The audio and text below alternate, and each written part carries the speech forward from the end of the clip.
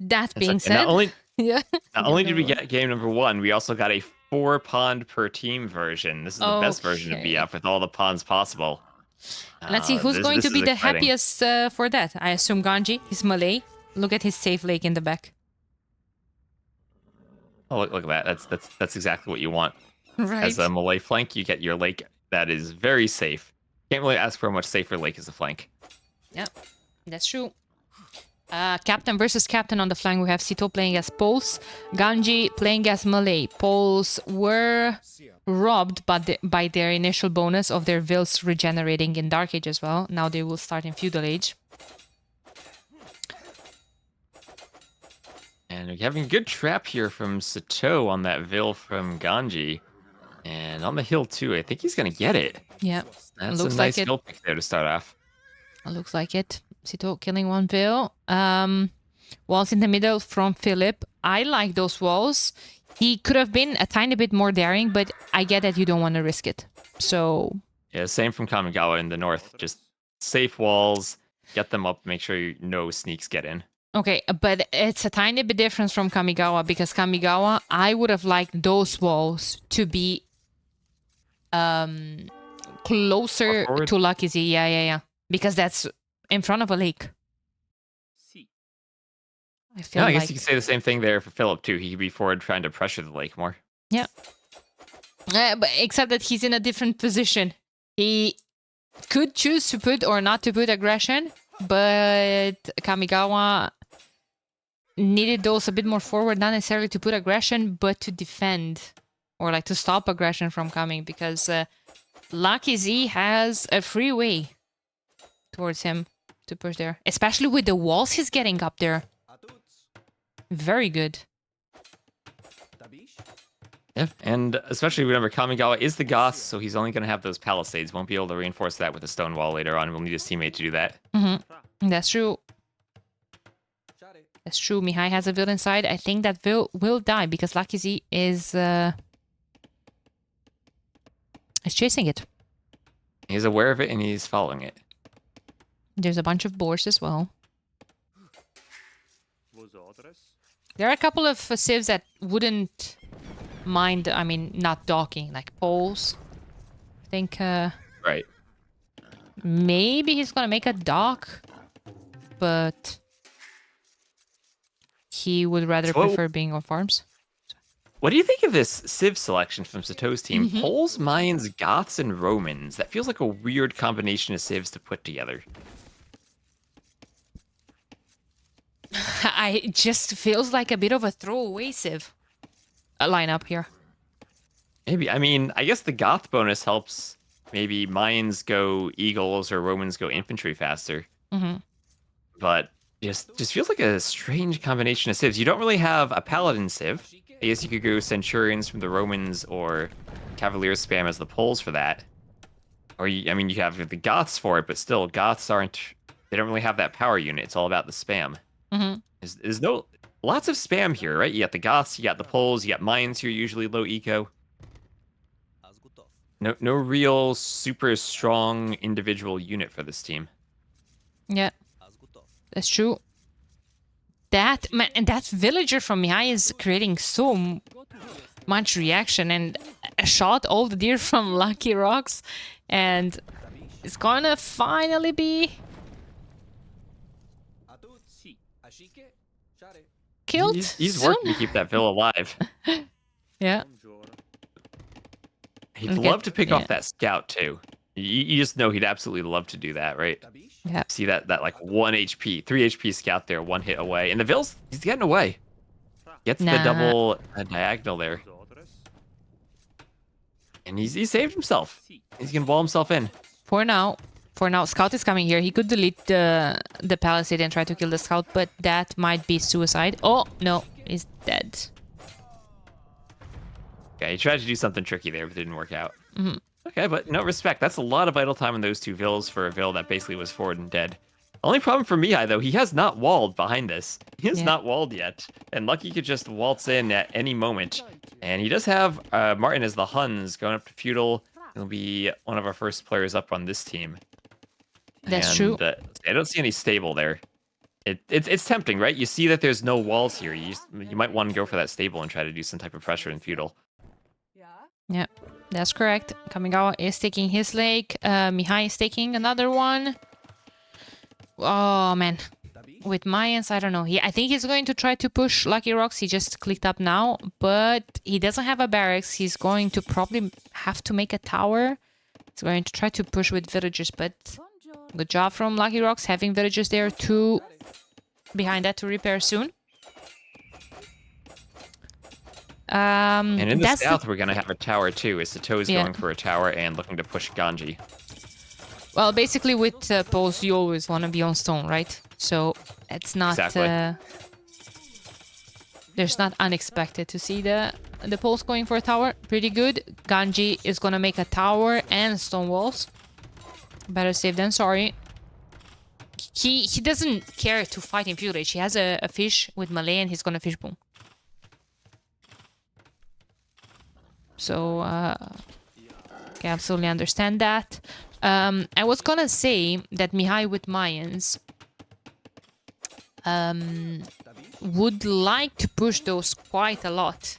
To push those walls, I mean. Like, you have a worse civ late game.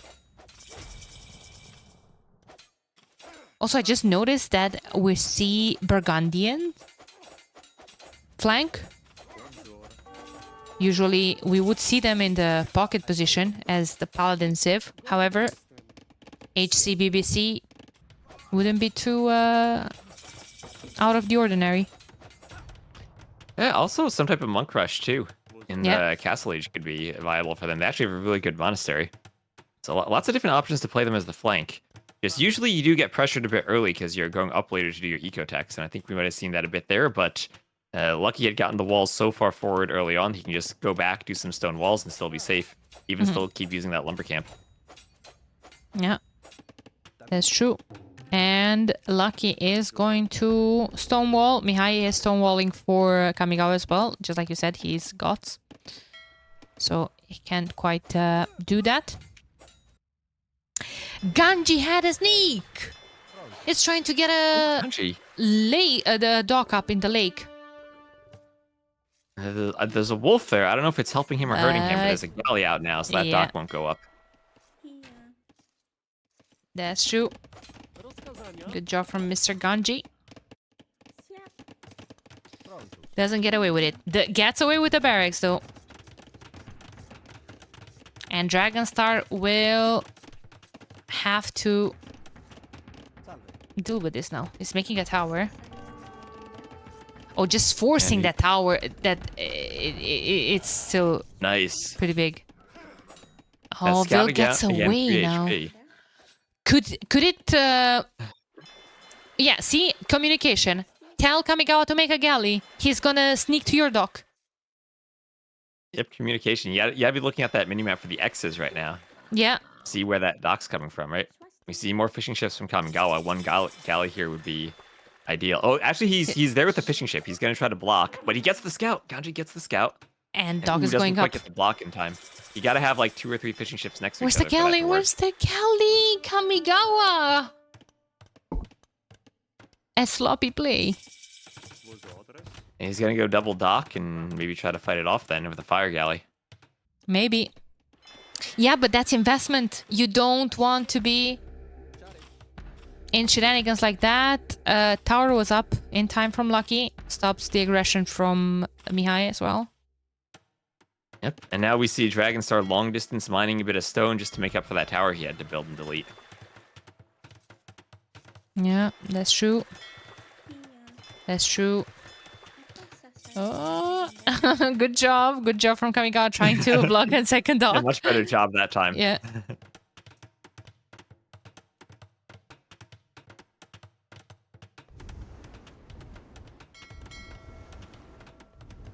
Okay. And that Vil is still not dead. Still gonna try to sneak. Okay, so the biggest thing, and Ganji knows about that, is to queue up a demo. Why? Not necessarily to fight the fire ships, but Kamigawa already made fish traps. So not only you're killing the fish, but the demo is going to take some fish traps as well. And I think that's exactly what Ganji is going to go for. That's exactly what he is going for. Has the demo raft queued. Now he is still in the feudal age. Doesn't look like he's going to be clicking up, so it will have to be the feudal age ships. But Kamigawa should eventually win if he wants to invest into War Galley, right? But that's still a huge investment to go for a Castle Age upgrade just to defend one Vil worth of docks on your fish. Yeah. I think this is going to be a massive... Okay, one demo already taking one fishing ship, two fishing ships out.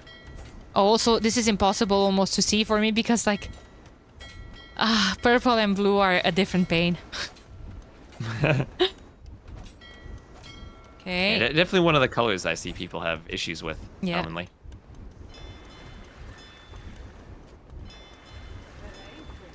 Okay, we have two more demos ready. In the meantime, Ganji's pockets are probably one of the best pockets at booming, and they have undisturbed booming. The flanks are doing great, dealing with the aggression. That's right. How many stars do we have on these pockets for the booming? 5. Look at... Okay. Oh my god, amazing Those demos. fish traps there for Martin. Oh man, Ganji played this flawlessly. Galley finally to kill the Vil. Yeah, finally, right? One galley about 5 minutes ago could have stopped all of this, and that's a lot of... I mean, fish traps are expensive. They're 100 wood each. You don't just want to be losing them for nothing. Ganji still has a demo. And you see, Kamigawa is doing the mistake again. You don't put more fish traps until until the lake is cleared. Like that's a crucial mistake. All right, is that a star off of his booming then? Yep. Doesn't know how to manage the lake. Okay. Oh, Lucky Rocks lost his scout. So we're getting close. Well, we're getting close. We're past the benchmark from Ganji from the 20 minutes timing. But who had? I think Amratin and Philip had undisturbed boom. 95 pop from Philip with fish is very good at this time. 97 from both of them. That's absolutely in the... Oh, I thought that's another blue dog for a second. Well. Yeah. Look at the population for Pearl Kamigawa. Only 67 compared to 102. Exactly. 88 for Dragonstar. Slightly got harassed. Well, they're both falling behind at this point. That's the thing. He had to make a galley. He had to make a tower. Okay, tower didn't go up. Didn't lose the full stone. But was enough to mess with... or to have to buy an extra 100 stone. Yeah, but just little things like that, all of a sudden you find yourself down 10, 15 villagers like a Dragonstar is. Yeah, that's correct. That's correct. Ganji is putting now 3 TCs. Sito is putting down the 4th one. Ganji is on 2 docks as well, and he's getting gill nets. He's gonna boom like a maniac here with Malay. Yep, and we do have a Mangonel push in the north, too. Yeah. You have Lucky trying to push back against some of those walls and towers that Mihai had added. And still keep that lumber camp alive somehow. Mm-hmm. Very nice. Very nice from Lucky. He's at 56. 70 from Mihai. Mihai has been booming a bit here and there. But I think Lucky will just have that... He just needs to hold. He just needs not to die. Kamigawa has been slowed down a lot, and I wouldn't be too surprised to see the whole team tripling the other side. Raten, however, is moving villages to the north, so probably not. Yeah, we see that quite a bit in Rage Forest, and Ganji might even be planning on that right now because he's walling his entire side fully with stone walls in preparation. Maybe just going to buy his team time if they want to go all 3 to the other side. Mm-hmm. We'll have to keep an eye on Philip and see where the Vils are going, and it looks like they're heading to the north right now, so it looks like it will be a triple. Yeah, that's true. Because at the bottom, You see, Malay is just walling. Poles usually don't have too many units. Or, I mean, they do have, but like not a really powerful unit, you know? Like you Not really said, a siege yeah. push, right? It's more of a you can do bombard cannons, but that's not really going to help you through the walls. They can do It's more of bomber that cavalier cannons. spam. They need the hull. Yeah, Cavaliers, but then like you're gonna face halbs. They can do arbalesters, but then you're gonna face siege onagers. CA, I've seen people doing that. Obooks, maybe. Nothing that Malay can't actually deal with. And it looks like Lucky's moving his Mangonel over more towards that middle passage there, getting kind of closer to Mihai's fish. And this would be a really nice spot for them to push because it puts them right next to that lake. Yeah. Philip has Siege Workshop as well. And I was talking earlier about the HCBBC. I see Archer range being placed down and Lucky about to hit Imperial Age himself. We will have soon 3 people in Imperial Age. I think probably faster than anyone from Team Sito will reach Imp.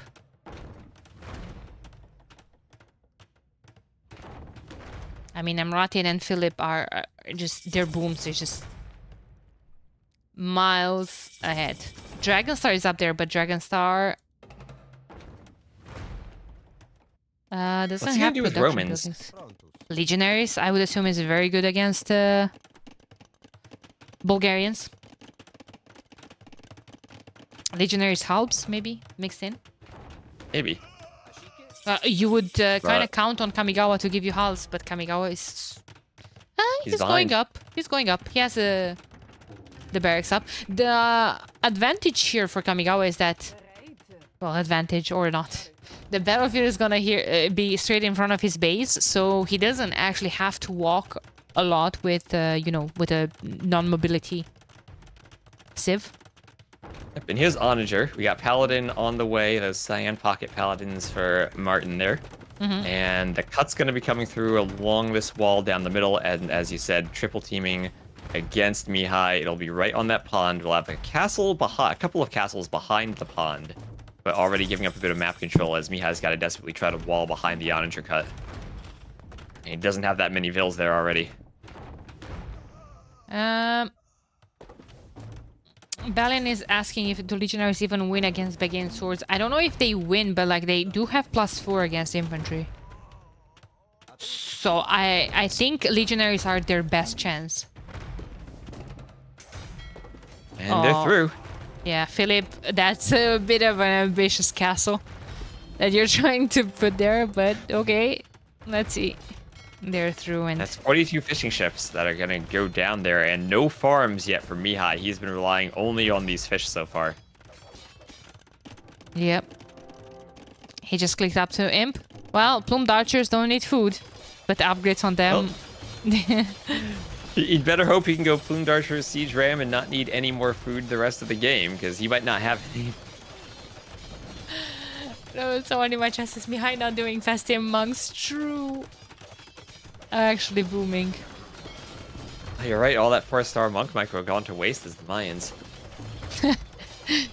Yeah, and Schlachta privileges is completed, and Dragonstar is looking to cut, but Ganji, this is not his first Black Forest game. He knows how to wall. He's fully walled everywhere. Yeah. Yeah, I think they're looking to break through here with Pulse Cavaliers. But I don't think it's going to be in time. Like, Kamigawa will purely die.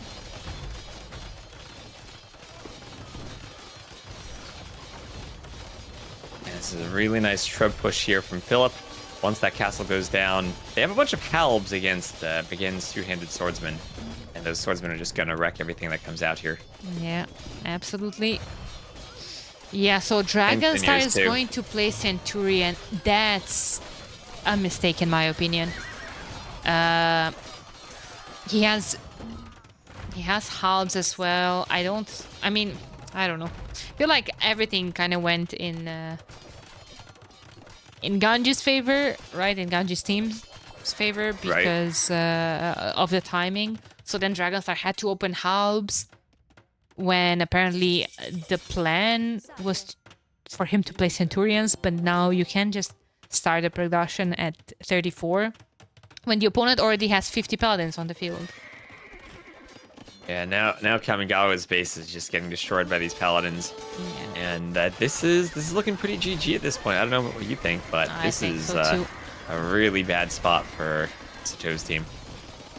Pop is still close, but this is not a game about population. This is about the map control. And for now, I see a lot of green and teal inside Team Sito's bases, so I don't know.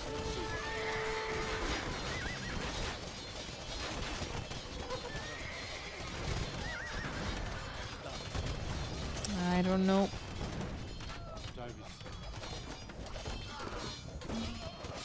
We have Dragonstar trying to find more spots to cut, but they're already walled and cannons are already there to defend.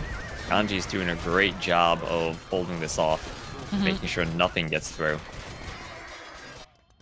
That's true. Sito will try to push in the north of Ganji's base, but there's Krampus there from Philip. Let's go. Sato's team actually ahead in Vils, but that really doesn't matter with their map positioning here. Yeah, that's for sure. That's for sure. Mihai did a good job. Just repairing his food economy. However, he's putting down markets. Do you intend on starting the trade right now to go through Kamigawa's base? I mean, you're gonna need trade eventually if you hope to win. They gotta hope that the plumes are gonna be enough here. And to be honest, they are kind of pushing this, or holding a bit. They do have Sato over here. With Sato with some Cavalier, they're kind of able to fight 4v3, while Ganji's still just holding in the south.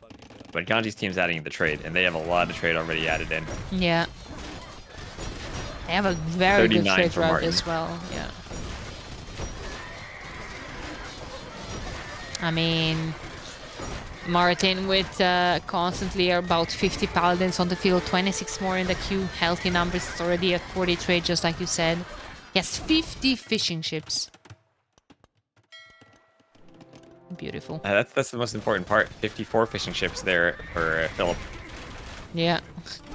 And 4 for Mihai, left over in that pond, or what remains of it. Crazy, crazy.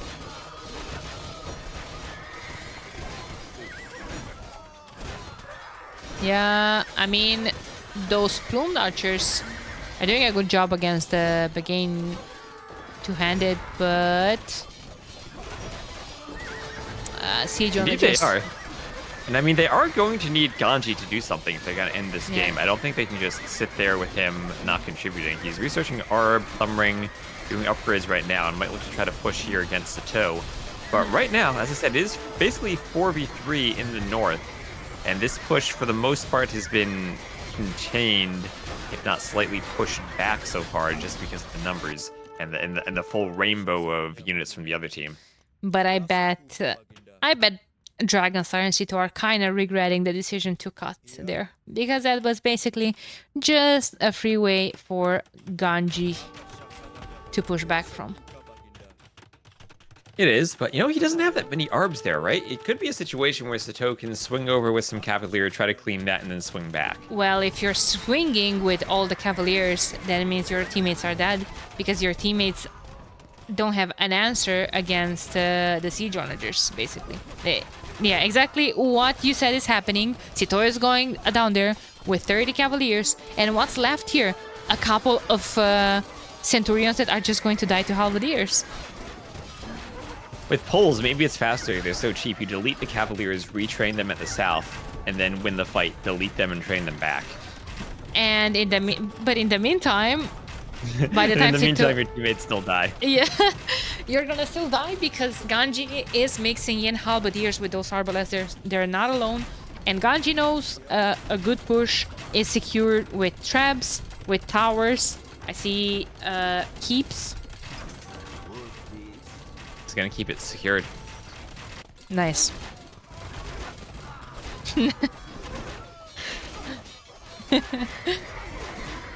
Yeah, see, Xito's gone from this side and now they're pushing back. I would like to see some... Okay, cannon galleons from Lucky Z. I like that. I was looking for... Can't have drones. Hello? Mines don't, right? I think No, they no, don't. no. Yeah. Your gods do from Kamigawa. Yeah, true. We could see Andromons versus Dromons. Oh, good job from Ganji. He did lose his traps, but oh, There's so many Cavalier there. Sita just deleted like 10 villagers from the woodline. And he needs more Cavaliers, and I think he has the numbers. He should be able to push this back as long as the choke point isn't too close. I don't know. I don't know with that choke point, and Halb's pathing doesn't help either. Sito is trying to push this, but Ganji's doing an amazing micro, and even with hopping with a couple of Arbalesters in the keep, I see a lot of that Cavaliers, T-West. Yeah, he needs that passage to be just a bit wider so he can get a bit of surround, right? Yeah. That's true. Great micro from Ganji. I do see Elite Huskarl. Okay, that doesn't make too much sense to me. The only person making archers is Ganji, and he's all the way the other side. Like, I doubt Kamigawa is gonna start sending Huskarls that way. Maybe just to try to raid the siege a bit better. They are a bit tankier against the gunpowder units. Mm-hmm.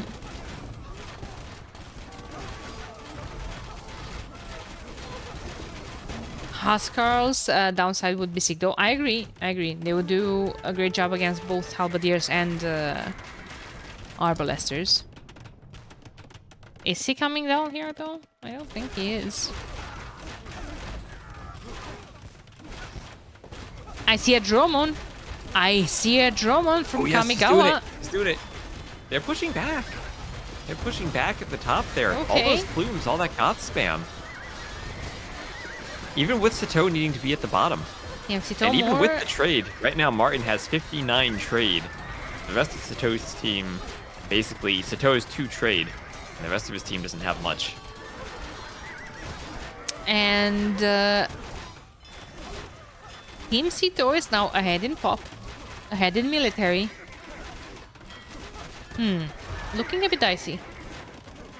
Yeah, I'm telling you, late game, that Roman economy is going to be absolutely insane on this map. 5% faster for everything when you have the fish traps working is a huge boost. Issue is Centurions pick. Like, they're so expensive and they're not paying off. Like, look at the numbers. 25 Centurions and 22 in the queue compared to 41 from Martin. And it feels like maybe at the point when Ganji needed to be pushing, he was maybe a bit too late to get to the push. Because right now it feels like both sides are kind of stalled out. Somebody said it's kind of GG, no? I still think Ganji is in a better position. I still prefer Team Ganji's position. It's looking a bit better for Team Sito right now because they are pushing back here in the middle. I still think later in the game, Team Ganji should win just by civ win, basically. I really don't like Team Sito's... You don't have faith in the Romans. Well, they are my ancestors, but... I don't know. The more I see this, the more I think Sito's team is going to have a really good chance at pushing this back.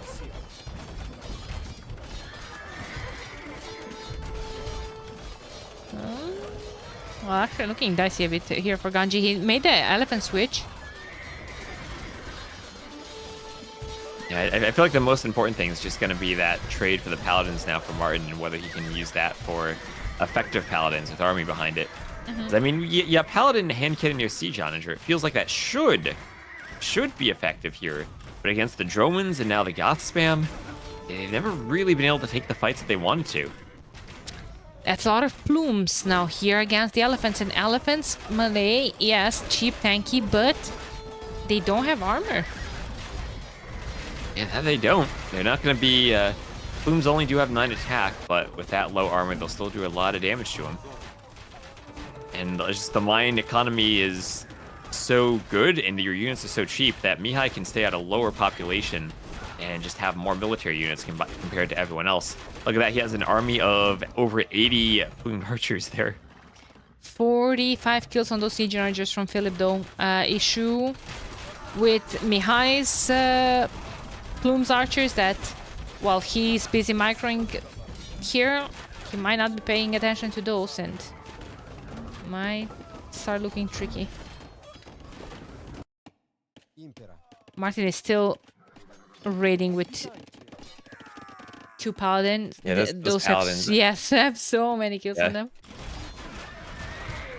Something else I've noticed, we did make a change so that the wood lines stay a couple more tiles away from the ponds. That also makes the trade a bit more smooth when it goes running around the edges there. I think we can see that by Dragonstar's base in the pond. It's just a bit nicer to keep the trade running. They did cut in the north. Lucky Z will have to deal with that. Right about now, he doesn't have a fortified wall yet.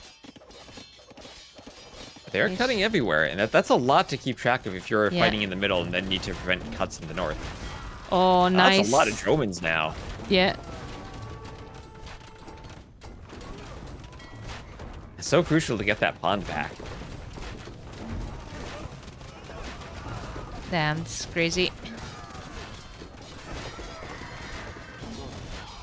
What's happening in the south? Ganji is holding alone for now. He's getting pushed, but he's 1v2. They should be pushing in theory in the north, but Mihai has 86 elite plumed archers. Yeah, it feels like Ganji's 1v2, but Mihai's still on the other side. He's got groups of plumes on both sides contributing. And he has 86 units. Oh, those could... Oh, no, those Centurions are in. There you go. Oh, no. And it's gone long enough that Sato's team has started to get trade. Mihai's up around 35. Kamigawa's around 30. Your mines, that's kind of all you need. Dragonstar, I don't know the composition for Romans, but Poles, if they're just spamming Cavaliers, probably don't need too much trade either. Or if they're going to end up going Winged Hussar too. You just kind of want to stay on the Cavalier composition as much as you want, and you need just enough, and you want just as much trade as you can to stay there. Emiratin now switching the side, or, I mean... Oh no. This is... Trap cannon. Yeah.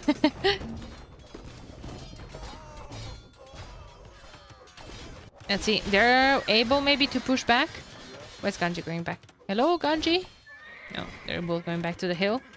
Okay, I still think Ganji's team got this as well, Balian. I believe. I believe. Mihai just needs to be careful of those plumes, which he is. Yeah, easy to micro because of their mobility, right? And now Lucky Z has a lot of cannons.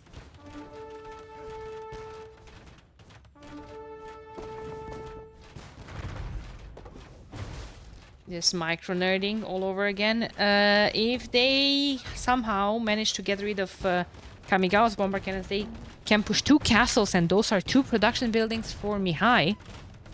For the plumes, exactly. I like the way Mihai has been spreading those through the trade.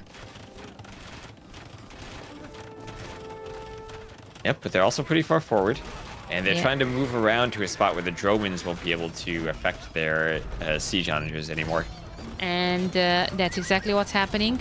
They're in now. Mihai trying to put another castle in between those 2. But, like I said, this one is going to be taken out by the cannons. There's a couple of traps as well. This is something that Team Ganji is very good at. Adding siege at their push. In the meantime, they're pushing at the bottom as well. Right now, there's no unit that can just run in and snipe off a bunch of siege. There are some halbs, sure, but it's not like there's a paladin that can run in. There's Phillips' siege onager. Just knifed 2 bomber cannons. That happens too. You get enough siege onagers and all of a sudden the bombard cannons are very fragile to them. Yeah. Have to micro them properly, especially without siege engineers. Yeah.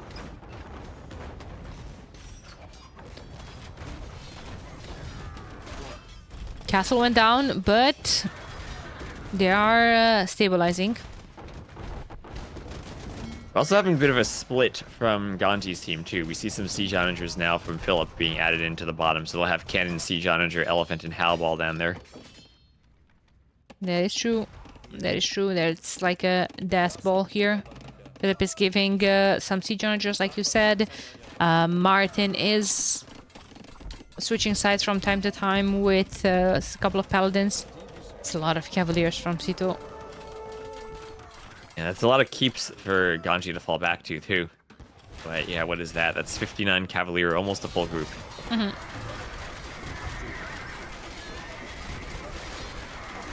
That's true. That's true. Let me just something really quick. Okay. And more Trebs working on the castle there from Mihai. He's desperately trying to repair, even Kamigawa's teammate sending some repairs over. And they really want to keep every single one of their castles up for that Plumed Archer production. As we now have 95 Plumed Archers from Mihai. And that's crazy. Finally some skirms through Danger Noodle. We were starting to miss them. Lucky is adding them, but as Burgundians, you are missing the last armor. The scores are flipping back and forth like crazy right now. Yeah. This is scary. I like the Bomber Tower addition from Sito and the Cannon Galleons as well. Alright. Definitely helps to slow down the push. Nice first match, absolutely. I think we're going to have an absolute banger of a semifinal here.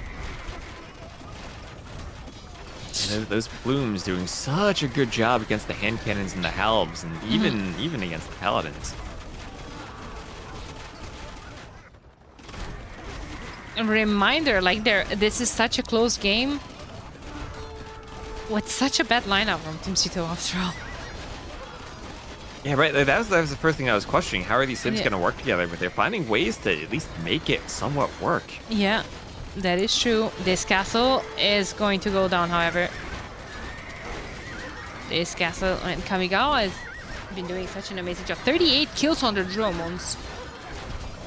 Almost 12k damage dealt. Yeah, the key here is this moving the fight away from the Dromans so they can't be involved as much. I feel like Mihai might need to make his castles even a bit farther towards the back just to make sure they don't get pushed.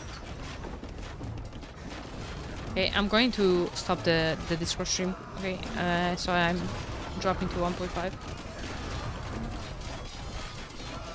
In capture age. Or were you relying straight on that? I can restart it if that's the case. No, I love the goal. I'm sorry. Daniela with the classic end of the screen share but click end call button on Discord. I'm sorry. I know exactly what you did. Or were you relying on that strictly? I was not. I still Okay, have your stream on here. I'm good. I'm in capture age. All right. That's good. Man, that's a lot of plumes. Jesus Christ. Galleon now for Sito as well. He's fighting for his life to hold the position there and keep Ganji, you know, at a reasonable distance. Yep. And maybe that's another thing, right? This is the 4-pond version of BF. It becomes a lot harder to push in the late game once you start getting those Dromans and Cannon Galleons out on the ponds. Absolutely. Lucky with the scrim domination here, and suddenly it's not so easy to just adventure. And another castle is going down. And suddenly only 3 castles left for Mihai. These 2 are exposed as well. 2? Oh, 4. Okay. You might need to start thinking about buying stone and just putting some castles in the back, right? Just you gotta keep that trade alive and you gotta keep your Plumed Archer production going. If you start losing the plumes, then maybe you have to swap into arbs, but those are so much harder to micro against all the siege onagers without their speed. Okay, well, interesting that you say that, because stone is not something that that they can spare. I think they were buying a lot, but especially with Sito making bomber cannons at the bottom, I don't know. Might be tricky to replace those. We also have Onager coming in from Mihai, gonna try to add in another unit to this composition. Maybe just something else to bolster against the hand cannoneers and the Onagers, or even the skirms. That is true. What about a cut in the north? How would that sound? Straight into the trade. Cut in the north? I mean, there is some walling there, but not all that much. Honestly, either team could think about doing it. The problem with a cut at this point is you're spending population to raid the trade that you might end up just losing one of the fights in the middle if you spare it. Yeah, that's true. How's the stone con on the other side? Yeah, they're not floating either.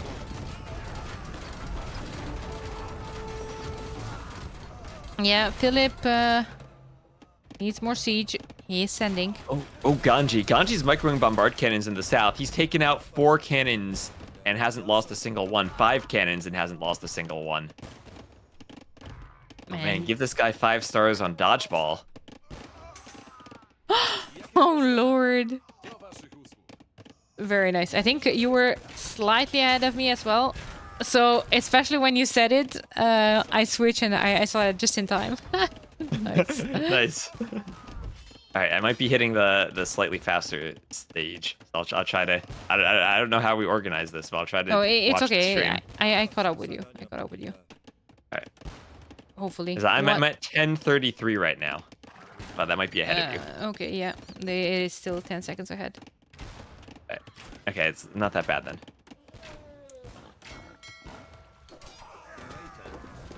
Okay. Nice shots on those. Man, 65 kills on those siege onagers. That's crazy. How many plumes? How many plumes do you think? I mean, the impressive thing is that, like, Mihai's keeping the production up, right? He's never dropped below, like, 80 plumed archers, despite microing against probably 10 to 20 siege onagers this entire time. Yeah, they're just absolutely feasting on hand cannoneers, halbs, two-handed swordmen.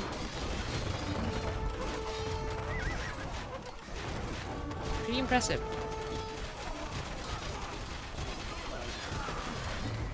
Oh, those are some nice bombard cannon shots in the north we're getting too.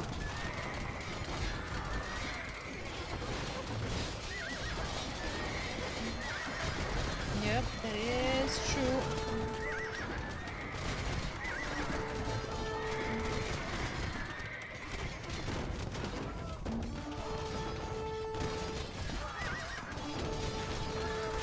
Do you think we ever get to a point in the game where the players start to get more fatigued and all of a sudden they just stop microing and lose everything? Well, Sito in quarterfinals played 7 games of Arabia and then 5 games of Black Forest. I don't think... Okay, maybe not. I don't think fatigue is a very important factor. Oh, we have Sato, though, getting in on the trade. I think he managed to find some gap in... Yeah, some little cut, some gap in Ganji's walls, and manages to get a bit of a raid on the trade. Okay. Martin still has 74 trade, and I don't think this is going to do too much, but Ganji's team definitely maybe getting pushed back just a bit by that raid. I'm glad you said that this is not going to do too much. This will. Mihai sending 25 plumed archers through there. Range units will be able to one-shot every single piece of trade that is going to go around. Yep, and Plume's also fast enough that they're not going to be caught by paladins all that easily. Exactly. They can move, what's that, 1.2 speed to the 1.49 of paladins. So the paladins are still faster, but they have to try to surround them. Yeah. It's actually insane just thinking about how fast plumed archers are, but they're nowhere near as fast as Gebettos. Yeah. Yeah, exactly. Here they come. Here they come, and for now, they have 57 kills on them. Let's keep an eye on that too.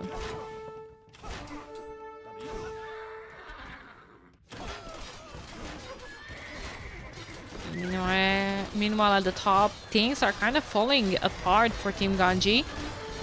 Damn.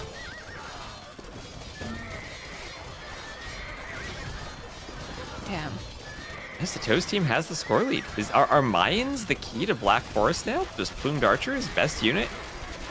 Maybe. Best unit to snipe trade, that's for sure.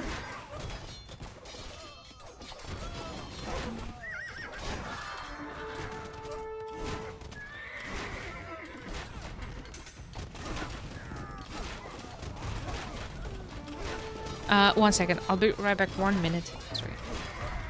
All right.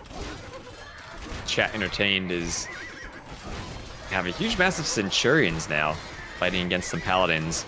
But it feels like the Siege Onagers just can't get close enough to hit those plumes. Mihai's done such a nice job of microing all game. And yet, Mihai top score, the Mayan player with the plumed archers. Not necessarily what you think of as a late game power unit for Black Forest, but staying there at the top. Check his KD. He has a 1,200 KD to 400. He's been microing and keeping them alive. Other than Sato, who's kind of even.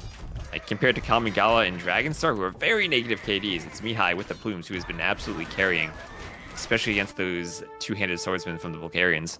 Mm-hmm. Yeah. Back by the way. They didn't manage to... Well, actually, they are pushing back. They're pushing them back in the north, while all the shenanigans have been happening in the south of the map, and Ganji's base, in the trade, and everything. Those plumed archers were cleared up. But, I mean, I don't know. Now we're just kind of stalemating in the north. But it feels to me like slowly but surely Mihai and the plumes are just getting the better edge on the KD and the resource trades. Yeah, 800 pop for Team Sito, 733 from Ganji.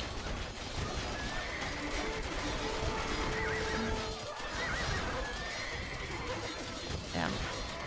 Mihai has so much wood, yeah, 14k right now. But Kamigawa, Sito, Dragonstar, they would all need some. Like, no one is floating.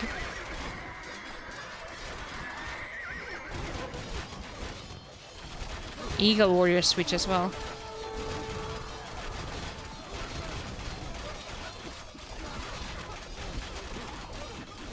Damn. Philip was pinging here in the south. I think they're trying to cut, or I don't know exactly what's the plan there. Ooh, that's interesting. I wonder if you just made them and forgot about them for a while. Made what? There's a couple of barracks down there you were just looking at in the south from Kamigawa. Ah, true, yeah. So he's preparing a siege workshop there as well, though. Pushing back. 1 hour and 21 minutes. My god. I mean, yeah, there are a couple of raids. Are we gonna have to start looking at the map and figuring out which team has more wood? Because I feel like maybe Ganji's team has a bit more wood to the back of their base, based on how, like, Mihai's and Sato, they have the better trade line, but they might have a bit less wood in the back. Mm-hmm. But then the Mayans have longer lasting wood. So maybe they actually have more. Yeah. Maybe they need Mihai to chop the wood and then sling. Elite Obuk now. Elite Obuk and... Yeah, Sito is literally buying wood right now. I did saw that Russell Crossbow. That's a nice username. Welcome to the chat. Yeah, that's that communication skill, right? You need to have your teammate sling you the wood instead of buying it yourself. Right? There's the star missing from Mihai. Yeah. Also, Mihai, if you have 14k wood, I mean, I think you could actually use a few more plumed archers, right? You could maybe use 100 plumes instead of 80. Lead a few of those lumberjacks. Mm-hmm.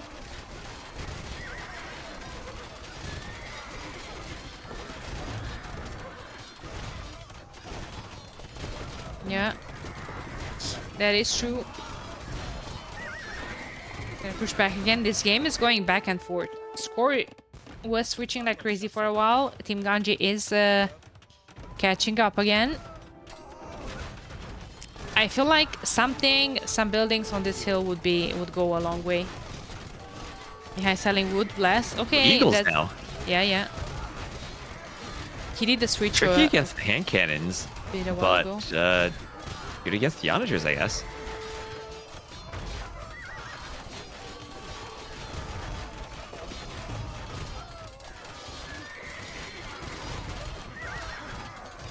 Does Lucky have vineyards? Well, I would assume that by this point, yes, maybe.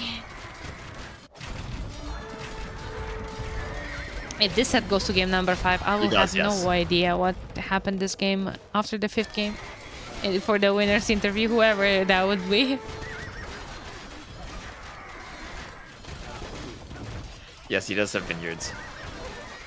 44 Elite Centurion right now and 34 in the queue. 65 trade cards. 86 for Martin. Oh my lord. 86. It feels like the Hun player might even need more paladins than trade at this point. Yeah. I kind of like the like Mihai. Look at his 72 trade cards.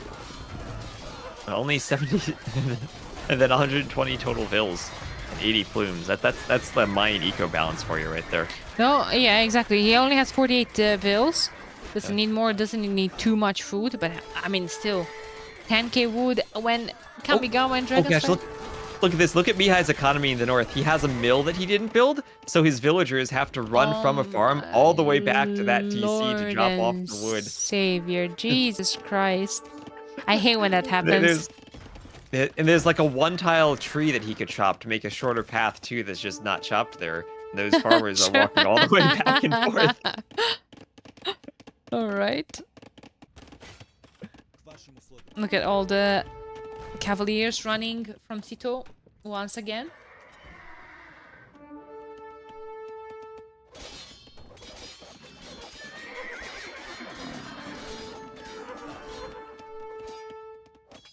Mihai is buying stone. He's putting a castle on that hill. Buying stone? Yeah. He wants a castle. I like that. They're feeling confident in their push. Okay. It's going to be on a hill, so some elevation. And might give them an area where they can deploy those cannons to try to push back against those castles. Ganji is cutting into Sito's base. However, I did see a line. Man, this game is so messy. Oh my god. It's a tricky cut because it avoids the bulk of all those keeps, but still will run into 2 TCs and 2 towers and 2 castles, and maybe even potential for a bit more walling behind that if the team wanted to.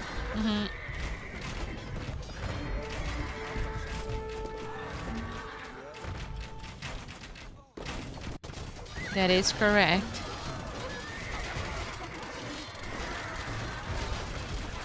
That is correct, and oh man, this is not looking. I think this is still going to go for a while here. This push looks promising. So we're at the hour 30 mark, and I don't know if you have the music on, but I just heard the soundtrack reset. That's how you know it's a long game when you hear the Civ music again. Oh boy. It's a lot of cannons from Ganji.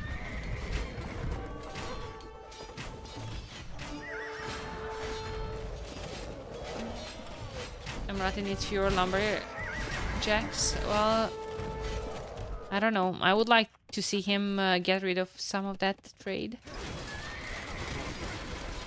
Yeah. I just think about how close this game was. It felt like it was almost over just as that push was coming in at the start. And they had just enough time for Sato to kind of 4v3 to save them before Ganji's push came in a bit late. The mill has been built, by the way. Oh, it has been nice. That's going to be... Oh, and he reseeded the lumber camp, too. That's such efficiency now. They might need to, like, move some of the houses around, delete some of the unused lumber camps now, just to make the trade a bit more efficient.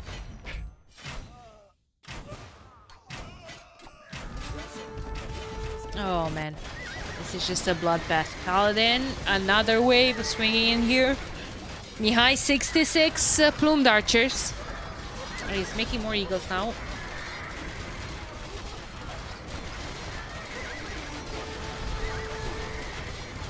And Eagles just to kind of snipe off a couple of siege units here and there. Yeah. But mostly staying still on the plumes.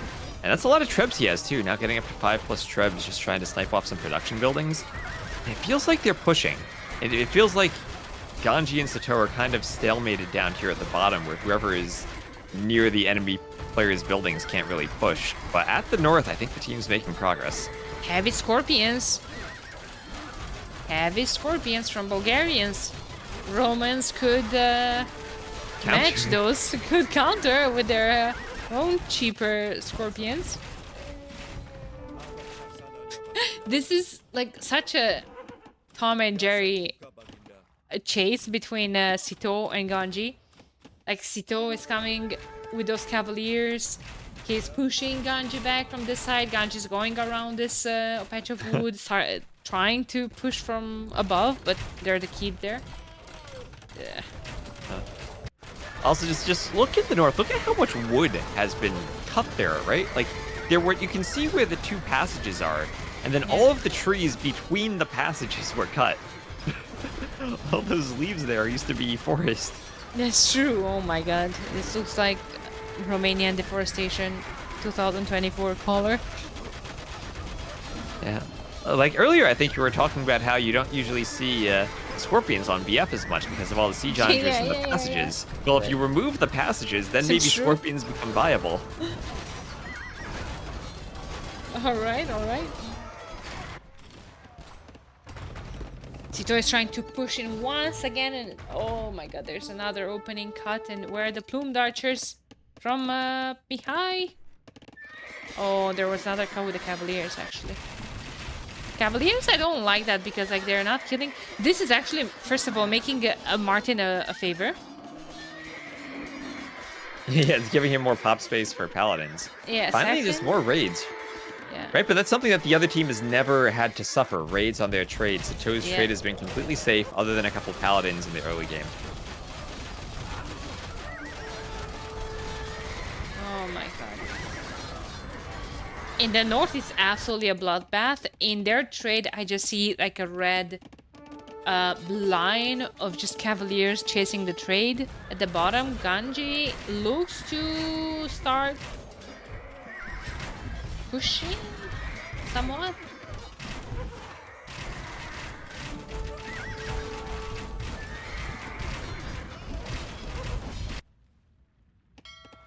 He lost some fish as well, I think. Stone price? Let me check. Not too Not bad. that bad. No, no. 364.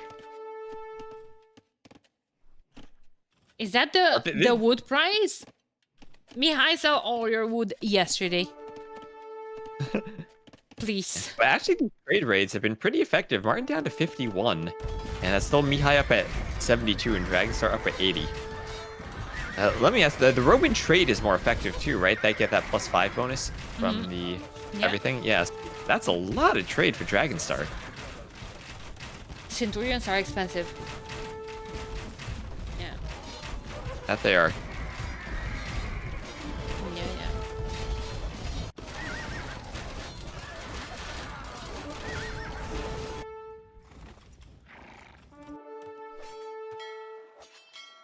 That is true. Man, is someone actually going to deal with those cavaliers or? Okay, yeah, yeah. Martin is sending paladins.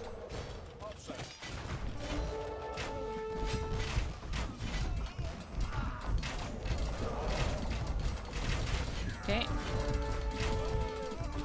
I like Ganji's push. There's still those so many keep, and how many kills do those have? 30? Okay, but I think he lost the front ones as well. Yeah, right. It's just so long to push through yeah. keeps. Yeah. That's one of the things that is just difficult to remove. Lots and lots of towers, because trebuchets don't hit them that well.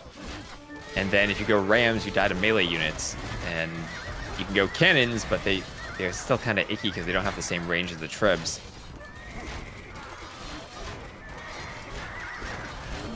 Yeah, that's true.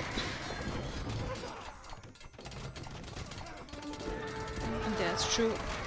Scorpions didn't prove to be that effective, so we're back to siege onagers from Philip, which I do think is the better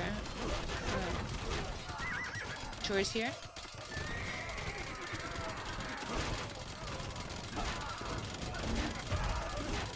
Nice shots.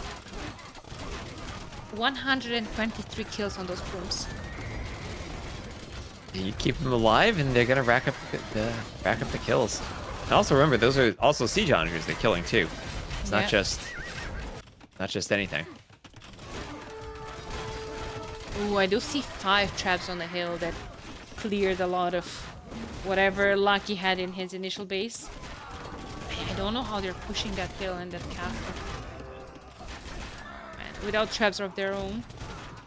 Yeah, Mihai's doing a pretty good job of just kind of keeping the trebs off to the side and just hitting random buildings here and there. But over time, you do kind of lose trebs if the paladins get in on them, like Martin's doing. It's a good awareness from Martin to try to move some paladins up there.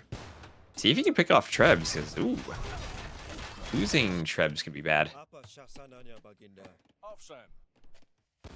11 bomber cannons from C2.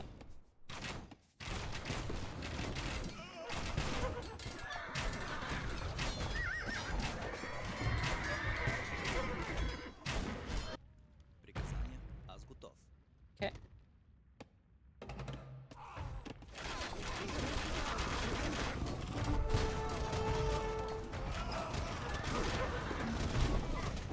I mean, now we're starting to get to the point where it's like you look at the trade lines, and I think that Ganji's team has done a pretty good job of clearing the trade. There's a few mining camps and stuff in the middle, but there's this one little nook between the docks and the wood line there on Sato's trade where you can see the trade carts getting stuck among the docks. My god, 16 heavy scorpions in the queue from Dragonstar. However, I did see, I don't know how they're pushing, but this is how they're pushing with a lot of siege and a lot of traps, and that castle goes down. Mihai already took a couple of really bad hits on the plumed archers. And well, things were looking decent for a second, but it's just a mess here. That's the thing. Sometimes you invest into getting a really nice push, but then you get pushed back even harder. And those plumes now, without any siege onagers on the field, even though they took a couple of hits, there's still 60 of them out there to hit those trebs, hit the hand cannons, and push everything back again. Ganji's elephants are in, though. Beware. Oh, Dragonstar is playing scorpions at the bottom against bomber cannons? Well, yes, but they don't counter bomber cannons. I don't know what Ganji is going to accomplish with those elephants, but he is certainly running to the back of the trade line. Yep. What a mess of a game. In the meantime, Sito did break in once again at the north of his base with O-books. Philip did address that. It looks like it. Ganji bought 400 wood. Okay. Well, it's not like they're floating anything. Not like Mihai can slug me. Well, he literally can't.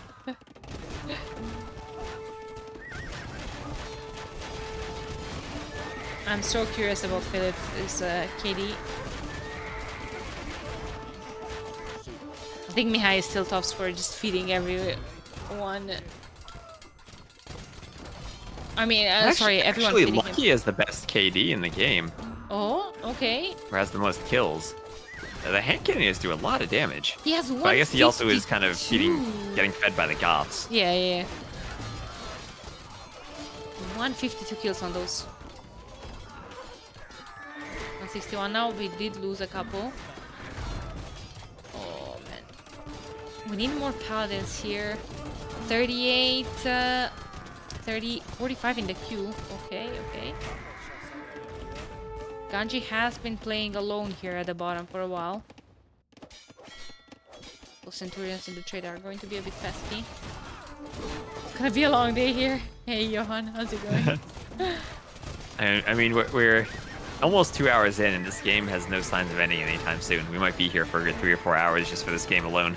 How's that headache treating you? It's actually doing much better now. Okay. Like, I took a nap for this game, and I'm all set for this. Okay. You just needed a couple of good Megadol shots. Just needed a couple of good siege onager shots on plumes, and I'm all good. Yeah.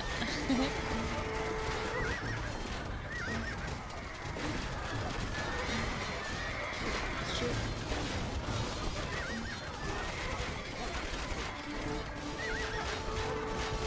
At 2 hours, you need a pause for bathroom break. No pauses. No pauses. So far, I think the longest game of the tournament was 2 hours and 7 minutes. This one will probably break it.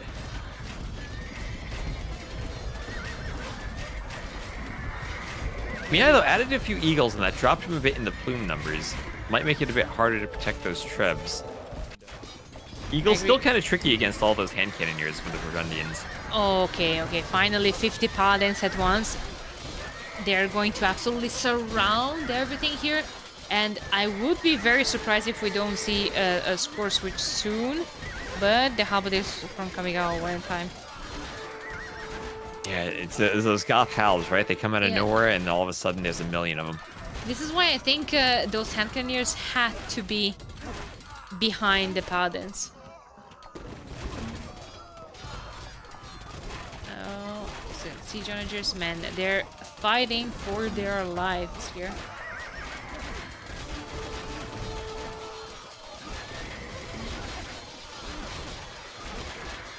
The siege onagers do want to like get the hits on the plumes, but it's hard with the centurions there because you also need to keep them in the back. It's like 6 people microing all at once. Yeah, exactly.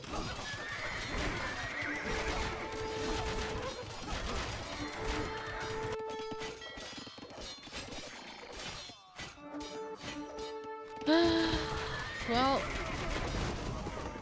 I think they might be able to push here, finally. 37 paladins, he needs more in the queue. Kind of lacking food. Good job from Team Ganji, kind of managing their resources. I mean, I'm looking at Sito's resources and yes, so much food and gold. What 2 houses in the... Oh, this 2 houses? Oh, true. Oh, they're bothering trade so much. Yeah. There. Oh, man. It's little things like that, right? You just gotta like look at the trade and delete the houses every so often. There's a university and a mill and a couple lumber camps and mining camps in the trade there too. And right in the middle of Philip's base, that just kind of make things a bit awkward.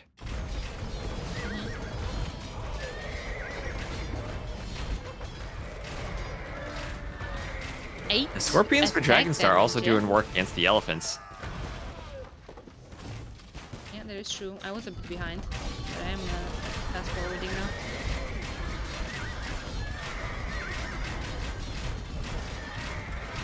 Now you send a bill and we'll also trade goes crazy. Yeah. If only would be that easy, right? If only. If only you wall the trade to redirect it into your plumes.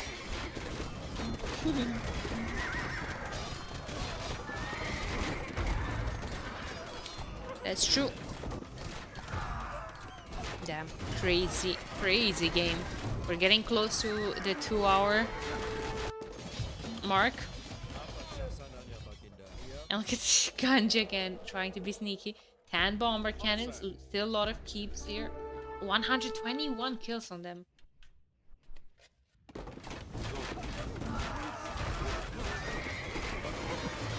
This keeps really doing a great job of keeping that bottom area safe. Even with all those cannons, it's hard to snipe them off one at a time. Cavalier can come in and kill the cannons, and all of a sudden you're back even farther behind than where you started with all the resources you've lost. Danger! Onagers! Onagers. He's paying attention. He's not a noob. Famous... I worry about those Cavaliers, though. They can get on the cannons, they can do some damage. No, Dave, hon, don't jinx that. No crashes, please. I do hope they are going to pause and save this game, because not being able to restore this game would be... I mean, it's an even game. You can restart it, no issue. Well, yes, but...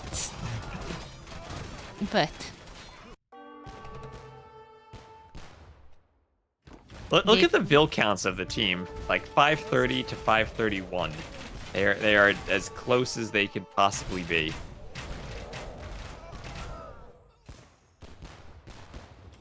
My god. 530 to 531. Team Ganji has one more eco, so they get the win. They get the achievement star. True. All right, we have another castle from Mihai in the middle of the map, and I take a look at that as I think Philip is trying to bring up some trebuchets. Yeah. I think that castle is going to be yesterday's news.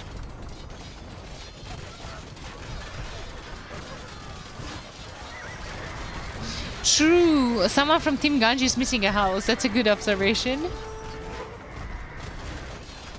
Philip, Oh, you're right. Maybe Philip deleted those two houses. No, he didn't delete those. Yeah, if only with those two houses they were missing. Oh, some eagles are going to be running around in the trade.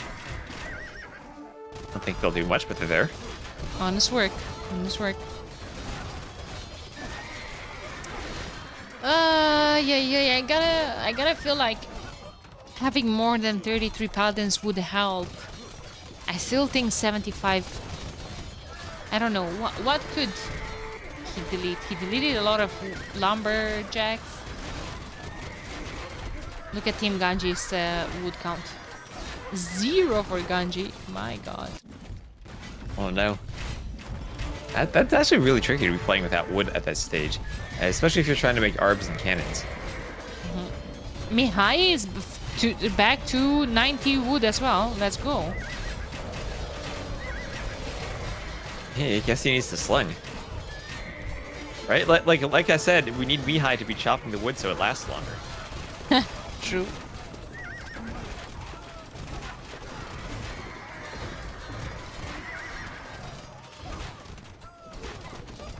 Okay. What's going on here? Nothing too much. Nothing too much. Those two houses are still painful to look at.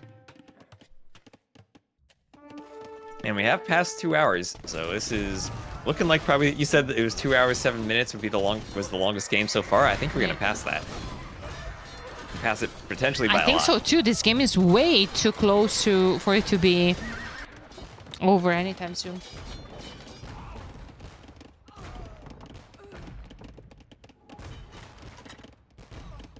I like the Rams versus the Keep, for sure, especially if you're stacking a couple of two-handed swordsmen in them.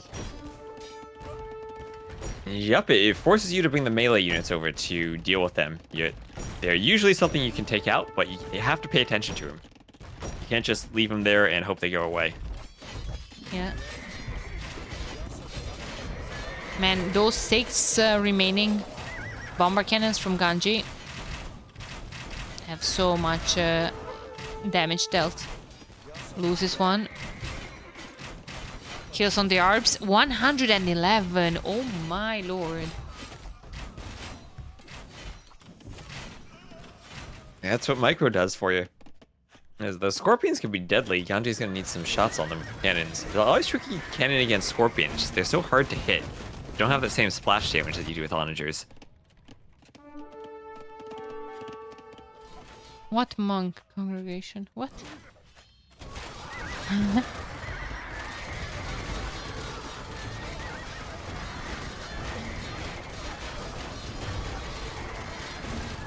Ganji's team now retakes the score lead, and it does feel like they've been pushing back through all those castles that Mihai's had at the north, and regaining a bit of map control now. And looking at the population there for Dragonstar, he really doesn't have much in the way of military, just a few Centurions. He's mainly been trading, right? He's up to 89 trade, and trying just to establish that and maybe sling his teammates a bit with the gold. Yeah. That is true.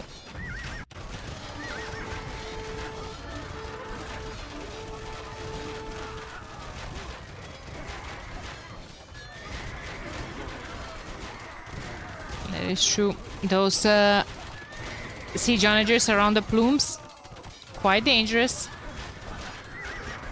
Market prices. Let's check that. Man, look at the wood price. 90. Oh, wow. 216 wood?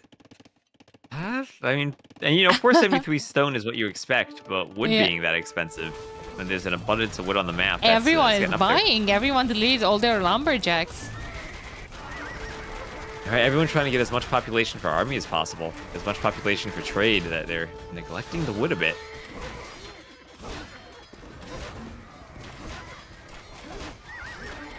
This game longer than previous set? Probably, yeah. Oh. True. If you put it that way. I think it has been. Yeah. Resources on the map, let's see. Still 1.43 million wood. And I've seen maps with less wood than that. We definitely can run out. Okay. That's all I'm saying. We definitely can run out of wood. Especially with siege onagers cutting wood left and right. Yeah, maybe instead of raiding trade, you just need to get some onagers for it and raid the wood lines. Chop them down. Yeah. Look at Philip. 1,500 stone. Is he sending that to someone?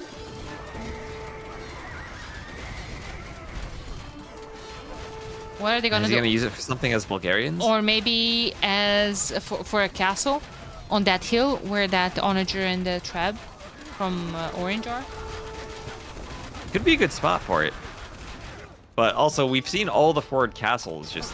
They might stand there, and they might stand there for like an hour, but eventually they'll get whittled down just in the ebb and flow of the units going back and forth. Yeah.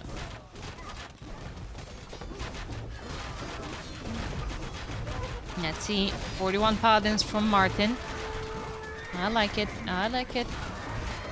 And eagles are so good at sniping those Cecils.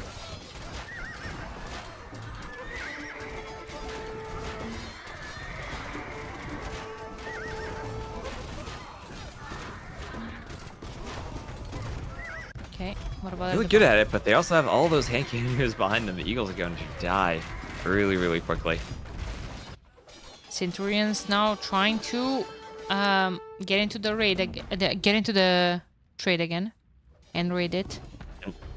And look at Dragonstar, 97, 98 trade. He is just trading pretty much. Like that's the most trade population I've ever seen. 166 eco units, 33 military. 165. That's too much. That's for sure too much. I've seen that from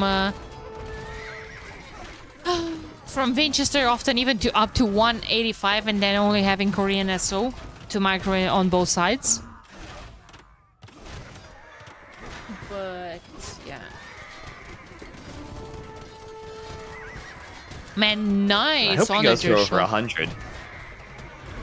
Just for the memes. I hope it stops at 99. Someone said, please note that Winchester is not in the semifinals.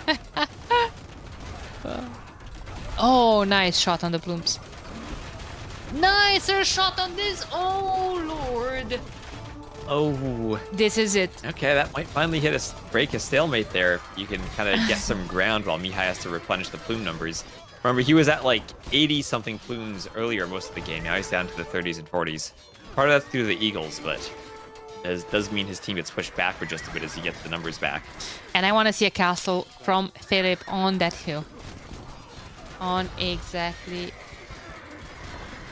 that hill.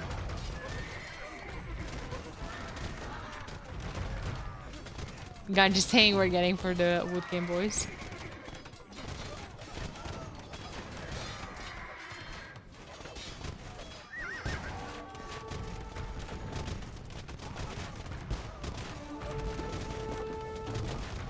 The trade be worth if you spam Bombard Tower. Bombard Towers are now really expensive, though. What's the stone price now? It's 510 gold for 100 stone.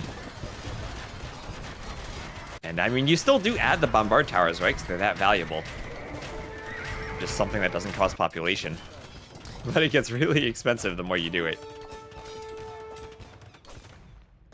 I mean, yeah, they do sneak in the trade from time to time. Like Team Sito has constantly been throwing Cavaliers and everything in the trade, but you see Paladins there and Centurions as well.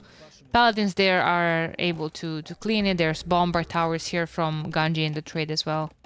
With all these lumber camps. It's crazy. Isn't that problematic? Oh, he's actually sending, I think, the stone to Lucky. No, Lucky's buying the stone. Didn't Philip send it some for bomber towers? He should have. I think so. There is a cap to the stone buy price, but it's so ridiculously high you're never going to actually hit it in a game. Unless you like do an experiment and use cheat codes and try to hit it. It's like 9,000 or something, or even higher than that. There's only a couple of keeps standing. Yeah, but a couple like 8. But you're right, they are like slowly but surely getting whittled down, right? Like a castle goes down here and there.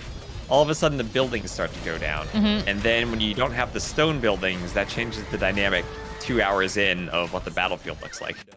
What the push can consist of. Philip is making a castle in the north, and finally, what I said 1 hour ago is happening. They're cutting in the north.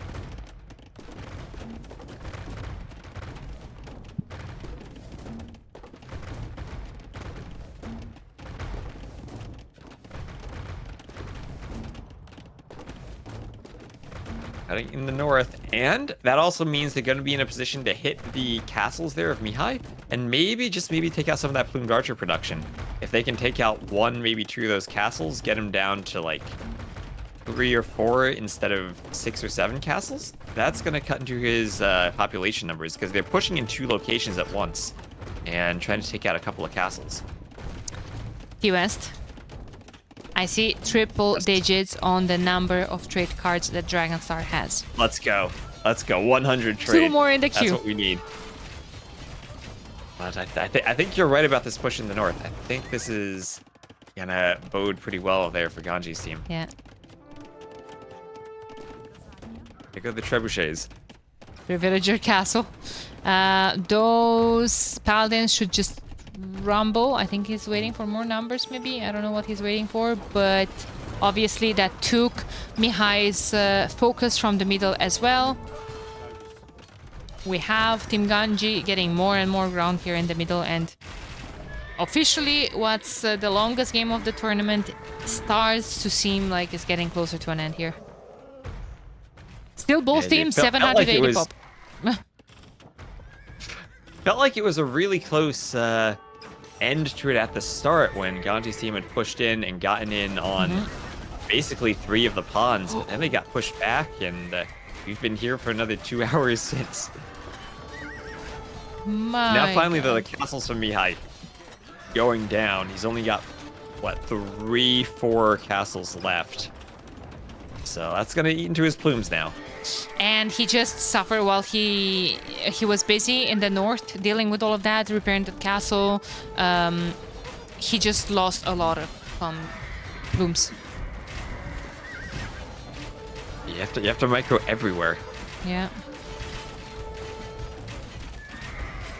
One bad moment, and all of a sudden you face the wrath of the siege onagers.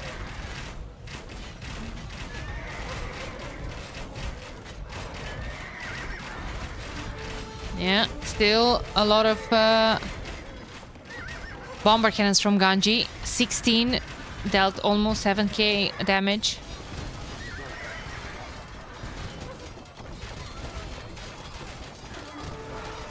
"62 kills on Kamigawas as well. Jesus Christ. Castle fell and... oh boy. Well, stone is now 556, as Mihai needs to try to add in more castles to replenish his losses, so that's just getting more expensive. What a play from Philip there to microwave the castle, have that villager in and out and quick wall that, so the eagles won't be able to go crazy good. And stuff like that 2 hours and 20 minutes into the game, still having the APM to micro like that. Damn. Wood on the map. We're also getting 1.34 million. That's dropped down by 0.1 million since the last time we checked. Yeah. It's slowly but surely ending. We have a few more trade raids. I see some blinking red dots from Sato, I think, getting into the trade again. Just helping Martin over and over again. And bill counts are still crazy even between the teams still. Like within like 10 of each other. That's true. That's true. How are the army number looking like? Team Sito still more army. Wop is still incredibly close, man. And look at that. Mihai with another castle in the trade. I mean, Dragonstar has 100 trade, or 99 trade, 100, whatever the number he's at the moment. He's constantly going to be able to buy those castles from Mihai, right? He's going to have a lot of gold to work with. A lot of kills. That extra efficient Roman trade. Yeah, a lot of kills on those bomber towers from Lucky. They're helping so much with the push here in the north. It just shows how valuable having that stone is. Just something that doesn't cost your population space, adding in as a powerful unit, getting all those cannon shots in. Something that isn't easily removed without siege. Yeah, that's true. Last dock standing goes down as well. This castle from Sito will fall. Never mind. He's pushing from the top as well. Oh my god. Yeah, Sito really wants to get into the trade.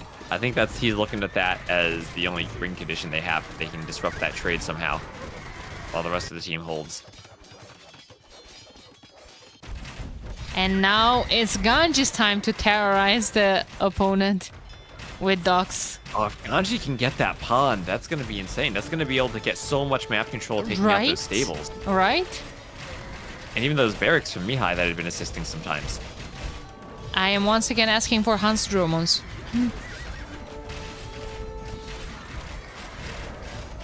Thalassocracy went through.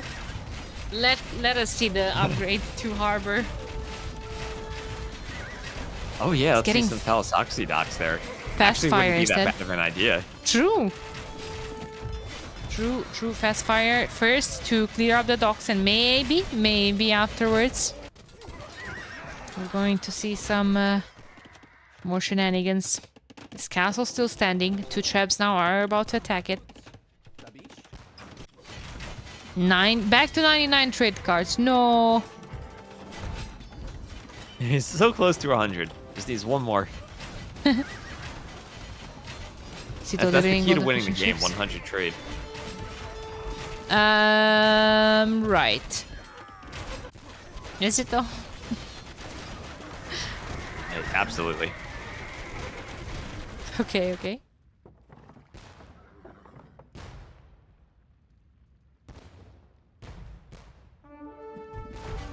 Alright, Ganji doesn't have a castle left. He's not going to be able to get Thalassocracy. That's going to be an expensive upgrade if he needs to buy a castle and do it.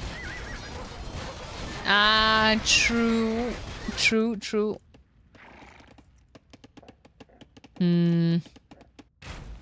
Style points. Could be some style points. Good job from Sito taking back control of that dock. That lake, sorry. I'm starting to... to not be able to look at the gods. Dromons once again. Underestimated how important that dock control there is for Sato, as you mentioned. Just not letting Ganji get all of that map control with the cannon galleons is key. Just holding the southern area. So I just stopped from what I was about to say. I just stopped mid-sentence because I legit thought I went crazy. When I said earlier that, oh, Hans have Dromons as well, I was like, didn't we have that situation again today at some point? And then for a second I was like, maybe it was in the previous game. And then now I'm switching and I see Kamigawa's lake and Kamigawa's Dromons, and I'm like, he's got the Dromons, yeah. He's got the Dromons as well. Didn't we see that today again? Like gods with Dromons holding? We saw it 2 hours ago. I just realized that, yeah, it's the same game that we were watching 2 hours ago. Jesus Christ. It was the same lake, the same civs, the same players. Oh god. Yep. So stone is now costing over 600 gold, which you kind of get to the point where we have all these bombard towers in the middle here from Lucky. If those ever get cleared, then it's going to be maybe a push back and a stalemate again, because that's going to give the Sato's team much more room to operate. They have a few trebs from Mihai. If they can ever start working on those towers, then they're going to clean a lot of space again. Lord of the Rings was shorter. True. Yeah, this is a best of 5. This is a best of 5. Well, I'm sure they'll all be this same length, right? Yeah, well, I did see. Okay, that was a different tournament. It was for mid-elo players, but another Rich Forest tournament where this would happen. The following games would be like 30 minutes, all of them. Like the players would just, they all would be done in the next 30 minutes. They just want to finish the set. It'll all be full in Vil fights and towers next time. Yeah. Team Ganji now top score. Man, those plumes have seen some things. Some bad things. They've also cleaned some onagers. Yeah, true.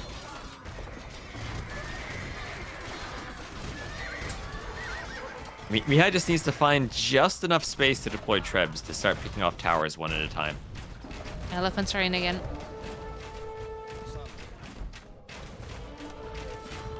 Lake is being cleared. This castle needs to go down. This castle was a major factor in why Ganji was not able to keep those docks up. Yeah, that castle's just been there, right? It's been there for a long time. Ganji needs to get the cannons in the right place to shoot it down.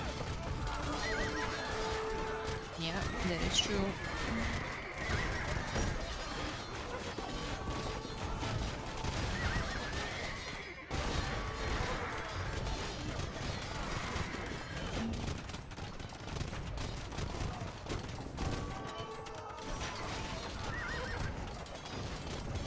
Oh boy. Did you drink water, West? When was the last time you did? Yes, I do. Okay. I have water right here. Okay. I'm hydrated. Reminder. We are gonna potentially hit 3 hours. I mean, we have a good push now in the north, right? We're gonna have a lot of siege onagers from Philip. I think slowly but surely Ganji's team is getting closer and closer to Mihai's base. Oh, nice snipe. Okay, okay, we have another attempt of docking. Let's go. Let's go. We really need to take this castle first, Ganji. Oh man, the amount of micro here. And Sito is just laughing that he's microing those galleys and he's denying the dock. He's microing the Vils. Yeah. Gotcha.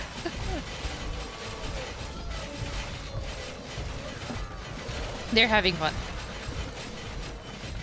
They're having fun. Well, they'd better be after 2.5 hours. Right. Lots of traps now at the top, but they might be sniped by the eagles. Yes, no, maybe. No, professional save here from Philip. And as soon as I said that, he loses one. Okay. That's incredibly close to the trade. And that's a lot of siege onagers. 40 kills on them.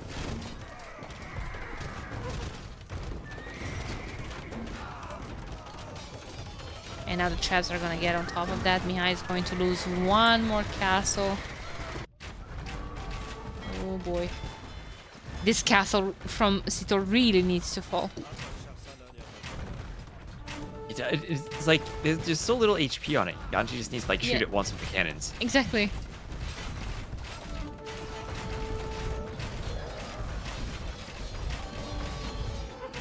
Oh, Ganji, one shot please. Yeah, there we go. Claps in the chat. Class game-winning move. That's the castle. That's the castle. Now I can dock the pond.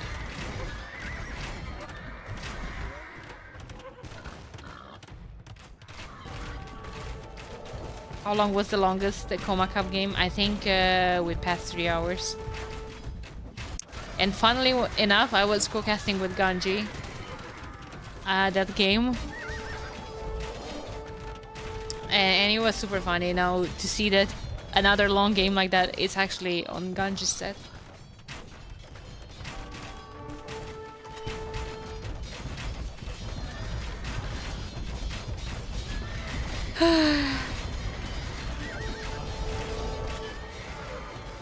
Alright, the bomber tower here. Fast fires. I would like to see cannon galleons instead of fast fires.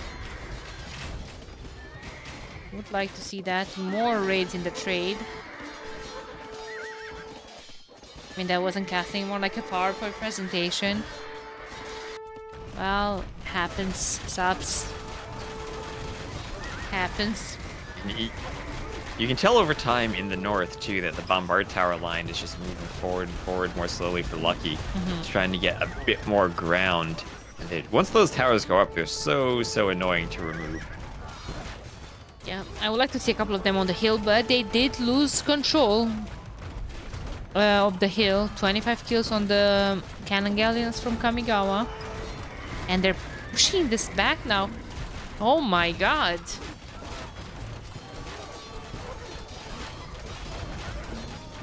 This is...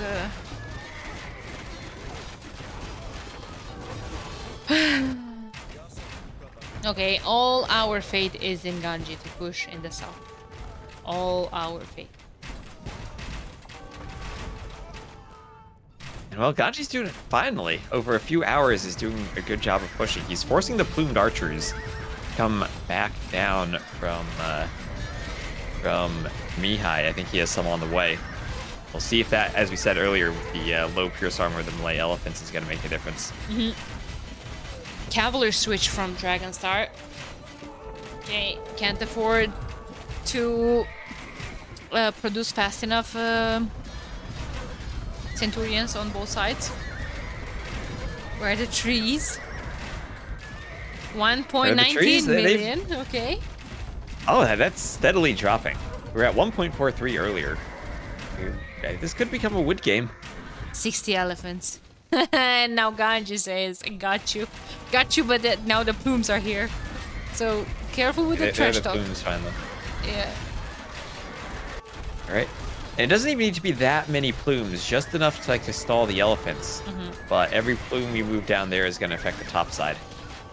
Where they are slowly but surely still getting pushed by more bombard towers. Exactly.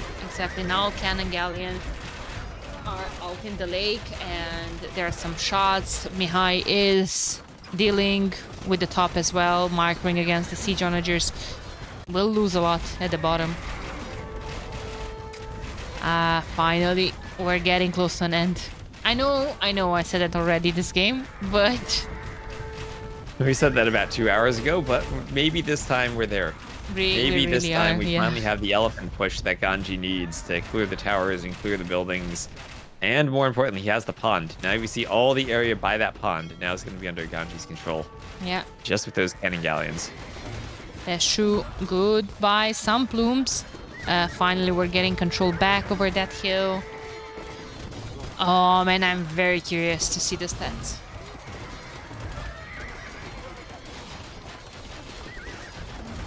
Getting very close to 3-hour mark. Someone said this game was longer than the last set. I think it is. Yeah, I think so too. Yeah. I think so too. It's true. Lucky is getting to 100k score.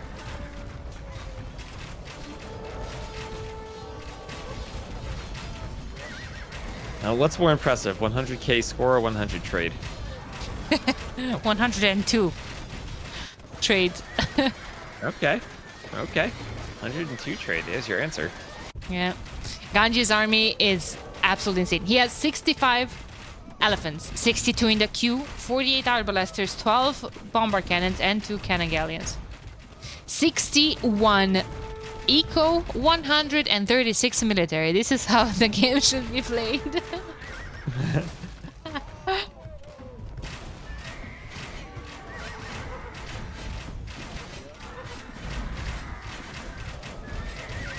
The elephants for Ganji finally did it. It's basically a 3v3 in the top and a 1v1 in the bottom, and eventually over the course of a couple of hours, despite all the raids on the trade. Zato just wasn't able to push through against the Malay down there. Ganji's elephant's just so strong. Yeah. So cheap too to keep adding in. He didn't need 100 trade for them. And Team Sito dropping to 680 pop right now. Ganji getting closer and closer back to 800 and GG. Sito says GG. What a stomp. It's over. It's over. 2 hours and All right, 47. longest game of the tournament so far. Let's see if the next one will be even longer. That was a good one. We almost saw a comeback there. I mean, great job by Mihai with all those plumes. Look at that KD of his, 3,585 kills, but Lucky. Look how many kills Lucky had. 5,308 kills. That's what happens when you fight the goths, I guess. God. But that's a Yeah, lot of exactly. kills. That's just there's just gods feeding Burgundians. Look at that. Mihai with a very good KD as well. Positive for Ganji as well. Okay. The building raised so from Ganji 163. Crazy. So did they host the next game yet? Just make sure we don't miss anything. No, I don't think they did. I don't think they did. They're probably taking a breather right now. A break? What is that? Yeah, well, something that you probably should have after a 3-hour game. Probably. Analogy. Mihai had 12 castles in total.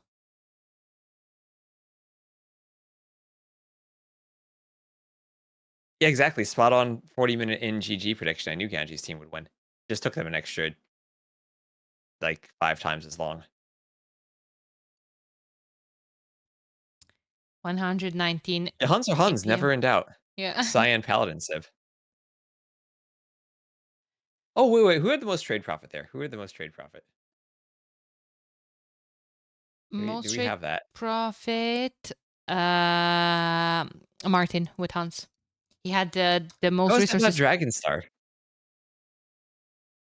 How did he have 100 trade and not even the most trade profit? Because with he had a Romans? 100 trade for 1 hour. Martin had 80 trade for 3 hours. That's a thing.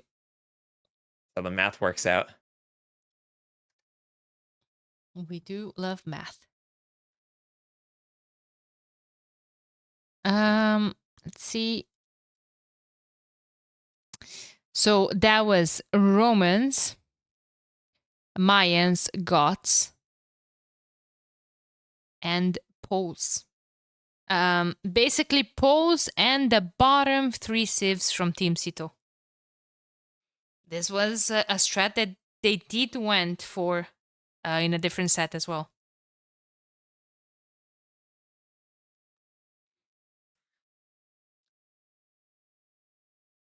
Let me see. Team Ganji used the Bulgarians. Bulgarians, Huns, Malay, and Burgundians. I really do need to run to the bathroom really quick. All right, I will take a break too then. Okay. See you in 2 minutes.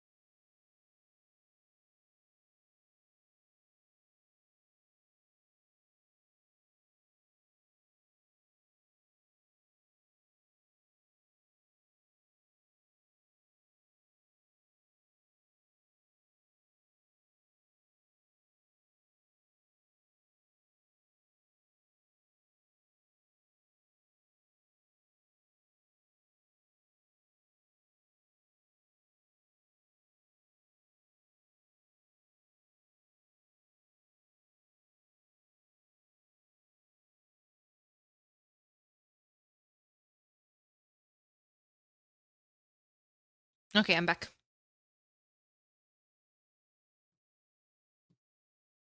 Okay, hello. So Hey. do we have a lobby up? Are we ready for another 2-hour game? We have a lobby up. Yes.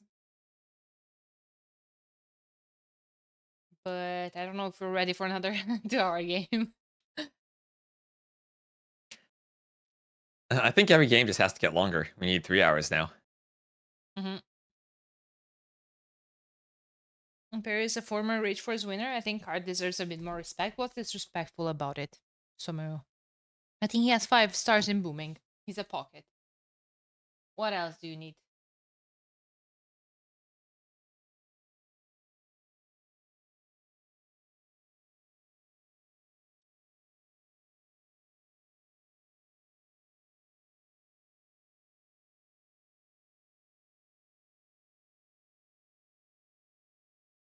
Hey, if it's first time here, binge the whole Rage Force 5 on YouTube. Thank you so much for the support.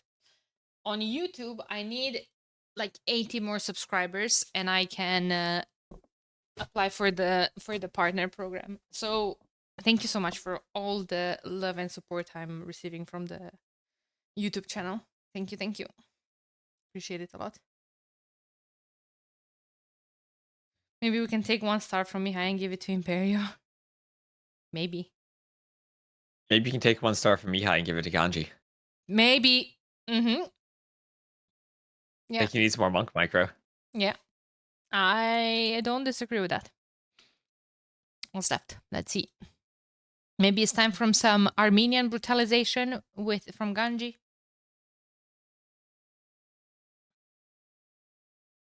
See, we got 7 players in the lobby right now. We're missing Lucky right now.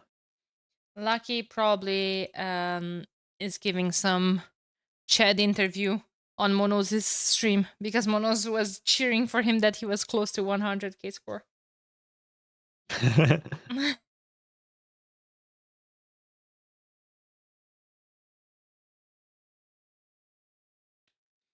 Can you please make the on-screen chat have some sort of background shadow? Sometimes hard to read chat. Yes, so I'm planning on changing my overlays a bit.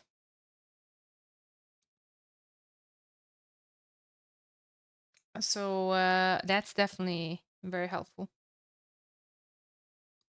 Okay, the bot announced in my Discord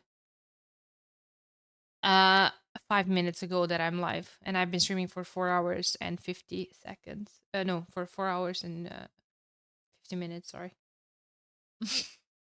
Okay. Bot must have missed a couple of good Rage Force games then. Yeah.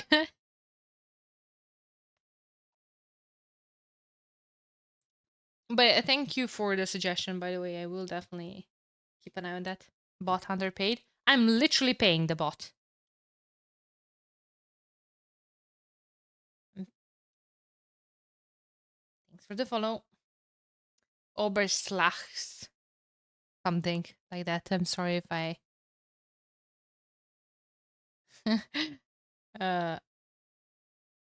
very much butchered your name. Thank you so much for the tier 1 sub, Apela. I appreciate it a lot. Thank you.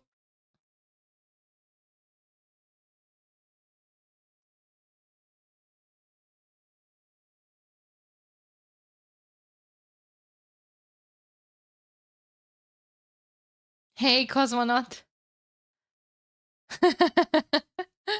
Rating Rono's communication. Whoa.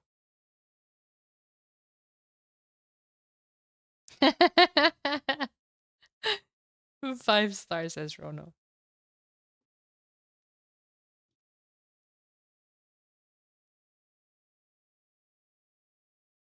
Is that a rating for the casters too? I'm afraid to let the chat rate me. Oh, I want to know what the caster monk micro is. That's the important part. This caster and micro in the same sentence just do not go. Yeah. 11 out of 10. Thank you. Thank you.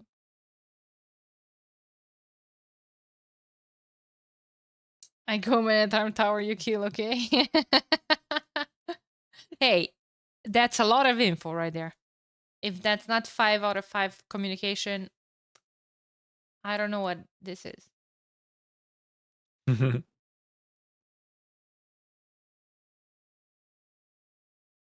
I think we're gonna see a very powerful lineup, Civ lineup from Team Sito now. They basically got rid of their weak Civs, right? And look at the remaining ones. In a very competitive match, getting rid of the weak civs, right? The Yeah. 3 bottom picks there, and Mhm. poles instead of Gujars. Yeah. Conti's been spreading it around a bit, and here we go. There we go. As it'll have Byzantines, Lithuanians, Dravidians, and Berbers for Sato's team against Burmese, Korean, Spanish, and Chinese for Ganji's team. Well, Chinese a weak one. Other than that, I think it's a pretty good lineup of civs My game bugged. for Oh. Ganji. Oh no. Yeah. Need to restart it really quick. Thanks DE. Can we get some thanks DE emotes in the chat? uh.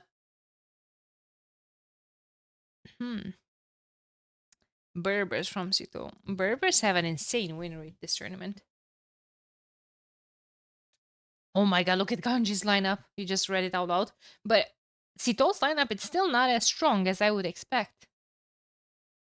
I still prefer Yeah, Ganji's. right. Like, It feels. God, I mean, Korean, Byzantines are a Spanish. great flank. So can be Berbers. Dravidians, Lithuanians. Not that they're bad, but you go in like Elephant Archers and Paladin. You don't have as much maybe versatility with those civs as you might with some other ones. You're kind of locked into your strategy choice there. But on each side, you have a nice combination of like Elephant plus Byzantine for the melee unit on the left, and then Camel Archers plus Paladin or a Lechai on the right. Yep. Let's go. My game started. Thank you for waiting me.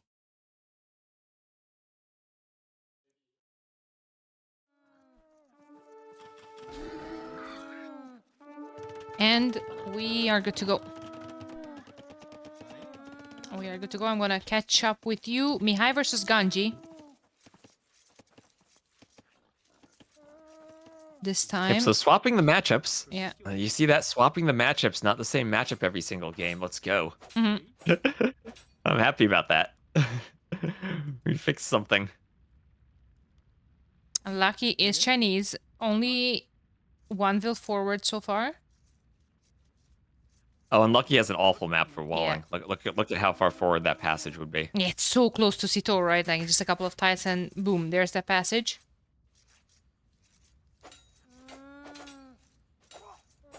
But Lucky's definitely familiar with playing with the Chinese at this point, and he knows how to manage this walling. Mihai. And now he's coming forward with 4 villagers. Yeah. 4 villagers. He has food under the TC. Well, that's Sato just went aggressive with the walling. That's what he wants, right? I mean, just slow down as much as possible and then send more villagers later on. Sito will be pushed back. I think he's happy with that wall if he can get it up. And I think he should be able to. Never mind. He needs to hurry. And this is against the Chinese versus Berbers. Berbers with their faster moving vills, a very good walling civ. So you can get a forward wall here. I think Lucky was going to be very, very satisfied with this. Sacrificing Gamratin's scout, though. Oh, and it's so nice getting that piece of wall behind the other one there just to keep it up. Very, very nice. Very nice. And on the other side, Mihai is not contesting anything about Ganji's walls. Ganji's walls are kind of forward as well. That kind of tells me that he's planning on pushing them in Feudal Age, maybe.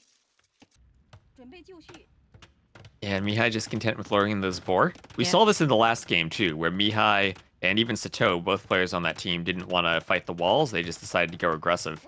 And it doesn't look like Sato's going to be walling up here either, just doing his forward lumber camp and getting ready to fight in Feudal. Yeah, that's true. Only 2 passages to close on the whole map. Oh, Lucky. What's Lucky doing with the scout? Hello? Getting... He's scouting, I guess. Okay.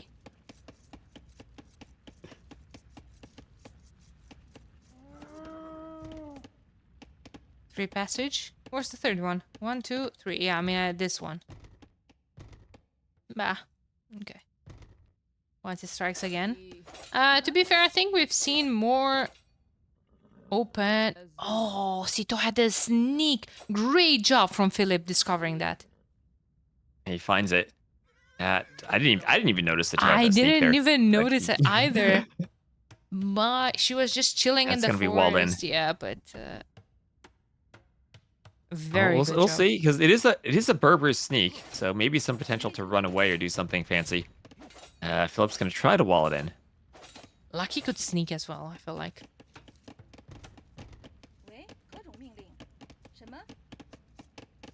What? You have like one tile down the side to sneak through, but you could, yeah. You hide Feudal first, and there's that tower we were talking about. He's ready to go aggressively here. And he's gonna be stonewalling the top side while he does this. Yeah, I like that. Ganji is up to the next stage. Only 20 seconds left to go. Also to note, this map, no pawns. After we had 4 pawns in the previous one, no pawns here. Sadly, no more Byzantine Dromans there from Mihai. And we have a dead villager. A dead sneak. And most importantly, the scout stays alive too, even on just 1 HP. It's important. If someone goes like a monk rush, you can still help with that scout against mangonels. If someone goes monks, they can easily heal that up. It's important to keep it up. If it's, like you say, just 1 HP. Power goes up from Lucky as well. And archer range up. And Sito is in trouble. Maybe not. Yeah, I like that tower. I like the tower better, yeah. Throw on his walls. Well, yes, he didn't want to actually break in here with less villagers. But he's going to keep archers in there. And he's going to win this. Force an archer range from Sito. Sito is not... Oh, he's on stone, actually. Ooh, interesting. He is. I mean, he is eventually going to want to go for camel archers, whether he goes for a push or just kind of a boom into them.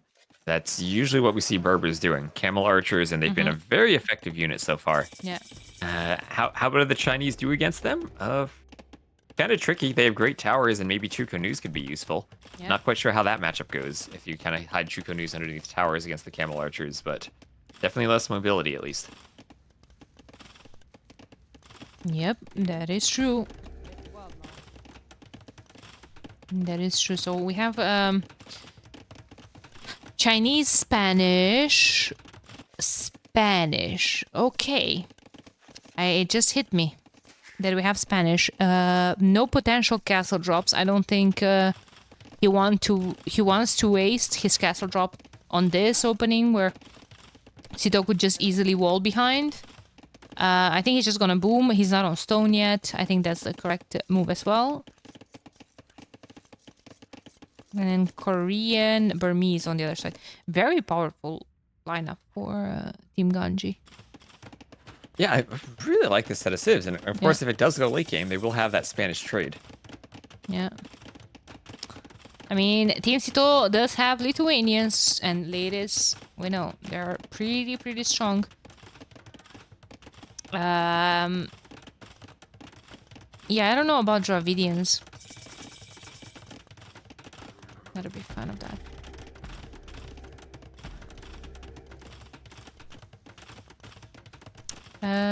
The someone has Lucky has fletching, but does more damage, and he has 5 units garrisoned as well. So Sito will kind of lose the tower war here. Ellie Archer Dravidian, no Shiva. Elephant Archers if you're playing flank. He's gonna go either Halb. I think he's gonna go Halb siege onager. Hey, you don't think we get LE archers from the pocket again? I don't think It would so. be kind No. of weird to go LE archer plus camel archer at the same Yeah. time. To be Yeah. honest. Would steal a bad elephant. Still battle no, you don't do Dravidian battle elephants ever. You have no upgrades on them. Your stable is just an empty, lifeless building that you accidentally build because you think you might need husbandry or something, and you build it and you realize you don't have it, and you get all sad on the inside. Yeah. Martin coming forward with a siege workshop. Dragonstar is doing the same. Dragonstar is doing a monastery as well. Okay, has a lot on gold. You have extra wood with Dravidians. Yeah, both those pockets 3 TCs behind us, but each just going for the mangonel push. I feel like we see this more and more on BF these days. Pockets going for the mangonel push. There's a castle drop from Ganji.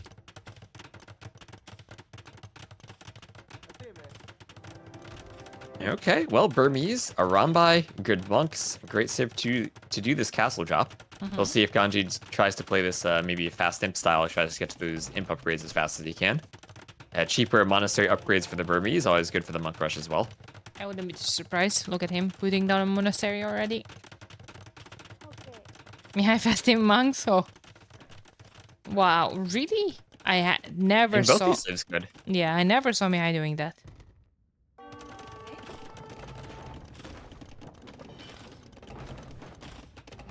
Oh, nice save from. Never mind, I jinxed him. My God, lucky with the micro. They're paying attention to snipe that mangonel with the tower.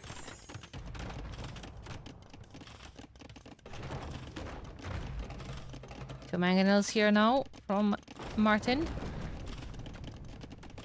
Did Philip make any unit? No, and we're getting close to minute 20, so he should, in theory, Just booming. have around 70. No, from 64 to 72 pulp. Actually, how often we can see? Also, 10%. Yeah, also Kamigawa needs to be a bit careful. He has 2 relics in that monastery, but it's very far forward, right next to where Ganji's going to be pushing. He is Lithuanian, so he really needs to keep care of those relics and maybe think about bringing them back to his base at some point. You don't want to leave them right at the lane where your opponent's going to be pushing. Yeah.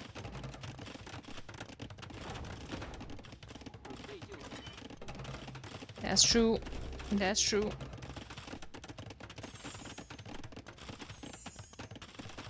Well, you can have extra if you had extra resources, and I haven't been paying attention if he got extra resources. Somero.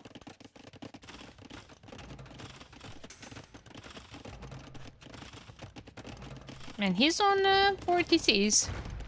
I mean, he's still fine. A couple of villagers behind, not the end of the world. While you're in a tournament as well.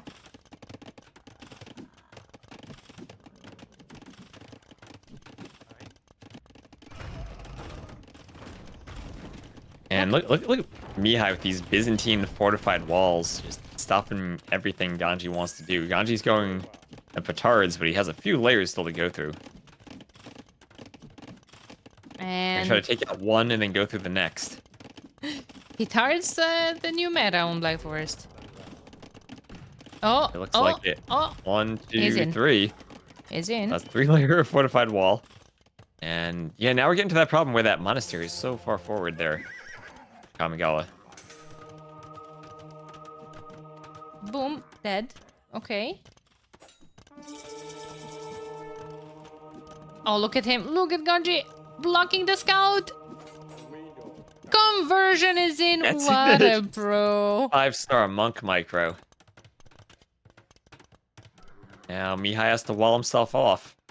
Kamigawa wall himself too, but he's going to wall his relics out.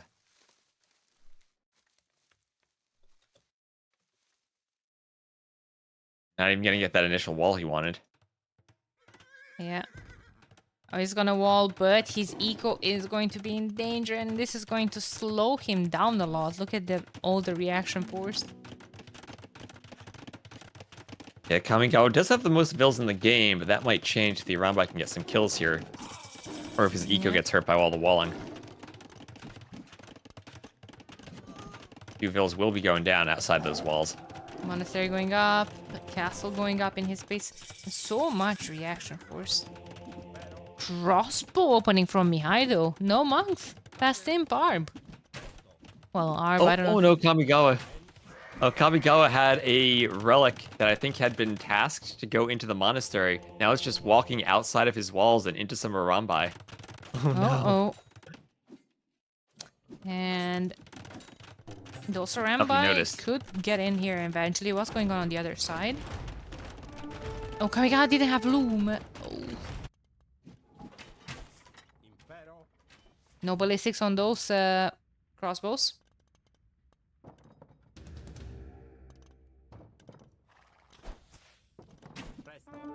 Yeah, crossbow, one of those units that should counter Arambai, but still depends on the micro. Yeah. Oh no. The Rambais are feasting. And that was before Chemistry and Bracer came in as well. And man, Ganji is probably very, very happy with that. Yeah, doubtlessly he checked the upgrades and saw that was going to be a very well-timed fight, and it was. Meanwhile, on the right-hand side, we have a bit more of a crossbow and mangonel war. But it does feel like maybe Martin and Lucky getting a bit more of the push, clearing out some of the towers and keeping their own guard towers up. Guard tower even there from Lucky is the Chinese. Yeah.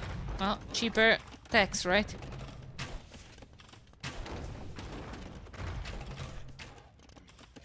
Oh, nice. Nice snipes from Dragonstar. And he's going up to Imp as well behind this. I mean, so is Martin. Okay, okay. That's a lot of Arambais from Ganji. How is his eco looking like? Not too bad, not too bad. He's booming behind this. Philip is there with the barracks. He's getting the upgrades. And he's opening... He's opening pikemen. Do we like that though? Pikemen from Koreans? I mean, I feel like you almost always want to do something with pikemen there if you're against Lithuanians. Well, yes, I agree. However, well, actually, there's another passage here. Yeah, it's tricky because whatever you do with Koreans is going to feel slow. Mm-hmm. Okay. Man, look at those Arambai getting close. Like I feel like you can't let them get so close. Oh my god. There used to be some crossbows there, right? There used to, and I think the crossbows are now laying next to where there used to be some ladies as well. Before Bloodlines. Yeah, they're... Oh my god, Arambai, they're so sick to micro when you get them in the right numbers. And he doesn't even have any upgrades on them. Fight. He doesn't have Bloodlines. Yeah, you don't need the upgrades. Yeah, he doesn't have the archer armor either.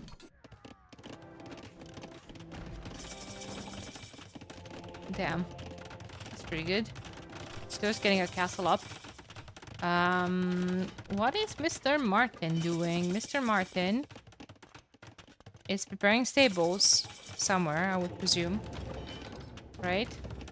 I don't see where though. Oh, in the middle. So he can swing both sides. Double workshops in a monastery. Yeah. I see the stables. They are kind of in the middle of his base, though. Yeah. Not really near either side. But I like it. He can go both sides if needed.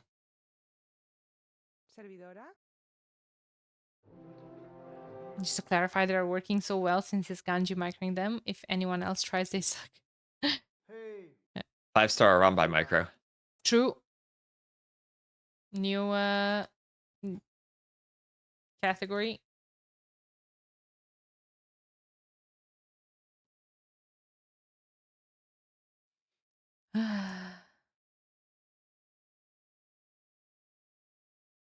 Pause champ. Tactical pause. Yeah, we're only 30 minutes in, right? We got another 2.5 hours left. Oh, someone Oh, okay. Sato, or no, two people apparently dropped, Oh, and okay. they're gonna have to restore. Okay, they're gonna Oh restore. boy, Oh, here we go. well, at least it wasn't 2 hours and 50. Yes, it's DE time. Time to see if the save and restore works.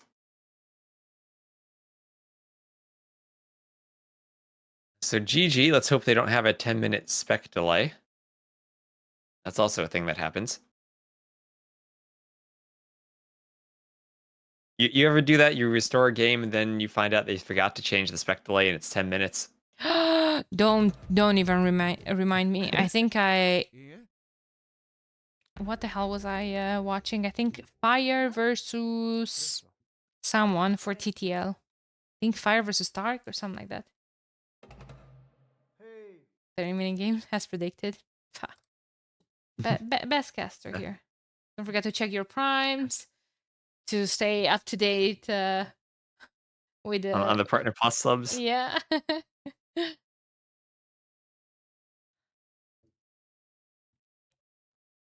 Okay. Well, let's see.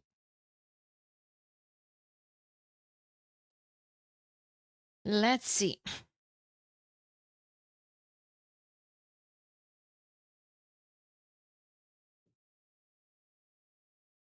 Thank you, Skipper. Thanks for the prime. Oh, wow, that actually works. Damn.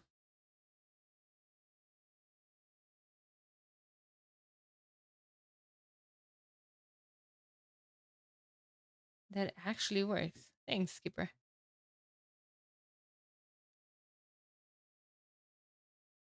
Didn't expect it to work so well.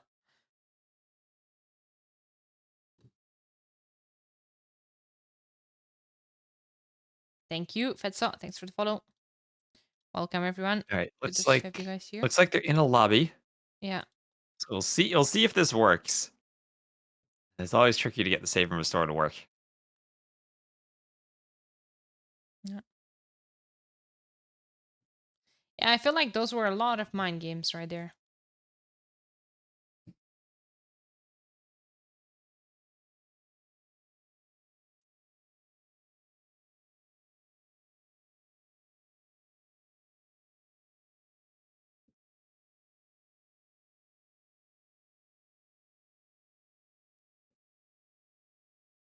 I wanted to play Faith Arbalester or something. It's the fast imp. Well, when you see Ganji on the flank, you're kind of expecting it. Yeah, well, you might be expecting monks. You might not be expecting the Arambai right away. Yeah. But then even if you're Once you Ganji... see the castle and wall, right, then it changes things. I think Ganji Kokas the most sets with me. I think he spectated a lot of games from Mihai.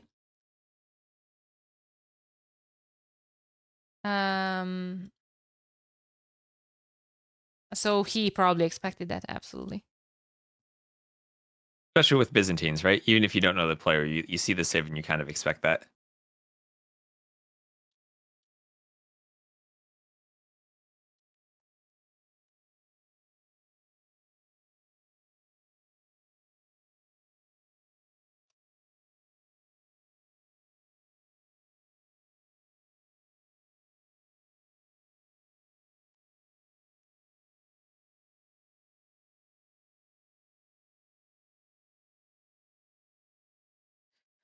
Okay, let's see. Let's see. 0 lobbies. I don't think they are able to restore it.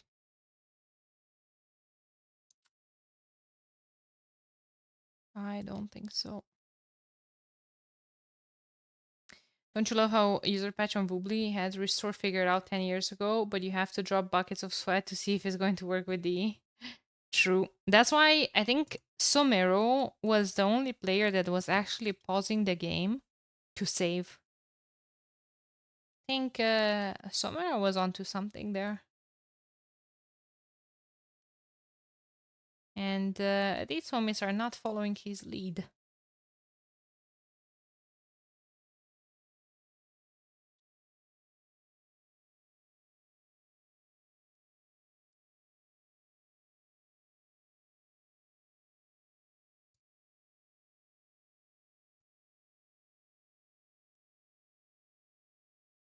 Let's see.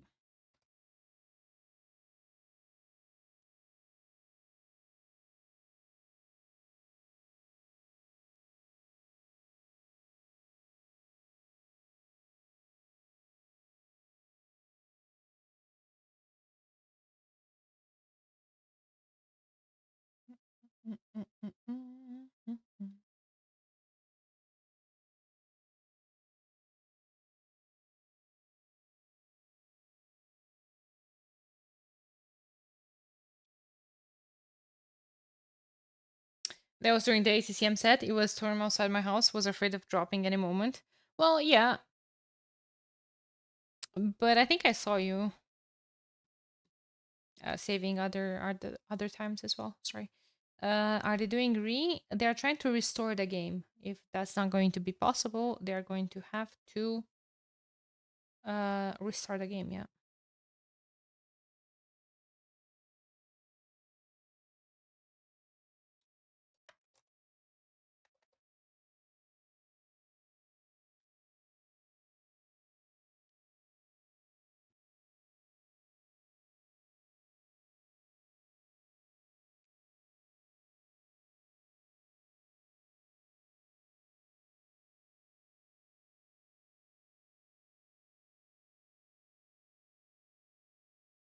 Mhm.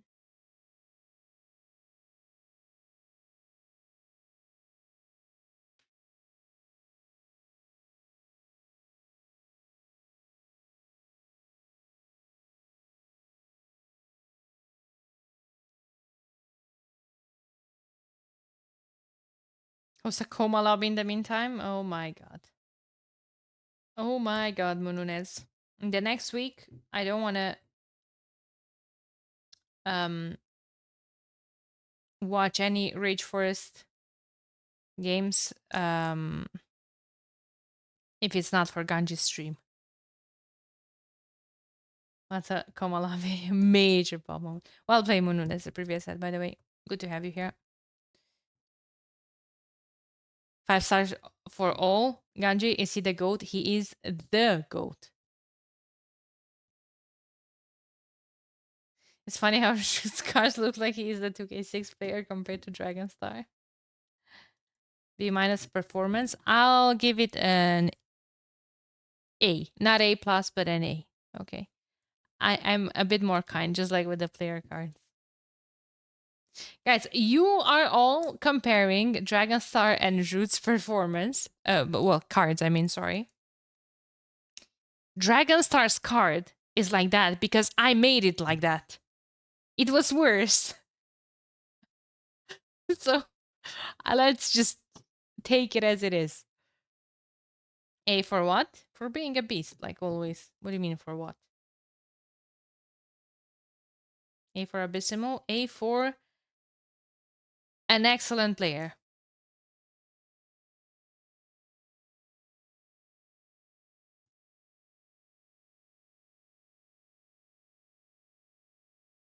A for effort. There's no A in effort.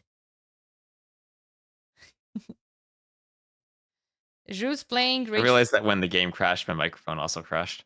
Oh. I thought you were just taking 5 minutes or something.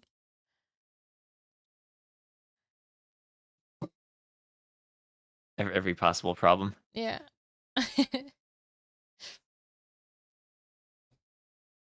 That's the most awkward thing, right? You realize like you don't know whether or not someone else is muted. Mm-hmm. Can we go with 4 booming? What? 6 minimum? There, I couldn't fit more stars here. If I could have, I would have gave them all to Ganji. I'm sorry.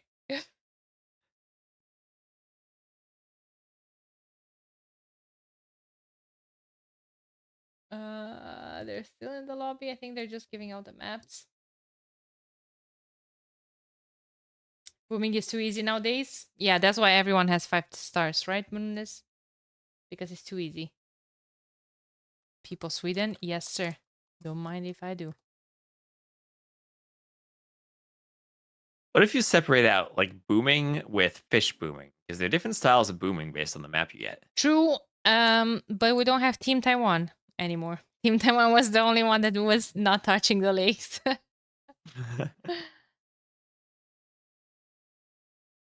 Oh, they would have, I guess, 0 stars then. Yeah. Yeah. I think the Black Forest regulars are doing a good job utilizing their lakes, and we saw that the last game, right? Look how much of a difference 4 lakes for each team made in closing down that game. Right. Okay, well, we have a game again. Okay. And looks like it's a restore? Oh, they did it! Vamos. They managed to restore? Ganji's castle is being destroyed. I didn't realize that was happening, but now I do. Okay. Okay. Sito is up to Imp.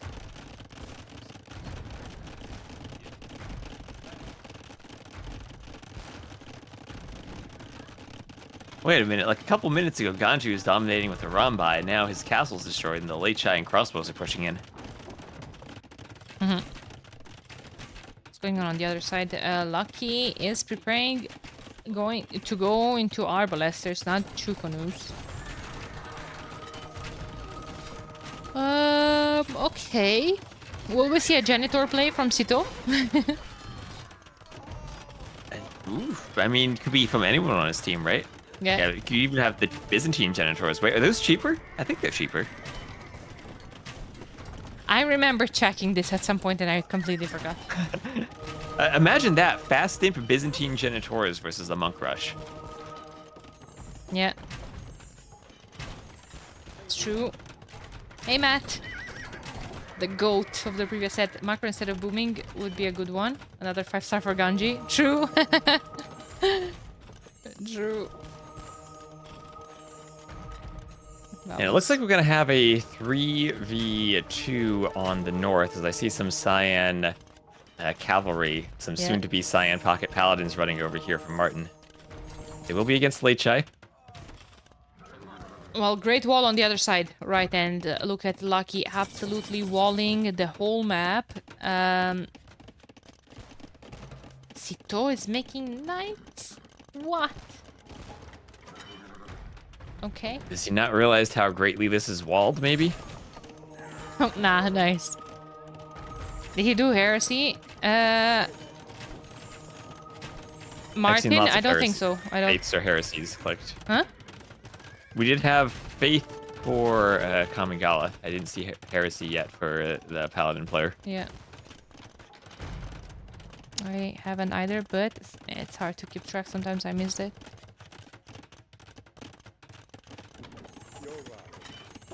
Now at least they have these Byzantine fortified walls to fall behind. Like, do the Byzantine fortified walls have more HP than the Great walls do? They do, by 300. Oh, Byzantine's OP. Why would Martin do heresy? I don't know. For Byzantine monks, okay, they're not on the field, but they could be. I don't know, Murunes. I just watched a 3-hour game. Like, just. That's a lot of monks from Ganji now. Yeah. Let's see the number of conversions. 12 right now. They're out of juice, though, so they need to run. Good job being chased down by the Leichai there. Kamigawa just ran right past the paladins to get to the monks. Even getting to more monks in the back. Conversion's still coming in. Look at that healing. Still 12 monks remain. Crazy.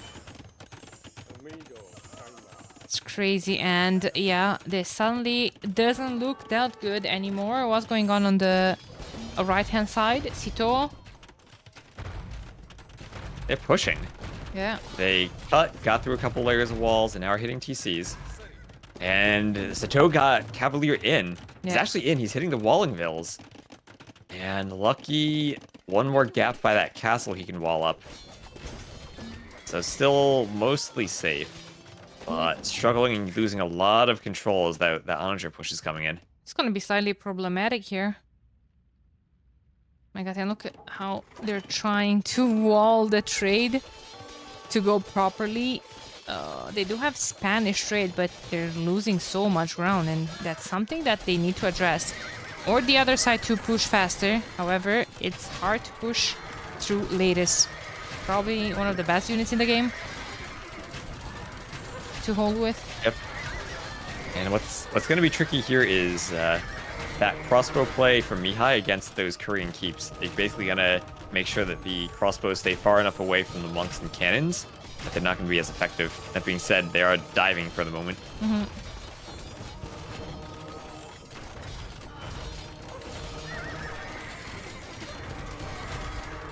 Yeah, that's true. Philip here with more barracks, though. The hull numbers are increasing. Onager in the queue, he was missing that. And Ganji with the whole Vatican City here.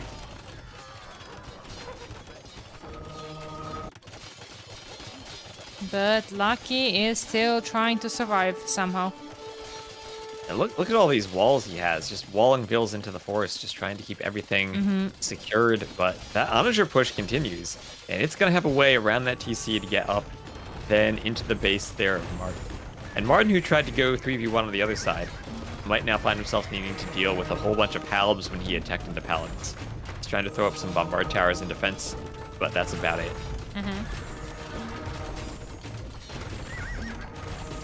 I don't know who doesn't get keep monoliths. Berbers?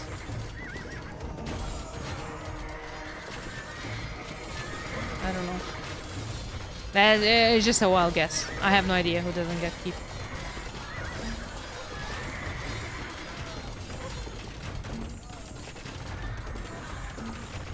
Was correct? Alright. I don't think I've ever seen Berbers keep, so that's why I was... And now this pushes 3v1 on the left, but I feel like that's just got to stall out soon. Like, the Paladins can't be maintained with this eco that's being raided here. Martin's really getting pushed.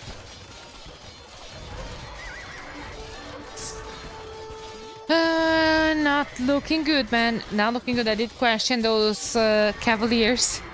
The Cavalier opening, but they're doing the trick, and there's currently 48 of them everywhere.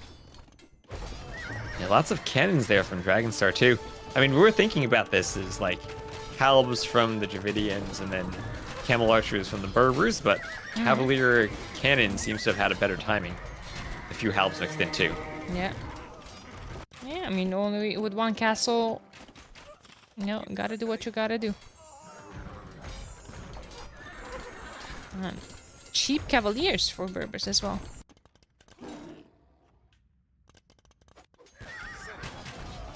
Yeah, I mean, I think Dragonstar is going to switch to champions, and they do have wood still.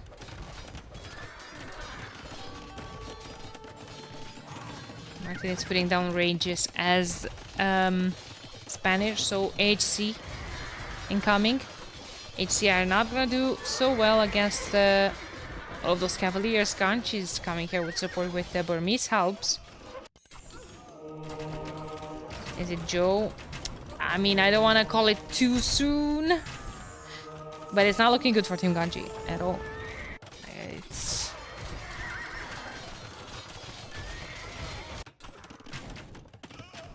Mihai finally has the resources to research Arbalesters. Wood still is in.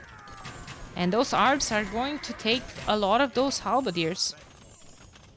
They are. Finally, he gets the Arb upgrade.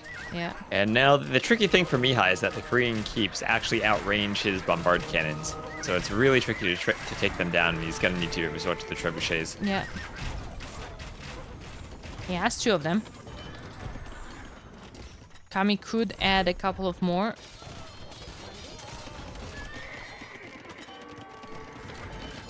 Well,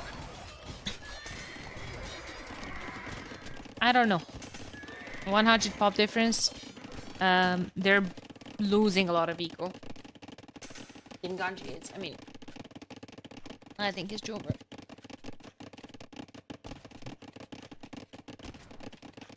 I think it's Jover. And now those late shy are at 16 plus 5. We have, what's that, 3 relics there for Kamigawa. And there's another one that his team could claim on the right in the open for him. And I think we're gonna tie this up 1-1. Oh boy. Only 46 minutes into this one. Oh boy. We do see a Camel Archer switch from Cito. Elite Camel Archer is coming close to an end.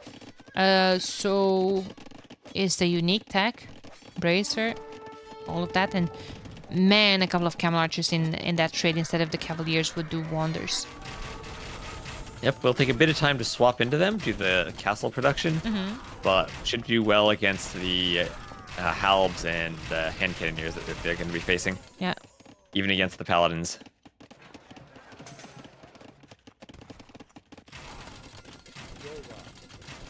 Oof. This is not looking good. It's still Spanish trade, so without one base, it's still not completely over. The thing is, they were pushing into the second base already, while Lucky was completely out. All of those resources now are just free for Cito and Dragonstar to take. Where's Lucky rebooming? In the north. Where is Lucky rebooming? In Phillips' Oh, there he is. base, yeah. Phillips' base. I was distracted by all the gray walls on the base. I didn't see where his TCs were. True. True. And now he's gonna lose more villagers, back to 50.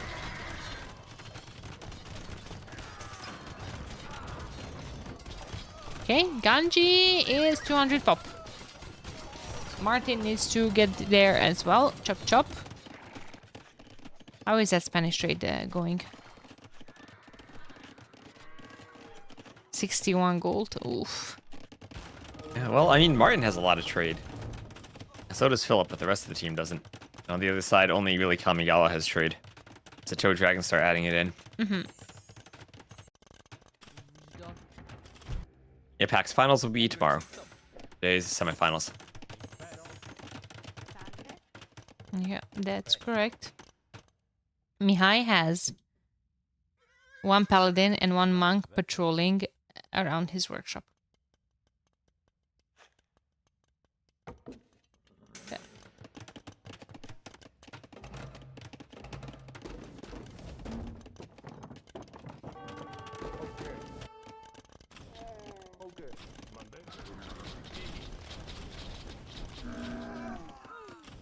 I mean,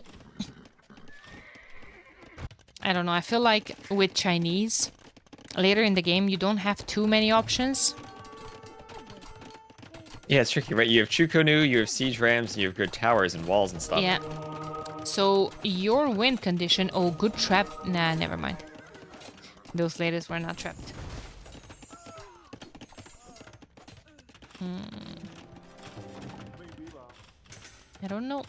I don't know. Ganji's team still holding on to the hope of Spanish trade.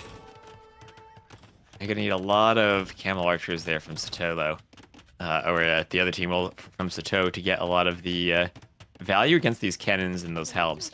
It feels like the camel archers will be a really good unit, but just 22 of them isn't quite the number that he needs to take these fights yet. Was Ganji a genius here? Is he going to kill all of those ladies?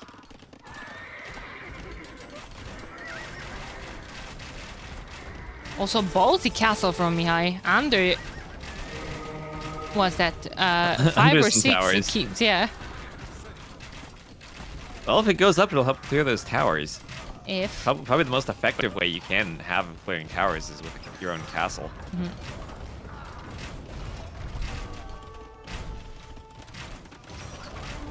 Well, it's going to go up. I don't know, actually. Actually. Yeah, it's gonna go up. Feels like For both sure. sides have kind of swapped a bit. The push that was on the right is kind of stalled out, but the push on the left is reversed.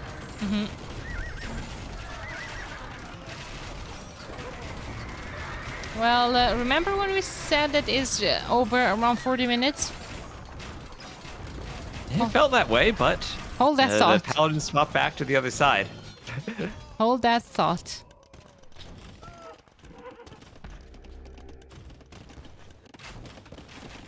That's a lot of kills. Koreans, mangonels, not mangonels, siege onagers, I mean, pretty good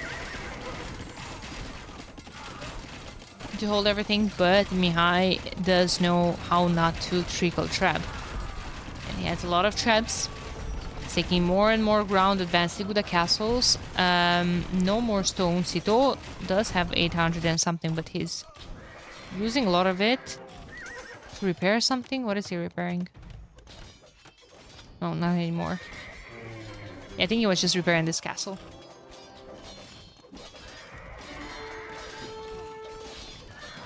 Well, now it feels like it's 5 bases to 3 pretty much. And if you're the team in the north, you're hoping that the Spanish trade makes up for the shorter distance of the trade route. But it's hard to get an advantage there if you don't have the same distance. Yep, Lucky is here with halberdiers, and I do see Martin making Spanish scrims. The issue with this is that they're making trash units versus Wood Steel champions. But Wood Steel champions, it's just 2 of them now, and they're on the other side. Well, I mean, if Lucky can get back and contribute something, right? They're kind of holding 3v4 right now. Add in a 4th player, and all of a sudden you might start pushing. Yeah. I agree. They need to stabilize the left-hand side, though. That's the most important, and that's kind of a death ball that now Sito is coming on this side as well with his camel archers. And they are trying to win that side fast.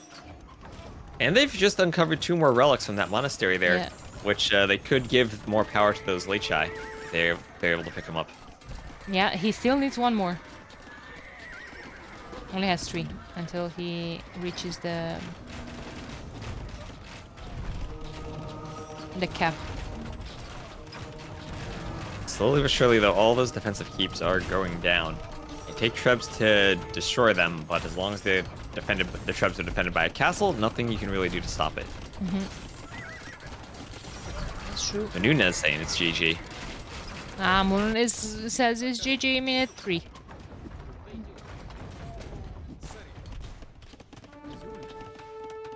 Don't worry about it.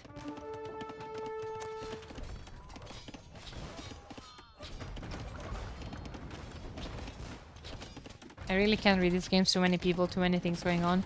4v4s are very hard to follow. Yeah, 4v4 BF is probably as chaotic as you can get. Yeah. On the right, it feels like Sato is getting pushed actually quite a bit. The cannons, hand cannons, and paladins kind of taking out these defenses, opening up some of these previous walled areas, and pushing them back. Now they're going to get into the period, right? They never actually cleaned up some of these walls, so they're just going to trap some of Sato's camel archers and create a maze for them to run to if they ever want to reinforce. Do we see Byzantine CA? Byzantine CA? Have we I don't think CA? that's ever something I've ever seen before, but now we do. Okay. Did you see Khmer CA the other day? Yes, I have seen them. Never Byzantine, though. I don't even know what upgrades they have. They don't have Parthian, surely, right? They don't have bloodlines, right? Yeah, they don't have bloodlines. They don't have Parthian. They do have Thumb Ring. Okay. I guess if you're not fighting Halbs, they have full damage output. Yeah. Well, Parshan kind of gives them a pierce armor as well, right? Yes, it does. So maybe. Well, I mean, if you're just fighting Halbs. Yeah. Yeah, I mean, Halbs, you're missing the +2 pierce attack against Halbs, too. Yeah. Or the +2 attack against Halbs. It's a bit problematic. Team Sito with the score lead right now, but the castle goes down and suddenly it looks like they're starting to somewhat push back the left-hand side here, while the right-hand side is being pushed as well. Team Ganji does have more population right now. Yeah, it does. More Vills. They were down in Vills by around 50 plus Vills earlier, but now they've come storming back. And those Lechai, I don't know what happened to the relics. Look like they were picked up in the back. Still don't have their full +4 from the relics. And these are just more towers. I mean, we have Korean, Chinese, and Spanish, all great power saves, able to push these towers forward. That's a lot of camel archers. Just chilling there, I guess. Attacking a gate, okay. But it's open. Why are we attacking this? Okay. I'm not questioning. I'm just wondering. Yeah, that's the hard thing when you're just chilling when you want to be attacking. Yeah. Exactly. Too much chilling is... I see a lot of dead bodies there. A lot of dead purple bodies. And now the paladins are on this side, and it looks like Team Ganji came back from the damn hell. Look at that. Look at that. 180 army to 143. And more army it feels like value. they're doing it now. Just right. I mean, what is Ganji doing? He's just making halbs pretty much. Halbs against pure Lechai. And it seems to be pretty working. I mean, halbs against... I mean, they do have extra attack as the Burmese, but they're also against steel halbs. What I saying? Told you it was over.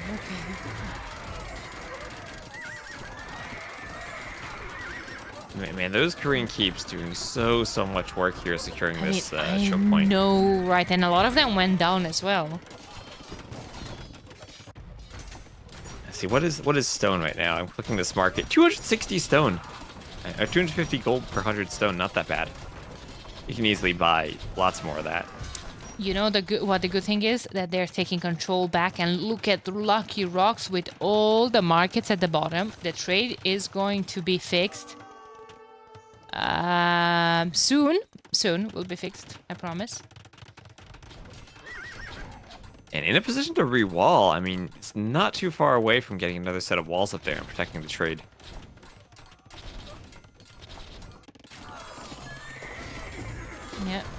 Yeah, the map is Black Forest. This is the Rage Forest 5 tournament. Welcome to the channel. A very good advice for this channel is to straight up ignore my VIPs or mods. They're mostly trolling. Yeah, this map is arena. Don't listen to anyone else. Whoa. We have elite cataphracts as well. My god, so Mihai went from Arbalaster to heavy CA to elite cataphract. But now we're against elephants. Yeah, exactly. Okay, with Byzantine monks, they gotta get some conversions of those elephants, right? Yeah, there they go. How many castles? 3. 3 Byzantine castles.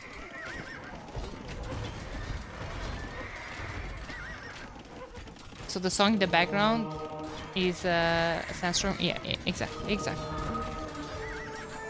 You don't see cataphracts in orange that often, but it's a nice color for them, as are all colors. I really like the rams from Chinese against the scam archers. They're tanky. They are. Something you don't see all that much these days. Rams to try to distract the range units. You saw that all the time in the old Mines Wars. Now being used here by Lucky against those camel archers. Have to be careful though, because the bombard cannons will do enough damage to them that they'll actually take out the rams. Oh, look at that! Melee damage. Byzantine monks. I bet Mununes that Martin would wish he would have heresy right now. I bet everyone wants heresy against the Byzantines at this point. You know what else I've been noticing? That they're making Korean towers, Spanish bombard towers, and Chinese keep... Oh, no, those are Koreans one. Never mind. I'm blind. Okay, so just 2 types. 2 types of towers. Still, stone... Yeah, I think the Chinese would have the better bombard towers. The Great Wall. Yeah. Why wouldn't they want heresy? It's an inside joke. 7 keep civs in the same game, bro. Yep. Except Berbers. Berbers don't give any. AOE to Germany. Oh, I didn't even know you guys have a channel. Thank you for the raid. Hope you guys had a good stream. Huh?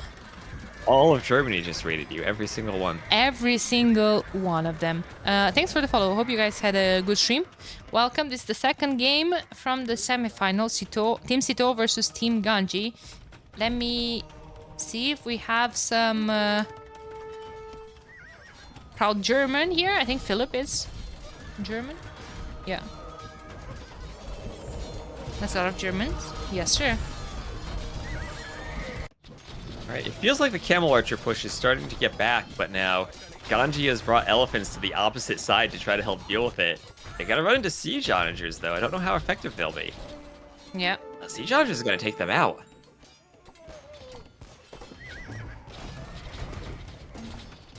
Are they, though? You might be slightly ahead. But... Nope, I might be a minute ahead. Let me just... A stream then. minute? A minute, yes. Oh, Lord. Yeah. If the games goes long enough, Dragonstone will have 100 trade. True. True, true. What is that? Elite is killing a lot of things. A lot of things. Bit of a raid going on there. They're pushing back here, though. They're pushing back. There's a lot of Siege Onagers on Phillips, too. How many kills on them? 35. Damn. Towers are going back up. 600 stone for Dragonstar. Not too much for the opposite team. So what are those trade cards doing there? Yeah, they get involved in the fight. They want to fight as well. Yeah, they want to go steal from the other markets. Yeah, that's an issue if the trade is starting to go there. Best mid shield in the game. Probably just drag selected them there. Oh, Martin is bringing in a couple of paladins here. They need to keep that castle alive. They don't want to lose the trade. Yeah, they just invested so much into that trade. And look at how the passages run through the forest. If they put the markets down where Lucky has them here, they're going to start going through the middle instead of around the top. Mm-hmm. That's going to be really devastating for the trade if they start losing this position. Yeah.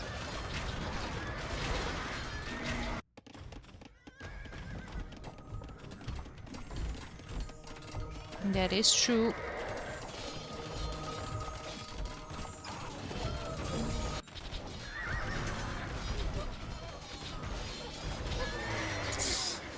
Oh, damn, that's... Man, Camel Archers. It's a lot to deal with. Camel Archers just do so much work. Yeah, and now just look at them. They have 110 kills on them already.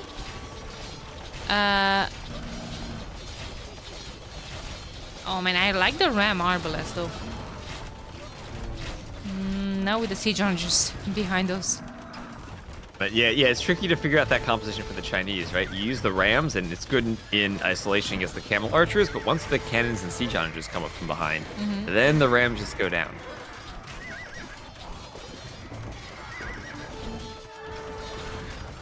That is true. Siege Onagers are sniped.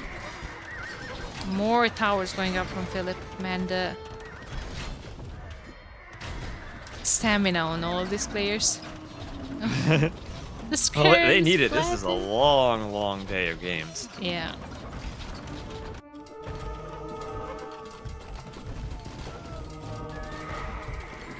Nice.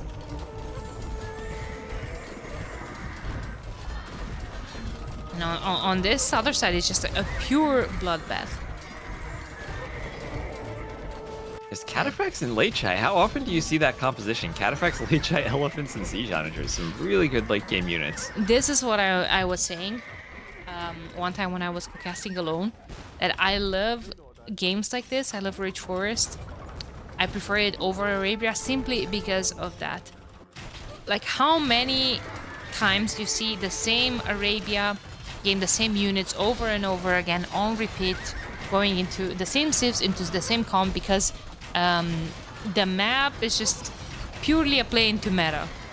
You don't see like the strength. You like Britons and Ethiopians? Yeah, exactly. You don't see them enough? You don't get to actually see the bonuses. Like, I don't know. When do you see Elite Cataphract and Elite Ladies on Arabia? Never. Earlier we had Gurjaras pushing Monk Siege with Byzantines in the same on the other flank, I mean, and then they had the bonus healing as well.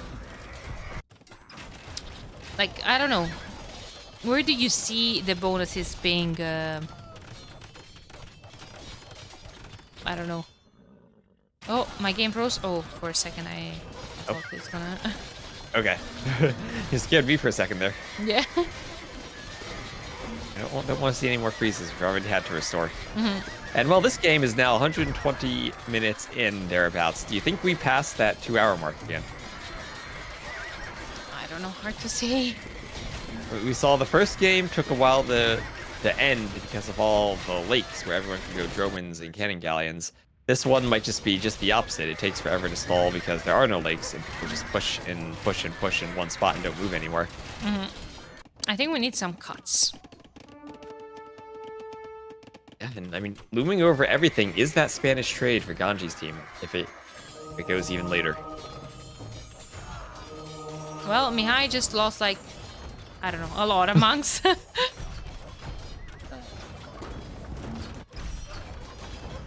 Back to 1.7. Let's go! Yeah, my capture is just dying slowly a bit. Oh yeah, I know that feeling. The poor capture age struggles sometimes. Yeah. Oh no, what is this? 457 monks lost. I did the count. Okay. Oh no, those walls absolutely need to go.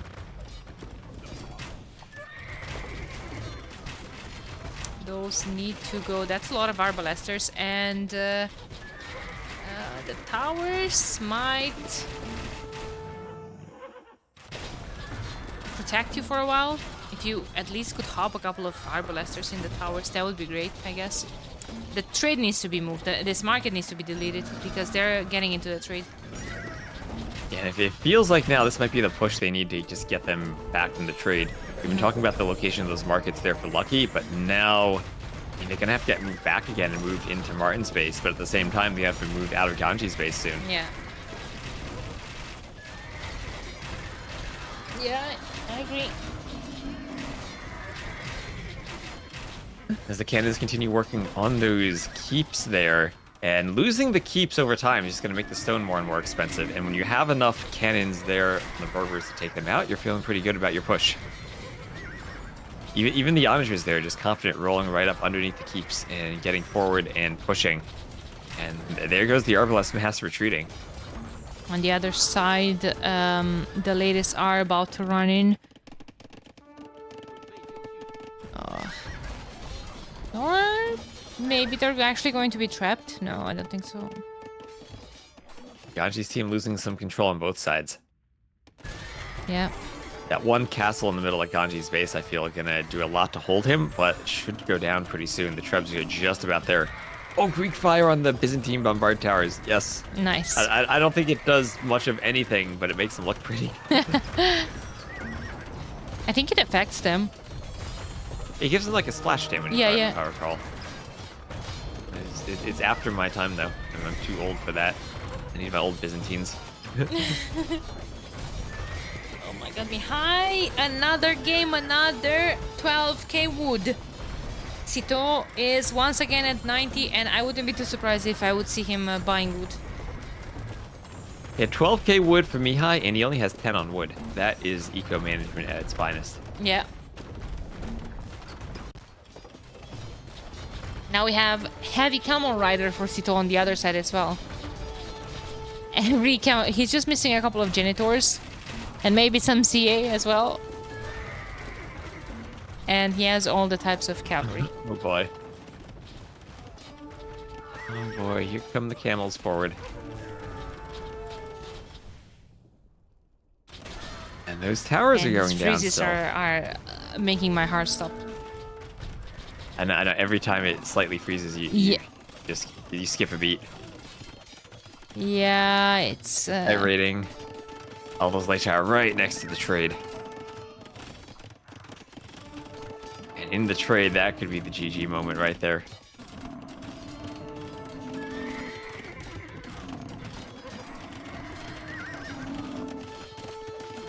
Yeah. G to the G. Sito takes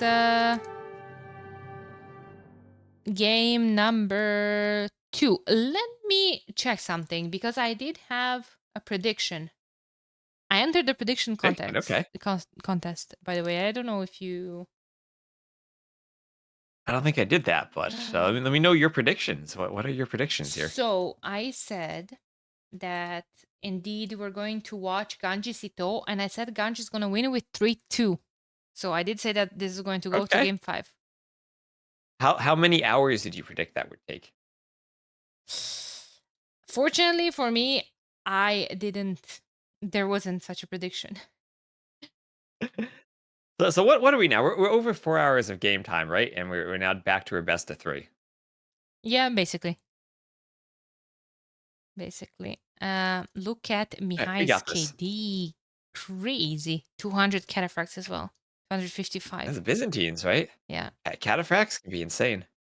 And it felt like things worked out really well for Ganji at the start, right? He was in with the Arambai. He was doing a lot of damage to the Byzantines and to the or to the Lithuanians too.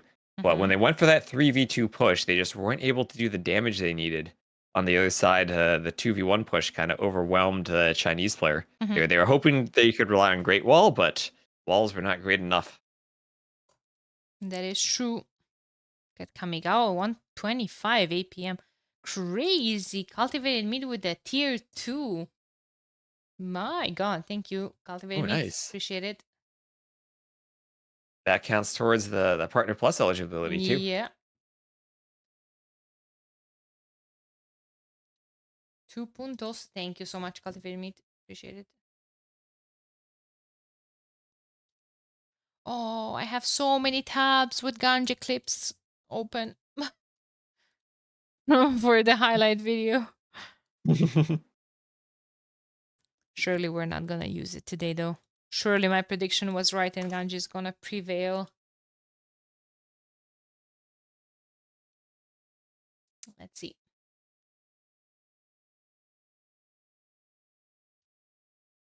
I like the highlight videos of the captains. Highlight video. You mean the introduction? Ah, okay. Yeah, I need to finish those. I started to do those, but as I'm a single person doing all of this, I kind of got overwhelmed really quickly. Even though It happens. Even though Rich Force is going to be done tomorrow, I still intend of uploading all the captain videos. Ah, okay. Then for the team, it's something different. But yeah, I did do those as well. I had a lot of fun working for this, but it kind of got a bit tiring. Gets to be a lot, definitely. Yeah. Especially Black Forest itself. It's kind of an overwhelming and Hmm. grueling and tiring game itself. Yeah.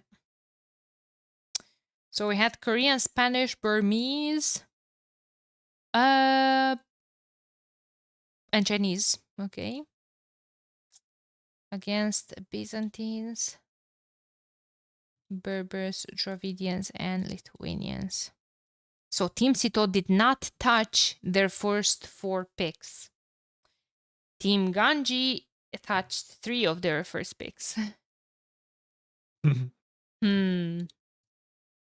Maybe this is the strategy. Just tire the homies out I hear them out. I don't know. and then I save don't know the if they best can for be the tired. last. Yeah. Hmm. All of Mihai's 5th stars were cropped out. Yeah, just an editing mistake. He's actually the same as Ganji. Yeah. You know what? We also need lobby hosting skills for the players. I think that's the most important one. Do they Mm, get the settings right? Do they title it something sensical? Do they pick the right server? well, I didn't include that because if I would be to include that, then Ganji would have less than 5 stars. Uh, he was hosting a lobby with delay when they were playing versus Doubt, and Doubt was streaming his point of view.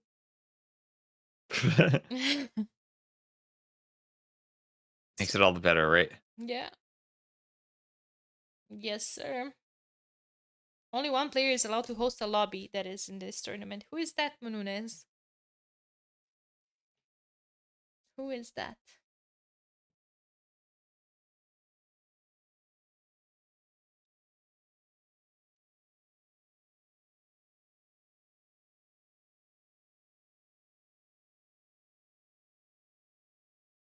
Damn, I can't believe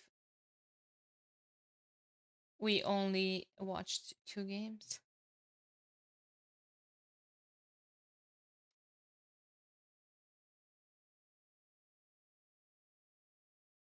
I can't believe that.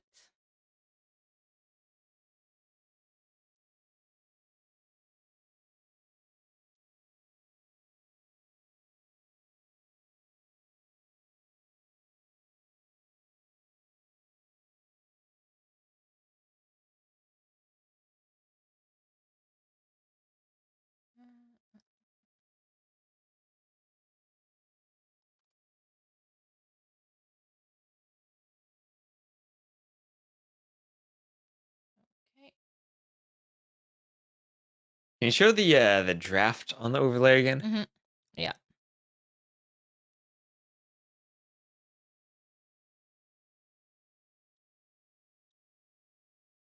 Yeah, like you were mentioning, the team Satosivs not touched at the top. What do you think the chances are they go Magyars, Persians, Italians, Gurjars all, and then save the last round of all 4 civs for the final for game 4? I think the chances are low. I think they're gonna combine something like Ethiopians, Magyars, Italian Gurjaras, and then Bohemian Slavs, Portuguese. But actually, Yeah, because it feels. I Persia, guess yeah, if their flank civs now would be like Portuguese, Bohemians, Italians, definitely, and pockets would definitely be like yeah, Slavs, yeah. Persians, Magyars. As Ethiopians, Gurjars might be able to play either. Probably more Gurjars in the pocket, Mm-hmm. but Ethiopians feel like a pocket too. Yeah. A Teutons band? I guess they just don't like. Maybe they just wanted to have fun with monks and figured they'd ban Teutons.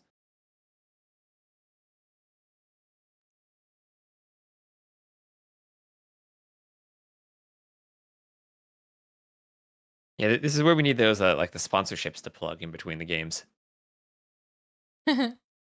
Yeah, we first need to get the sponsorships. uh,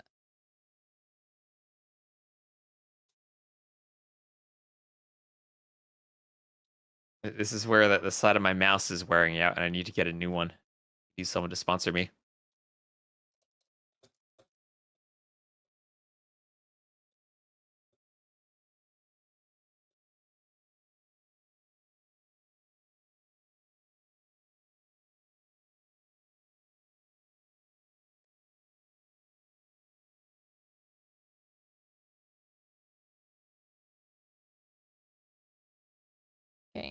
okay. Okay.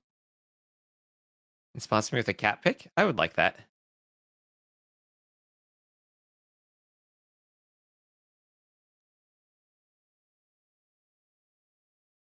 Can the cat catch a mouse for me?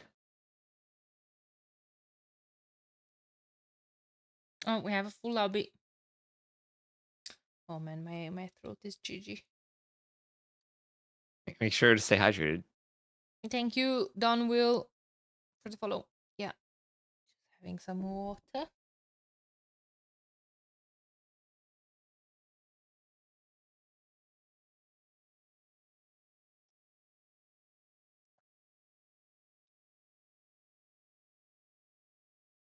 Mm, mm, mm.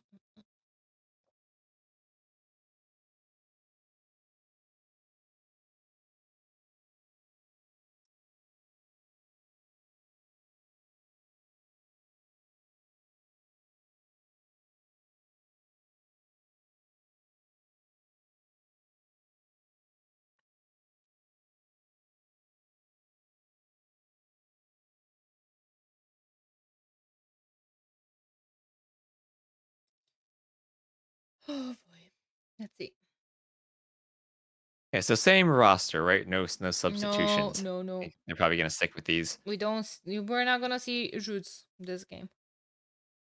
Oh, even with all those stars. Even if all those stars. He has more stars than Dragon Star. More stars than Dragon Star? Does he get an extra star for his name though from the Dragon Star? Maybe.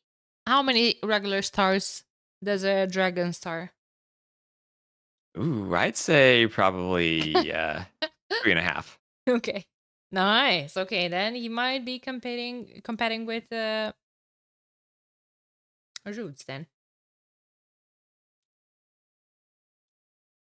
I mean, if an extra 3.5 stars just makes him competitive, Jews must have some really nice stars.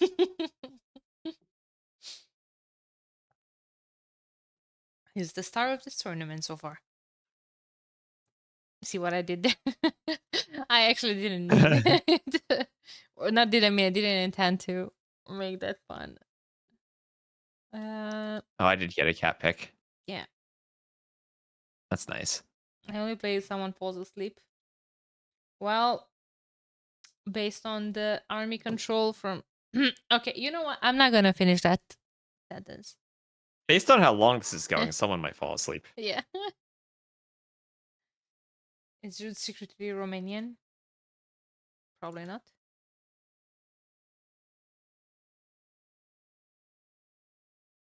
I can't get over this. Over what?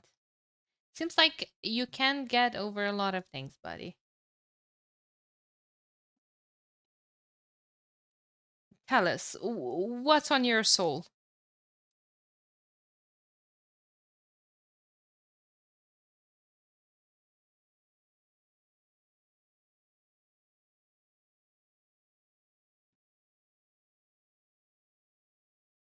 They're not starting. Thank you for the follow. Jules is like Superman according to his rating. I want to get married to him now. Didn't you say? Didn't you say you have a wife? Or I'm mistaking you with someone else? I think you were in Andy's chat when you were saying, when you were advising people to get wives to cook for them and clean. I think it was you.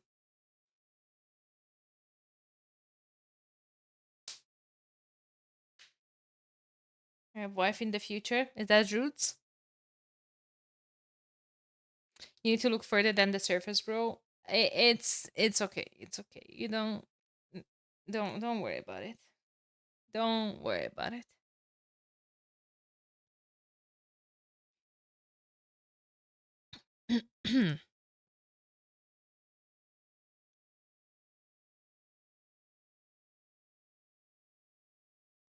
I miss when you could actually see in the lobbies and see what the players are chatting, so you could spam the 14s at them. Oh, and there they go. See, Just in you time. just had to. Oh, now we have spec delay. 2 minute spec delay. No cheating. No cheating allowed. To be fair, Mihai did build that mill immediately after you pointed it out. Ah, that's true. And we seeded his lumber camp up there. Yeah. So, Ganji, Malians, flank, Philip is his pocket, Sicilians. The Peter, thank you for the prime, I appreciate it. The other side, Martin Franks with the Hindustanis. And for the opposite team, Sito Portuguese. Dragonstar is playing as Slavs. And then the other side, we have Kamigawa, Magyars, and Mihai Bohemians flank. Very strong lineup for Team Sito. Bohemians, Portuguese. Bohemians, Portuguese. What was the other one that... Okay, well, okay. Magyars and stuff. Bohemian Portuguese might go into heavy gunpowder, and I'm upset we don't see Italians for some condo play. Yeah, and I feel like I really do like the civs more on Sato's team. Yeah. Malians, Yeah, I mean, can be good as a flank, but just Slavs. If you get to Slav Magyars, I think both of them should be really good against Frank pockets. Yeah.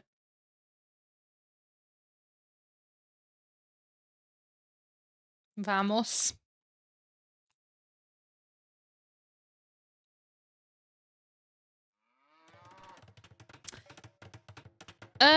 You know what, guys? I'm going to restore my capture age really quick. I'm sorry. You are probably in the dark now, but I wanted to do that because last game it was starting a bit. And I don't like when it stutters. I'm sorry. I'm sorry. I'm back. All right, so we're gonna have immediately. It'll be Mihai versus Lucky on the west. That'll be Bohemians, Hindustanis, and front pond there for Mihai. On the right, it'll be Sato versus Ganji, the captains. It'll be Sato with the Portuguese against Ganji as the Malians, and pretty simple passage between the two of them as well. One other side passage there that will need to be walled up there by Kamigawa. Yeah. And Lucky as well. That's true. And Mihai really needs to fight for those walls because Mihai needs to protect the lake. One lake versus one lake. Pocket position versus exposed in the flank position for Mihai. Very good for Martin with Franks. Or is Philip gonna take that lake with Sicilians and Franks is just gonna 5TC boom? That's a good question. I mean, both of them have farm bonuses, right? Yeah, So, but the Sicilian one is could kind see of either. irrelevant in this scenario, I would say. One fill down from Mihai. It feels like Lucky's winning this. Should be able to get another Vil. Oh, trapping it in that straggler tree. Oh, and imagine if he walls here with the lake and then goes forward to try to wall here as well. It's gonna wall here. You know what? I don't mind that, but shoot his deer maybe, if you can. You can't. My god, what's going on here? And he just wants to make sure he can disrupt the fish, right? Yeah. Lucky got unlucky. Lost a Vil.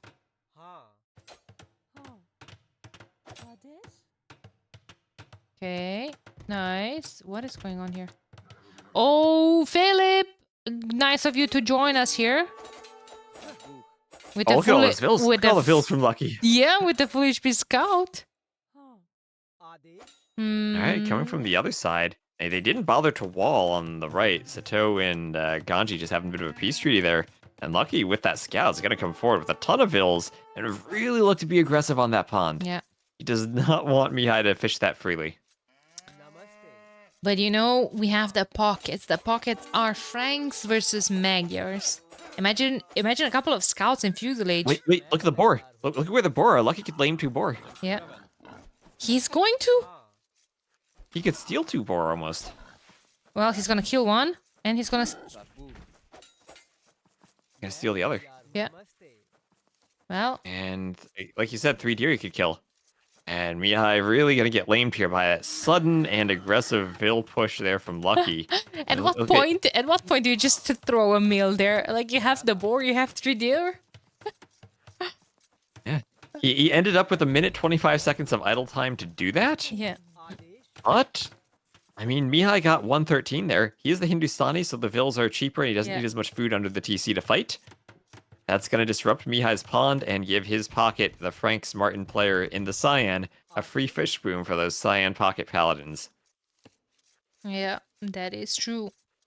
If you can get away with it. But this is quite the question, right? Like, what do you do? Do you invest in military? Do you come with a forward workshop and push some more? Or, yeah, I don't know. Also has to be careful of that right passage there from that Kamigawa walled. We'll need to wall that up too. Hey, Dapag, how are you doing? Good to see you here. Long time no see. I hope you're doing well.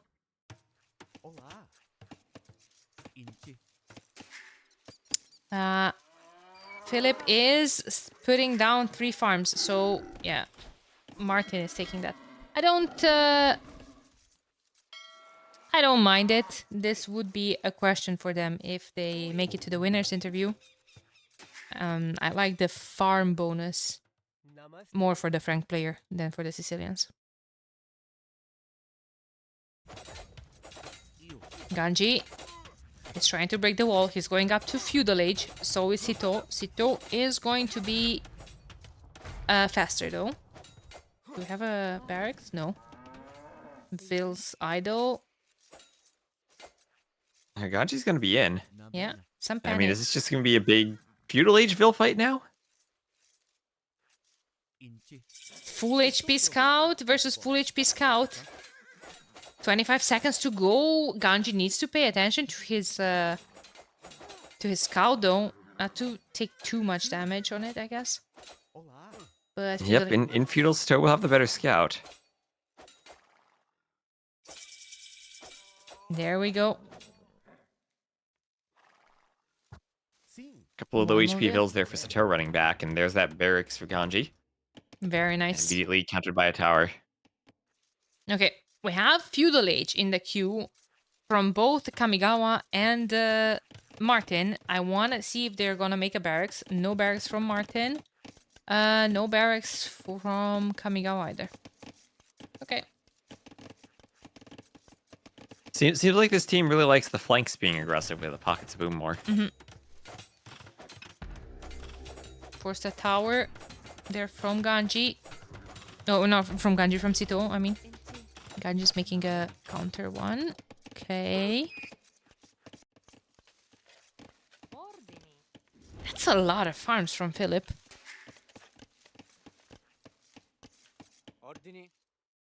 Okay. It's gonna run into a bear. Lots of extra boards as well. Lucky's going up to the next stage as well. Mihai hasn't clicked up yet. Oh, and that's awful for him when he's not going to get that pond. Yeah. Not just that, but villagers are gonna start pushing here. I think we're looking forward to a tower. If not even barrack and archers. I wouldn't be too surprised.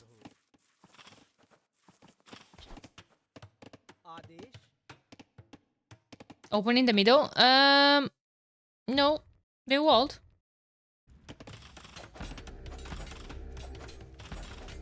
So he's making a second tower. Is he on stone? He is. So it's Ganji.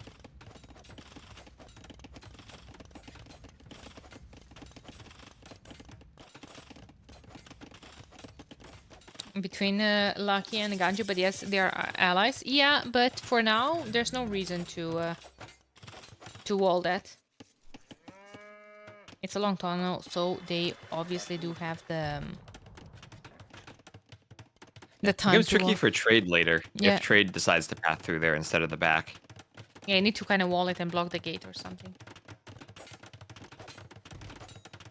But there's a tower I was talking about, and there's a dock as well. And Kelly might be annoying. Can stop Mihai from rewalling. I mean, if you go Castle Age and get work allies, I think you can probably hit the Yeah. TC from that pond. Yeah, but it's a lot of investment though. It is, but you can destroy a TC pretty well with work allies. Yeah. Here is that now Lucky. Is he on stone? No. He's moving on now. He's gonna have the stone for another tower, and he can even mine the tower there. Oh, that mining camp. Yeah. Oh. A beautiful mining camp between the gold and the stone at the same time. Yeah. Absolutely beautiful. What's the point of that tower? I feel like we've seen the situation a bunch of times. He could have made it more forward. You don't actually... You're in Feudal Age. You don't want to Vil fight Mihai.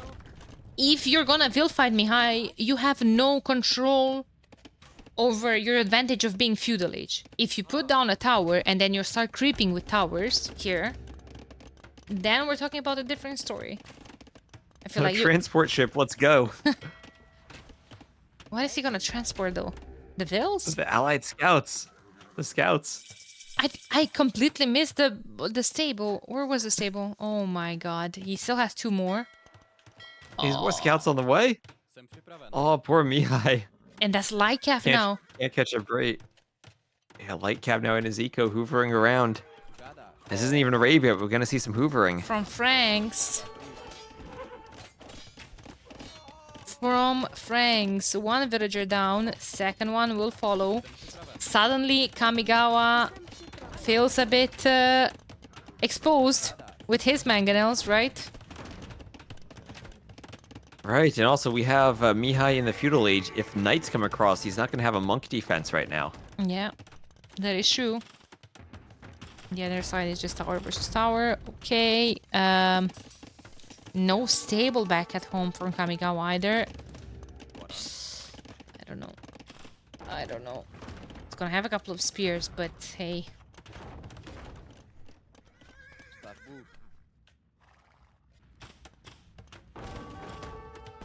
What a nice play. Look at that. There's the knight, and they are recognizing that there's no monks around. Yeah, this is where if you're Kamigawa, you might even need to do a forward monastery just to get the monks out, but that's even tricky because the light cav are still hoovering. Exactly.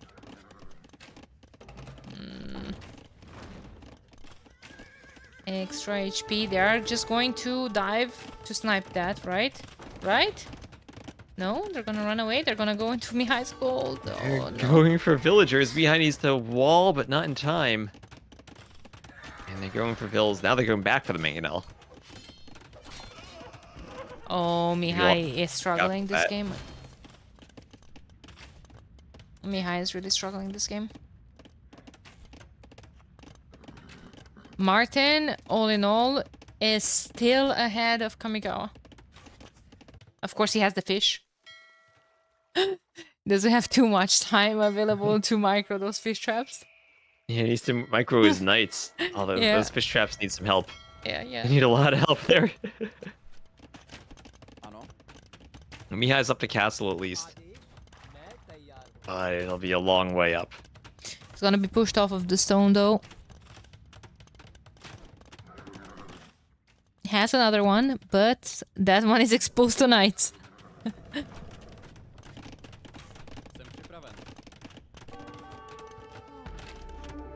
Okay, what's going on the other side? We have a siege Russia from Philip. Pocket mangonels, flank towers. Yeah. That's what we see on BF these days. Second game, the third one. Yeah, and Drunk Lord. It's one more. Yeah, the third.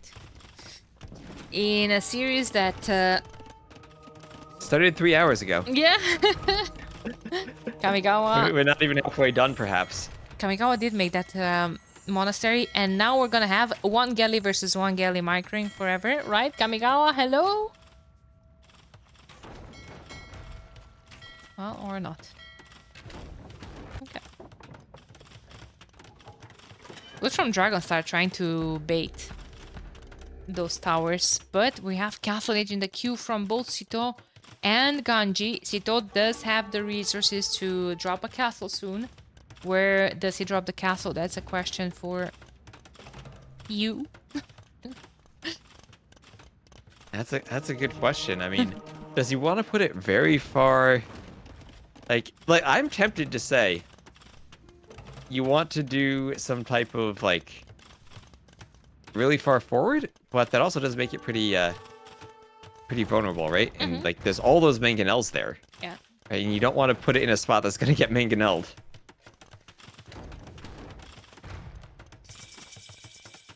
That is true.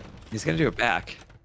Right? Like you kind of like it where you could take out the 2 towers and the walls in that passage and open yourself up, right?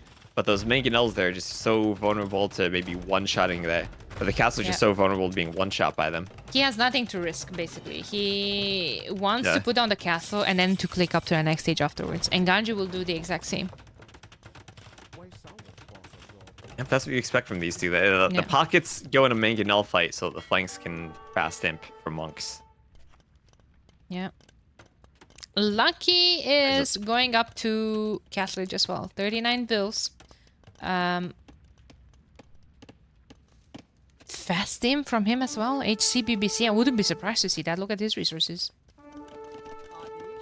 Also, look at the boom here from Dragonstar. 5 TCs and then 4 TCs for Kamigawa. Both the pockets really booming. I guess same with Martin. Martin on 3 TCs and 3 docks. Now adding a 4th dock. So just that pitch boom really powering his eco. 5 TCs versus 4 TCs with the same amount of vills.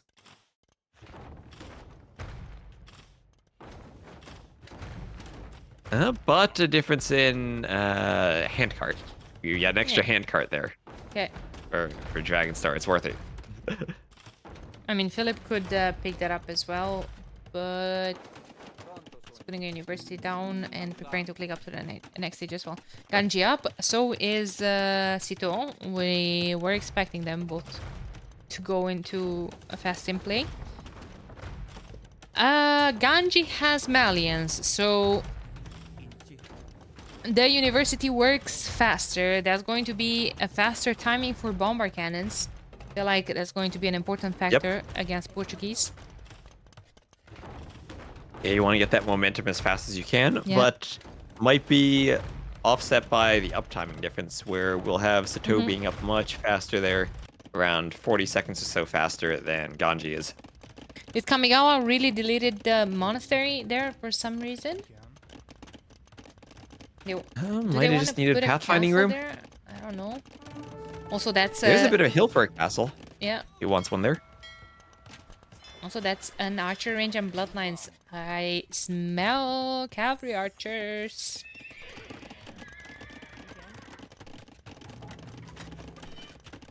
From Magyar. Oh, looks like it. Yep. And you see a castle and recurve bow, but does look like cav archers. Could also try to push down the right-hand side there on that passage and get through the middle that way. Yeah, that is true. Mihai is putting down a castle. There's a couple of galleys here, but not gonna be able to do too much. Lucky Rocks is just going to wall this forever.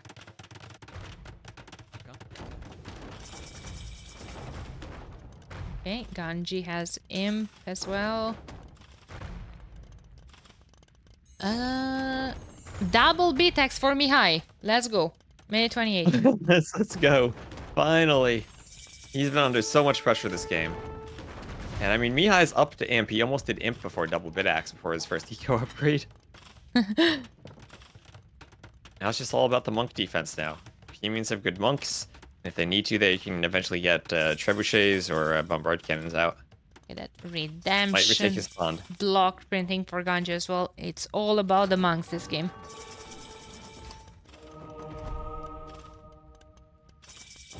Oh, demo on the monks? Demo on the monks? Nice. It's 2 of them. Nice. And there's no more monastery because he deleted it.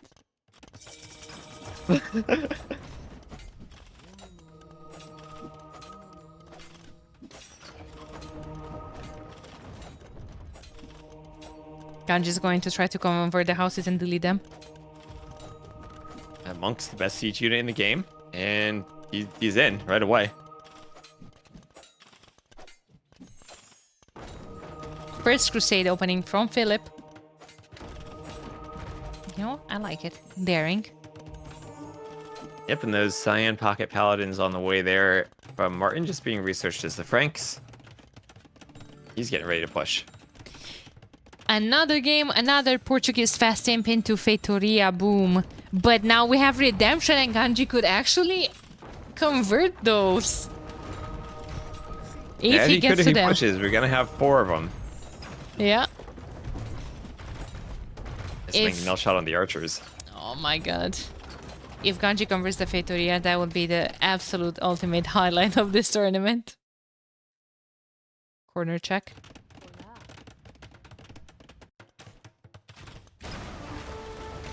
Another demo on the monks? On Mihai's monks? It took 4 months. Oh, Mihai has just been having an awful game. Oh, Oh, poor Mihai. This other monk is so lonely. He's like, where'd my friends go? I told them not to go close to the shore, but now he's standing there as well. Is he on the water? He's literally Jesus. He's dipping his feet All right. in the water.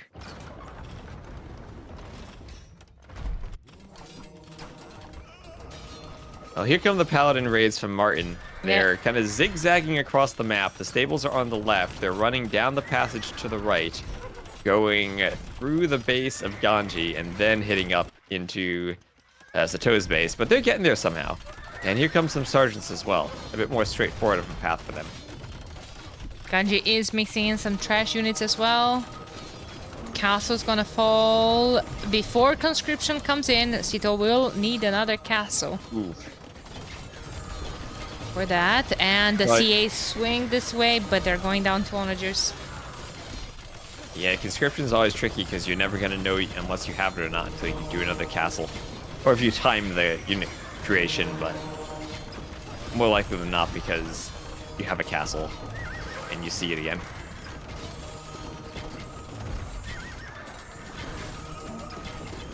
What? And yep, these are elite versions. Play here. Damn, I really want those monks. Now there's nothing stopping them. Sito is trying to protect his Feitorias, getting another castle up, but not a lot of villagers are building that, and I'm telling you, I don't think that castle is gonna hold for too long. He's doing everything he can to save them, but this push is strong. Yeah. And even with the cav archers coming over, it can't quite stop it. And Lucky Rocks is just chilling on the other side. He's just gonna chill, defend, and that's about it. And they're gonna triple this side, and I feel like Team Sito is already kinda behind. Oh, Siege Engineers in the queue from Dragonstar, but ends up losing all the siege before, and oh man, Castle from Sito goes up in the end. All the upgrades on the dungeons are in as well, hoardings including, so now they're up to 3,575 HP. They can get a lot of HP. Yeah. Well, we do have at least Magyar Cav archers, but they take a long time to get fully upgraded, so we don't have too many of them yet. If you get, like, 60 of them with recurve bow, then you can do some damage. But until you get to the good mass, the paladins here, especially from the Franks, are just going to run through and dominate them until, or unless they can get more numerous. Mm-hmm. That's true. If you are Philip here, why do you continue on halberdiers and not on elite sergeants if you already have elite and you already have all the dungeons forward? I think you could probably add them in. Would be pretty effective against if they close the distance on the cav archers. Mm-hmm. They cost gold, halbs don't. Okay. Yeah, in case it's a wood game. And why is everyone making paladins and heavy CA and hand cannoneers when all of these units cost gold? I know, why isn't everyone going full skirmisher like arena? Yeah, no. Okay. Let's not have more of these ideas.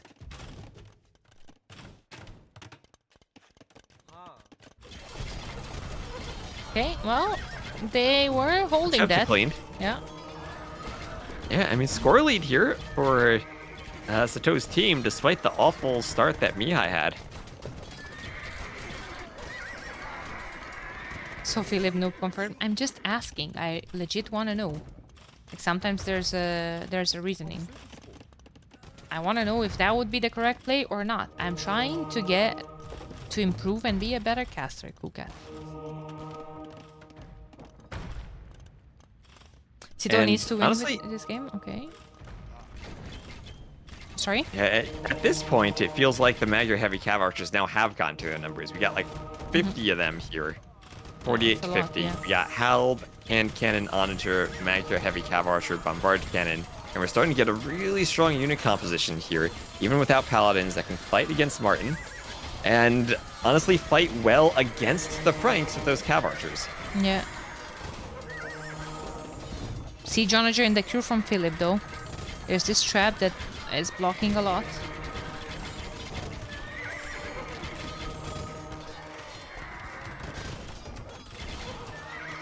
GG already. Let's calm down with the GG already. Or with early GGs. Who needs yeah, we had... Last 2 games, it was clearly GG when we called it. This one's still going.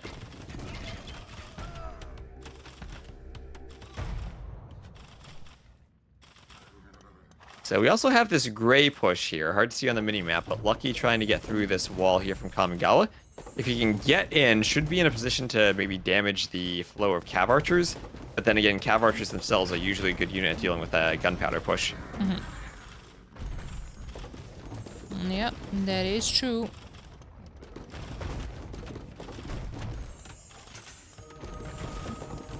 That is true. Sito kind of running from those monks. Devotion coming in. He didn't have that yet. Yeah, Ganji gets away with a bomber cannon. And the bomber cannon is more accurate because it does have the Portuguese unique tag. There's the SOs. There's the SOs. A couple of good shots maybe. Yes, no? Ooh. SO in the queue. It all comes down to SO shots. From Dragonstar as well, but he keeps them nicely on the hill. Doesn't want to throw them away before.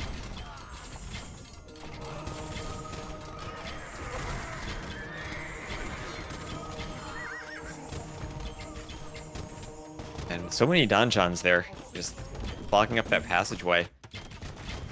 Oh, there has been a cut in the middle from Lucky though. And that's a lot of Hindustani's bomber cannons. It is, but also probably the perfect counter to it in the Magyar heavy cav archers, which are upgraded. And Kamigawa can send a few here to clean this. They're mobile enough that he can play on both sides. The question is then what happens if this push distracts heavy cav archers from the other side? Does that somehow give a bit of an opportunity for Ganji and Philip to start pushing? Oh, Siege Tower! Siege Tower alert. Is this a hotkey? Is this a misclicked button? Halb's into Siege Tower for Dragonstar. Look how fast they are. Man, no, this is actually like the 3rd or 4th set when we see Siege Towers. I did hear a lot of villagers dying somewhere. Okay, okay.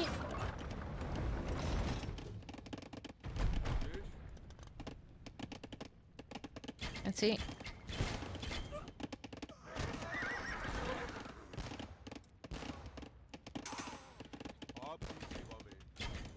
Well, the hand cannoneers from Hindustanis have more range than Kamigawa's. That they do.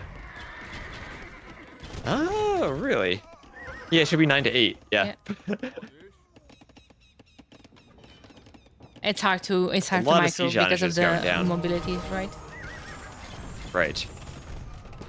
The Dragonstar just lost 5 or 6 siege onagers all at once to some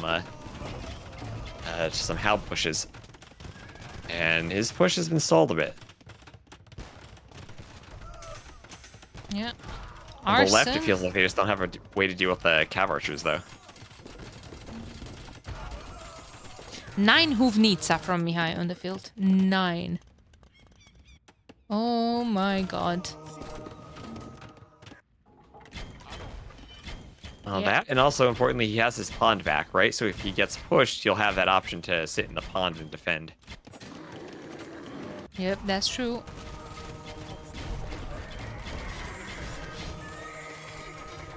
That's true. Dragonstar might get his stuff converted here. And if he gets those conversion and he shoots the CA... Oh, nice. Very satisfying. Oh, it turned into a mangonel. You see that? The Onager turned into a mangonel. Oh, yeah, it's just Age of Empires things. Yeah.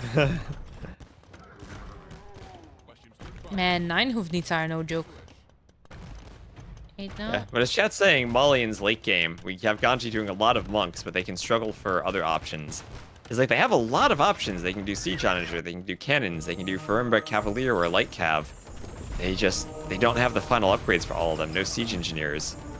Oh, nice delete no on Paladin. What about some Farimba Cavalier? Could be an option, but that's already doubling up a bit with the Paladins, right? You already have Frank Paladins. You don't really need Ferimba Cavalier on top of that. And what about some HC? Malian Cav Archers without Bracer? Are they really going to fight No, the I Magyar was Cav Archer? talking about hand cannoneers, but sure. Oh. Oh, yeah, they can do hand cannoneers, sure. I mean, we did see Byzantine heavy Cav Archers, so...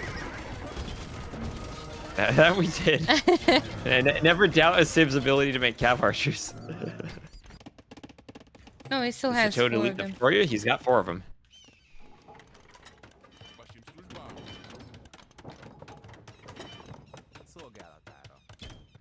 Okay. Okay, okay. Imp Camel may be useful against the heavy Cav Archers if they get enough numbers. But still tricky with the Halb and Halfnitsa behind them. What's Mihai doing on a Jared? Does he want to cut somewhere? I think so. It's a lot of Paladin there. A lot of Paladin. Halfnitsa even getting shots on the Paladin. Now, Slavs do lack heresy. So, Dragonstar is going to... He's gonna do a lot of deleting. Yeah.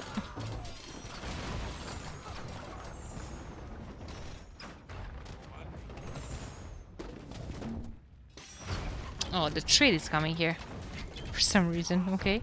The trade from Dragonstar. 18. Come on, Dragonstar, chop chop. You have some work to do until 102 again.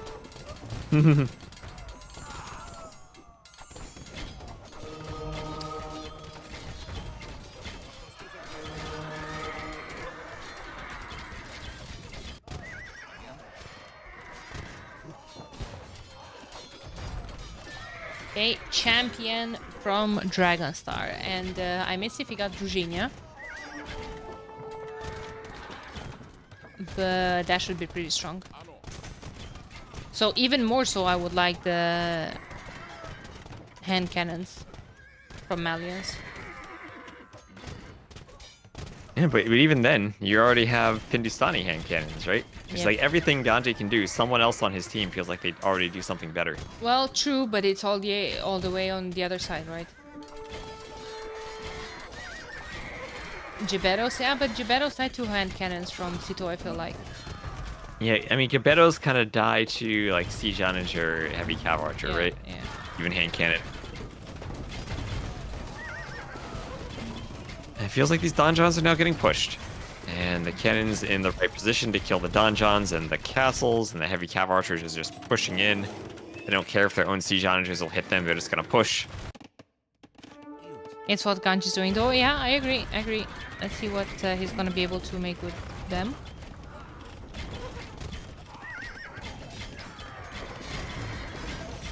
He is getting chemistry now. He is getting chemistry. Yeah, I just lost all of them. 22 more in the queue. Okay.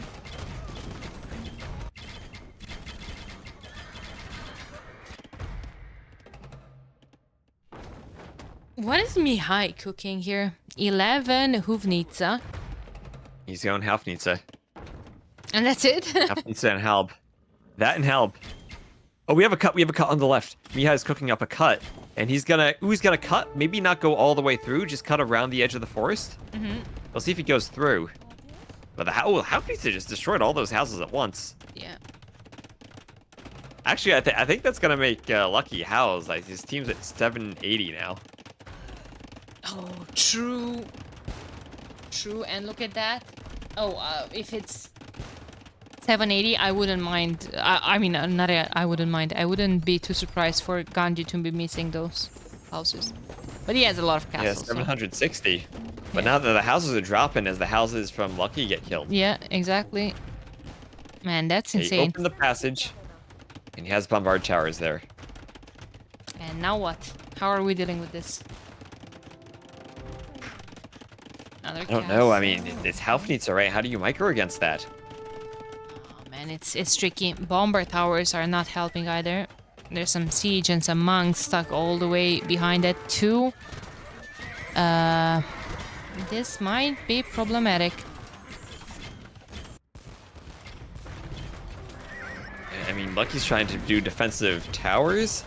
How long are those actually going to stay up? Some paladins on the way. Is that enough? There's a Bohemian halbs. Just gotta create a little pocket of halbs, protect the cannons.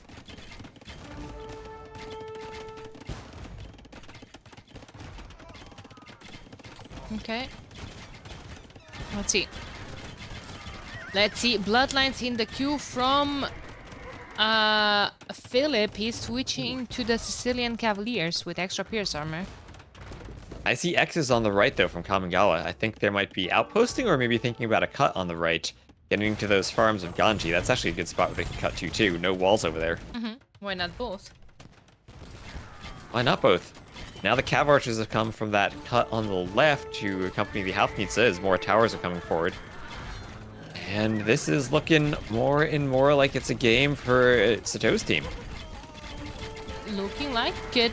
And more towards my prediction because Ganji is definitely gonna win the next 2 games afterwards. You believe. Oh. Anyway, as Chess says, great job by Kamigawa, Micro, and Cav Archers on both sides of this game. Yeah. Absolutely. That's so many. Man, Sito and his obsession with bomber cannons. Look at that. He has 19. I mean, you got, what, Portuguese and Bohemians for cannons this game. That is insane. Oh, look at all those cannons. Look at them go. Those castles are going down. Yeah. There's no army here for Ganji to stop this. Nothing at all. That's true. It's not looking good. It's not looking good. We see a couple of Ghulams sprinkled in. Maybe Ghulams might dive under those towers.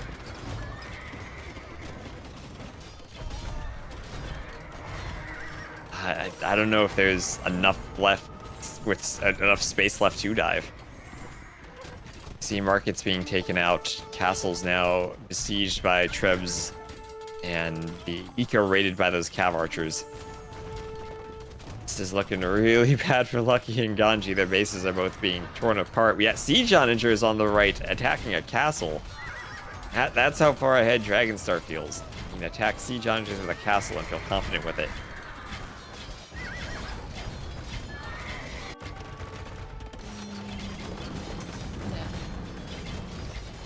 This is crazy. Paladin in the queue now from Kamigawa. He's switching as well. And this game might only take an hour, so we have Sicilians now from Philip, trying to make one big Cavalier push. You mean 1 more hour? Man, Philip is clearing game pause. Please don't tell me someone dropped. Oh, he's just got a sorry 14 from Kamigawa. We need a brief pause. Ooh, Okay. we're good. It's going. Okay. Yeah, but the sorry 14 is screwing the capture age usually. Or at least my capture age. Yeah, it happens. Yeah, I mean, even just happens with pausing and resuming the game usually, not even with capture age, but capture age sometimes feels worse.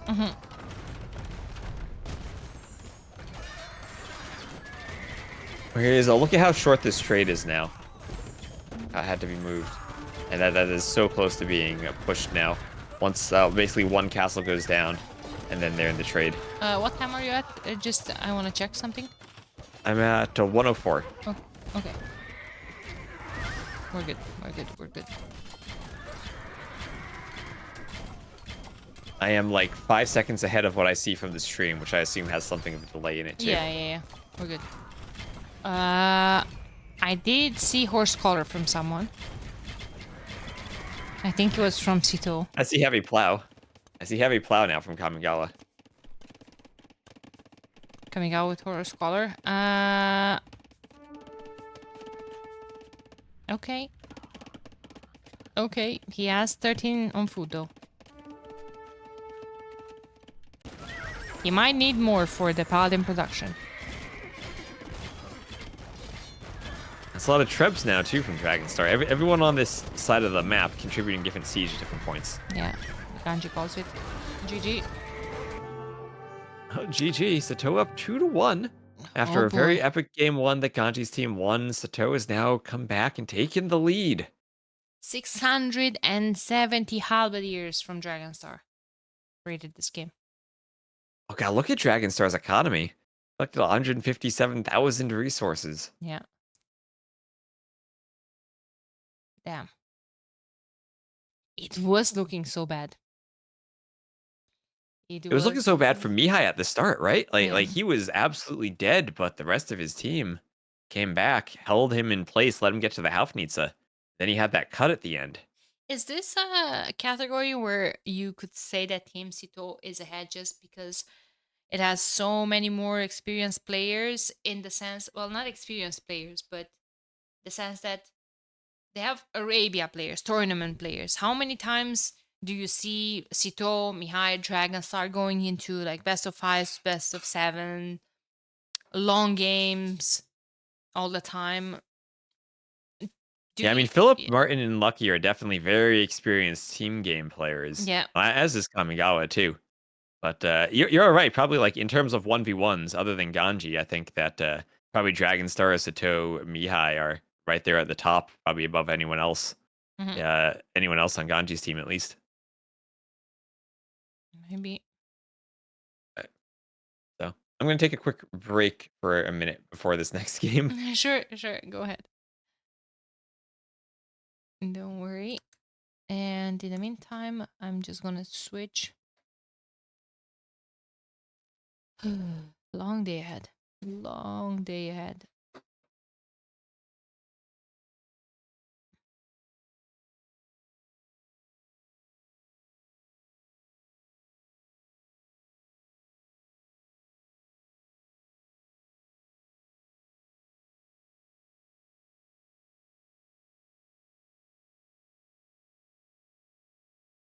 So TMCito just won with Bohemians, Slavs, Portuguese, and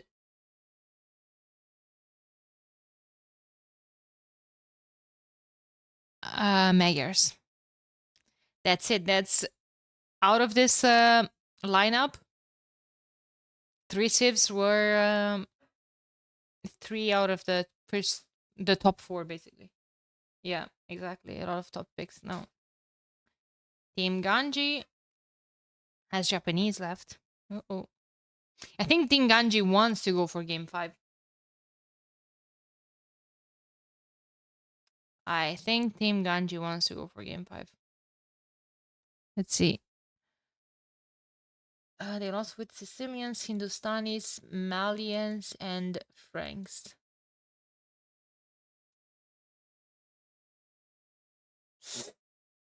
Can they go for game 5 though? A bit of copying there. No, I think they want to go for game 5. But I don't know if they can go to game 5.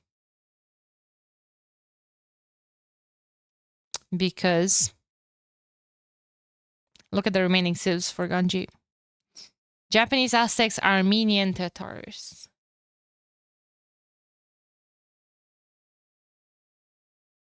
Versus Ethiopians, Persians, Gurjaras, and Italians. Ooh. So kind of like a proper strong lineup for Team Sito. I think I prefer Team Sito's civs more.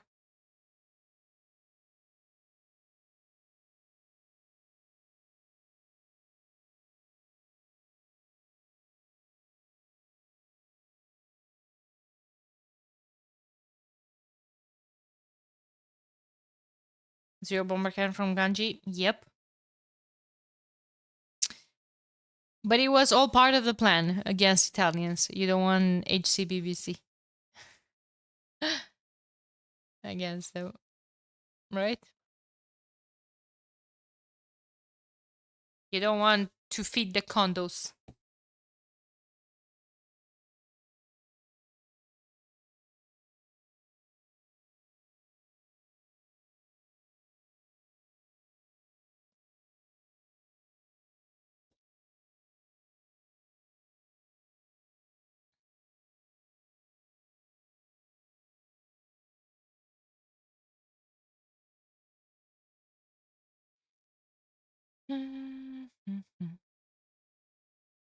Armenians do not have bombard cannons. Nope. We need Druids for the kill. We could.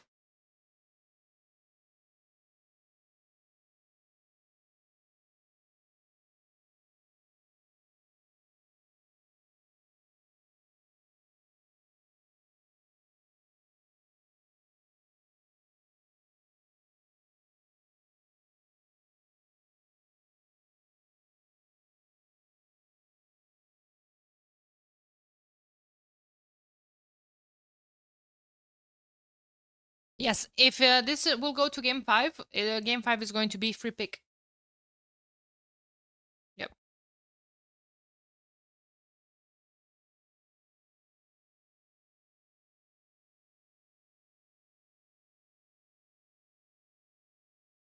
Vamos. Sito is playing Italians. Last time he played Italians, he was holding there like a champ 1v2. Let's see if that's going to be the case again. Marshall Maniac, thanks for the raid.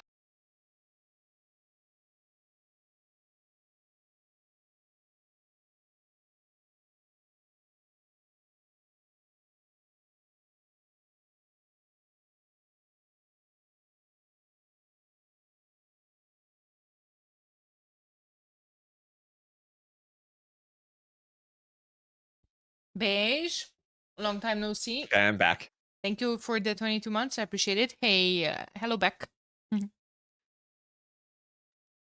Hello, beige too.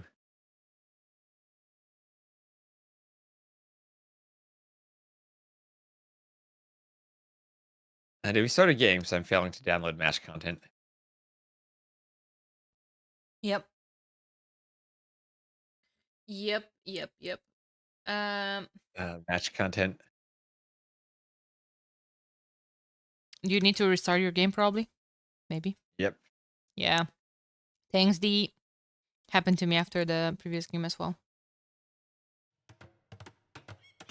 Okay. So, not the last game because Team Ganji, I don't know how, but they are going to make it. Ooh, these civs. These civs, yeah. The civs are better for Team Sito, in my opinion. Well, tricky civ matchups. I mean, Aztecs can be really good on the flank, but maybe falling off a bit with some of the new expansions. We got Japanese pocket, but unfortunately they don't have a pond.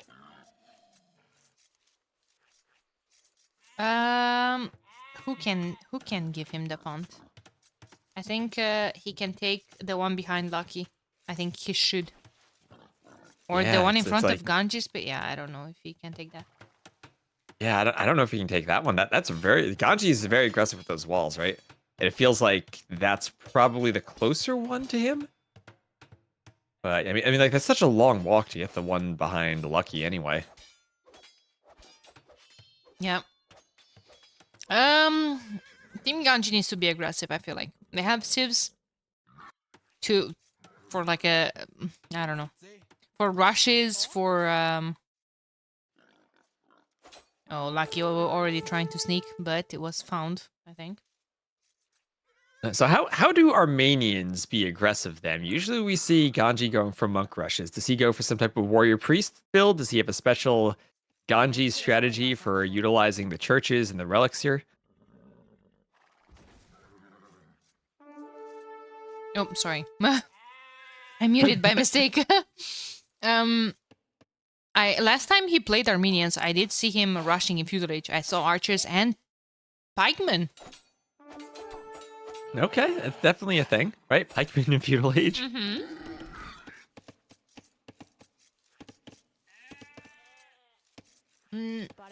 But I mean, I don't know exactly. Let's see. Let's see. Good walls from Lucky. Martin walled that himself. Okay, so oh, he could delete a piece of wall and steal those 3 boars. I wouldn't mind seeing that. Ooh, he could. Even more, you could delete a piece of wall and do something on that pond. That bill... I don't think that bill will live. It's a sneak, but he got caught. Yeah. Definitely. Good job killing that Vil, though. The scout, sorry. Vil is going there. There's a full HP scout from Kamigawa, that's the thing.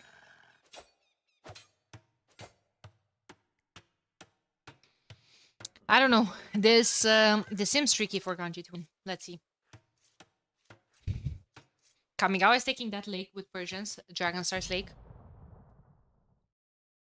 I don't mind that. Yep, and Philip with the Japanese is going to come and take Ganji's lake. Okay, full trust in Ganji.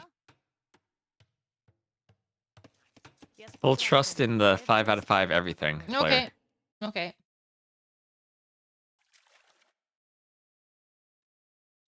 He's a 5-star boomer as well. He's tricky. Yeah.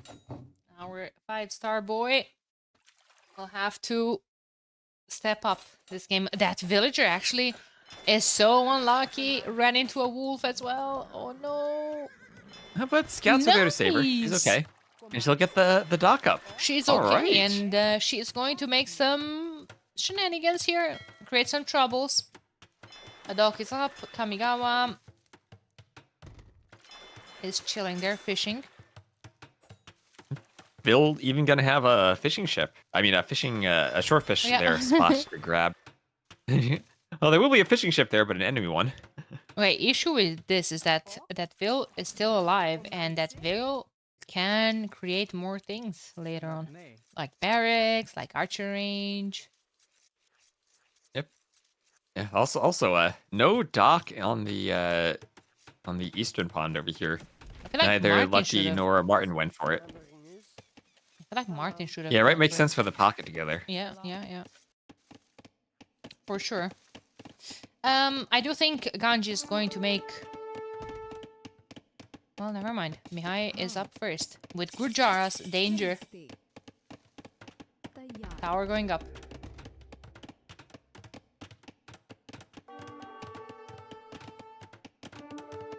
Tower going Yep, Ganji just gonna add more walls. Tricky because you got a wall both sides now. Luck is trying to push Sito as well. He just clicked up to the next stage. Damn.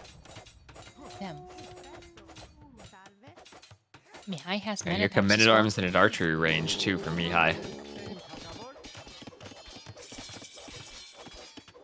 And archers are going to be placed in the tower. They're going to create some panic here. Ganji can just move his mule cart. He still has space to wall behind that. And he's going to counter tower. Yeah.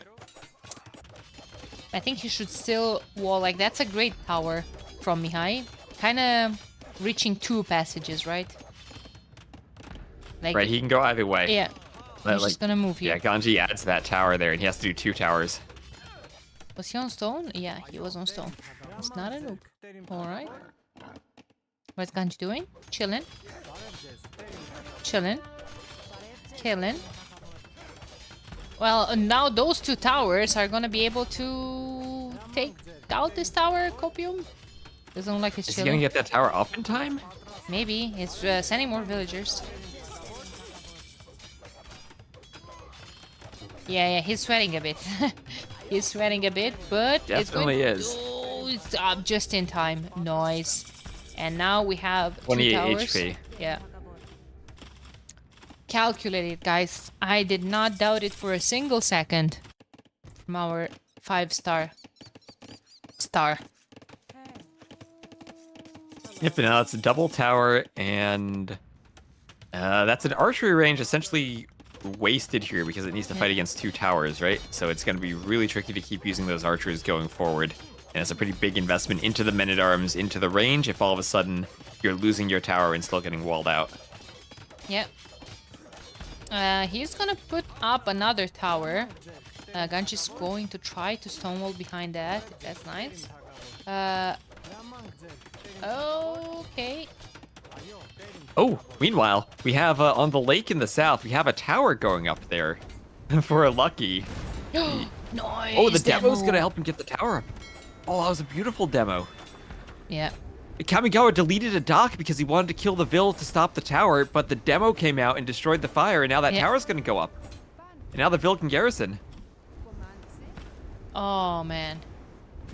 Also, the Vil can delete that palisade and run out. There's a spot now without the dock. Yeah. What a beautiful play from Lucky. And just jinxing some arrow. And Valasek, right? Looking good. Looked okay 30 seconds ago.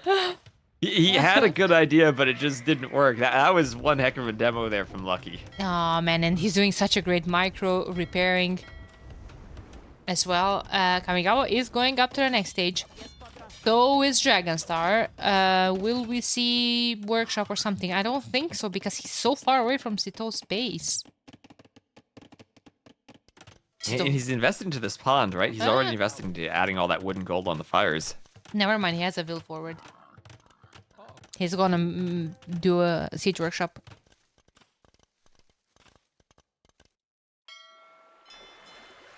Martin did dock. He's not a noob, bro. He finally did. Yeah. It's just the late dock.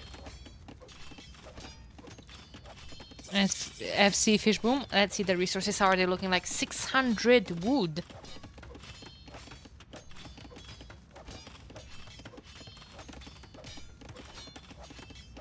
Okay, okay, okay.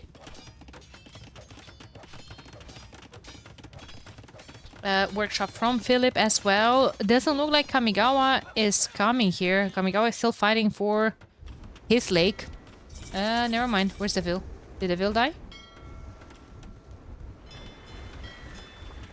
The Vil from Grey escaped. Oh. Is that up there on the right? True. I think it will put down a barrack. Yep. And Kamigawa is just patrolling there, chilling. They see all of this. Man. Oh, that was a nice demo. Yes. Lucky. Oh, doing amazing with those demos. Another one on the queue. No, it's a fire galley. That tower is helping a lot as well. And wow, remember that Vil was basically, like, just to the north there, trapped, almost completely walled in at the start. But it's done so much damage now on that lake. Accent on almost. Almost walled out. How's Mihai doing compared to Ganji? Ganji is ahead, technically. Mihai, however... Mihai walling. Yeah.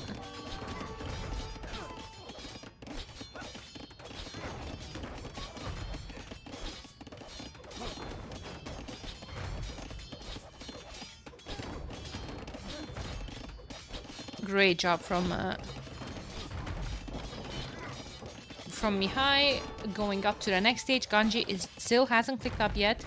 On this side, we do have Dragonstar trying to push the walls, but Lucky is still walling behind. Feudal Age walls for now, but he's creating more shenanigans.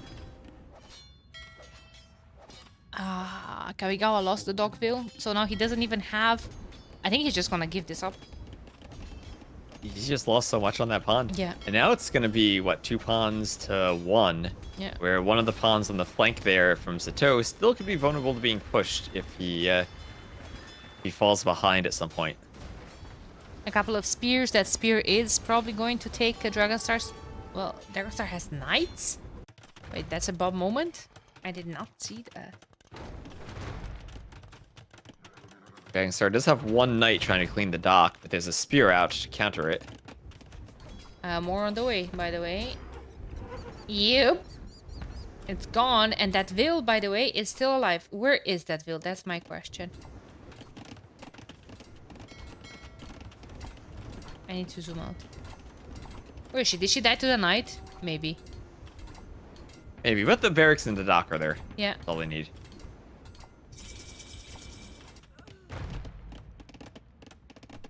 Same, Raven. I have the same prediction. 3-2 Ganji.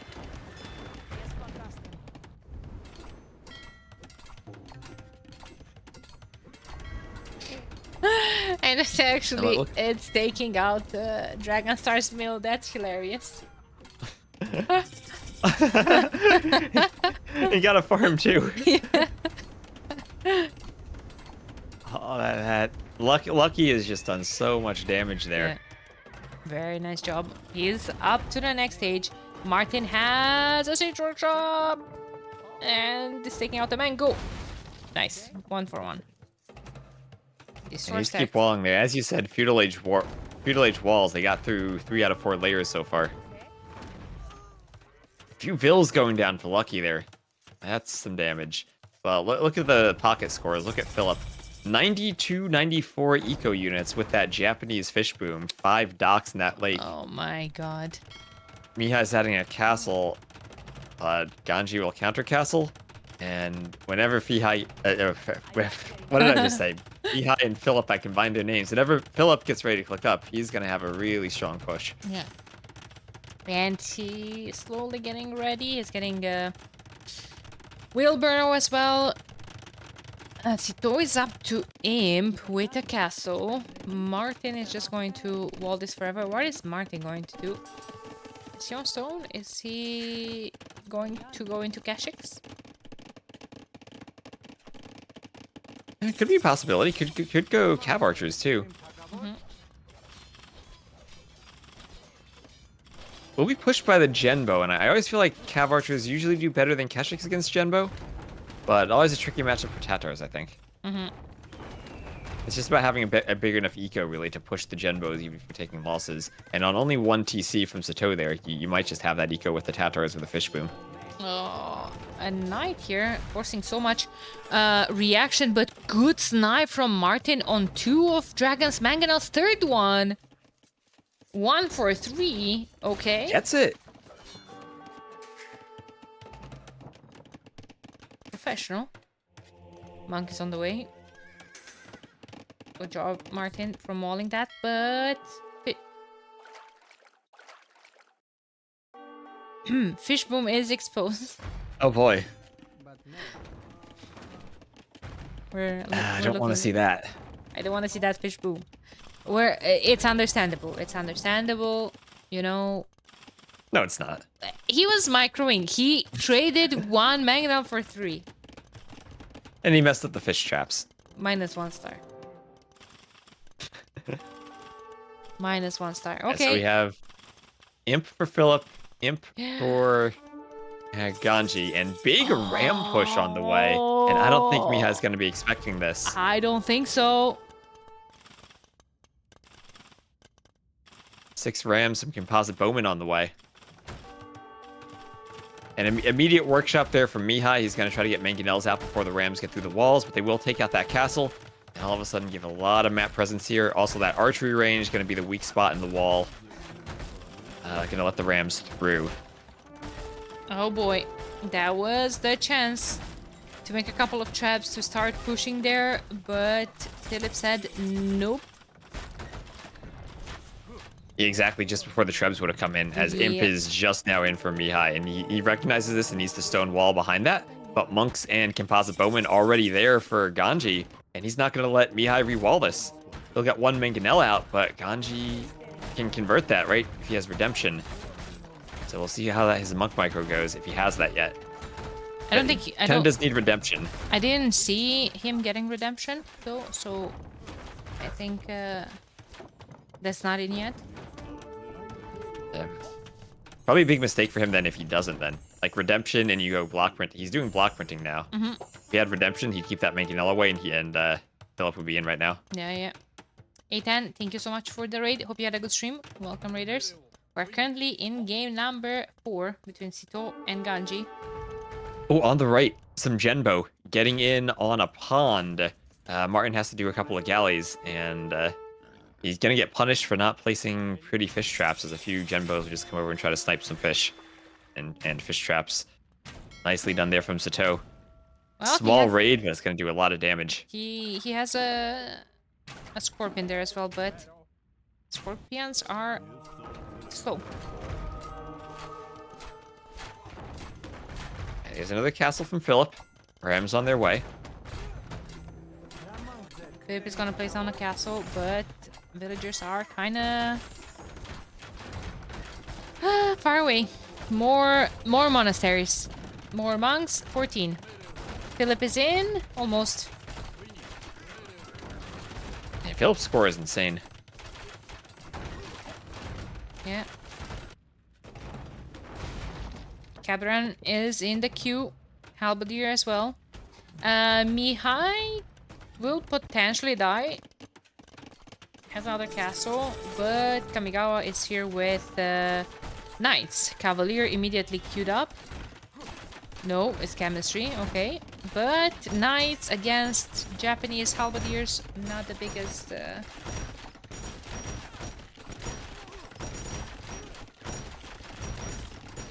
Full monks Okay, except now block Philip's printing. through. Yeah, but then why don't you go full monks in Castle Age if you don't have block printing? Like, why even push for Imperial Age? But I should probably not interfere when it's Valas versus Somero having a conversation in chat, because half of it is trolling and I'm just biting into it.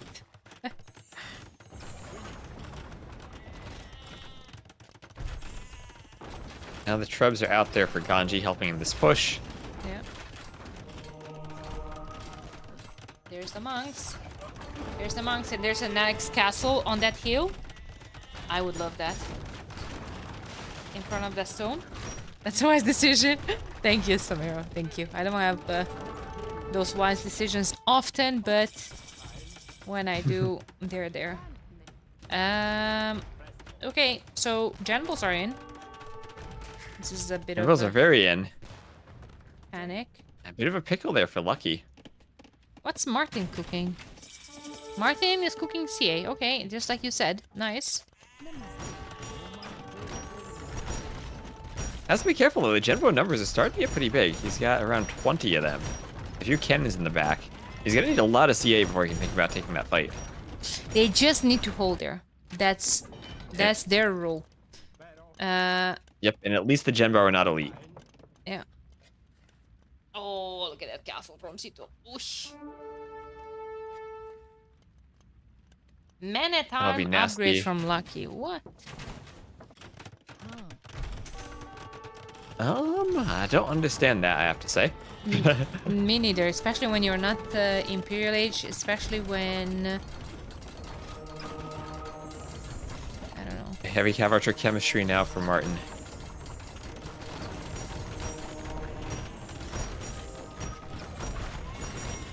Okay, I like that castle, yeah. You just need to hold that side. And Ganji and Philip will do the trick here. Elite Genoese crossbowmen, those are elite now, and they're in Martin's base.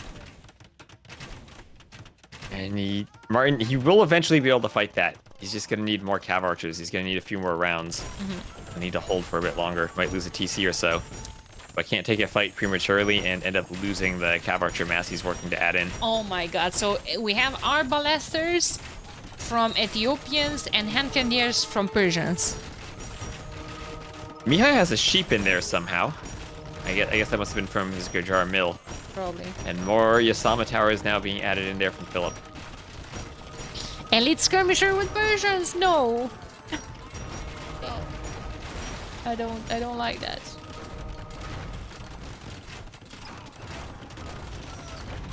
Yeah. Mihai is dying, but what is Martin gonna do against all these Genbo? That's another castle forward there. That's gonna be the fourth castle from Sato. He keeps pushing, and Sato's team has a pretty big score lead right now. Wait, well, he has unique tack and good traps that shoot from Narnia. Maybe paired with that? I don't know. Did Mihai run bills? Well, he's booming everywhere. No, actually, this is open.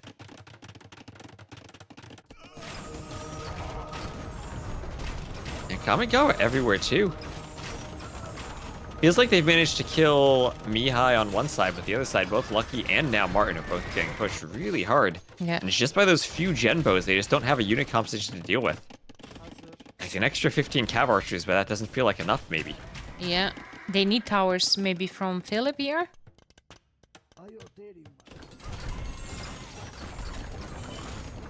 He's at the point where he needs a round of skirms to fight this.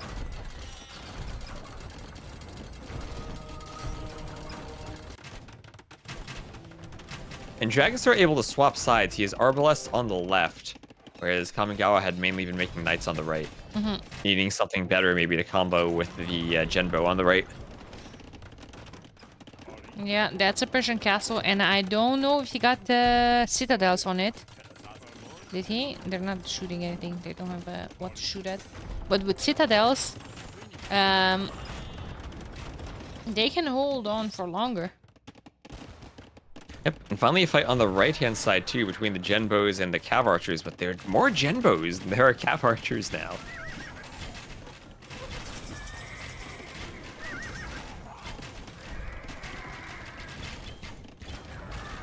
Okay. How many? Martin is starting increasing for Sato's team. Yeah. It's not looking good for my predictions. Silk armor there for Martin. Okay, nice. We have Monk switch from Lucky. What is Lucky doing? Kamigawa is... Bro, what are these? DCs. Sato's team has 100 more vills. You're not getting to them. Nice. Lucky closed the gap in the wall.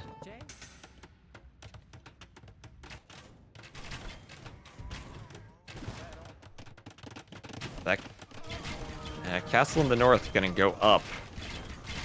Don't know how well the Cav Archers can fight this, but there's gonna need to be trebling behind that. Just gonna give more time for the rest of the team to reboom. Mihai, several layers of fortified walls trying to reboom in the left-hand side. Almost needs to chop through to free himself. No, it's open between him and Kamigawa in the south. The passage in the south has like a line of trees in it. Between the TC and the where he's facing the market. Okay, yeah, he's gonna have to chop. Okay, I was only looking through the... before he's trapped. Yeah. How many monks does Ganji have? He has 39. With only 9 conversions, but I think he lost a lot of them as well. Most of them are new monks as well. But, okay. It's a base race. It's a base race. If Martin can just hold his position while the other side is pushing fast enough, yes, we're talking about game number 5.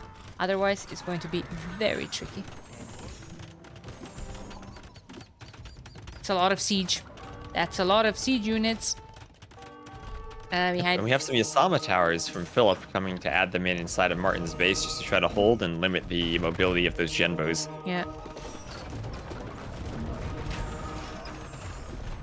Okay, university gets deleted. He's trying to put down a castle, Kamigawa is, but that can be sniped by the onagers. Nice.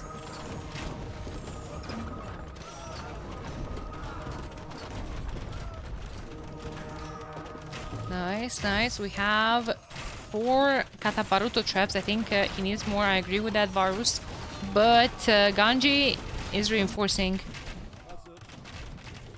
Castle went down? The show is down. Exactly. Yeah, now the Genbos are getting cleaned. Now Martin's able to push back. Martin with a lower score, but I think probably a better eco than Sato's had for a while.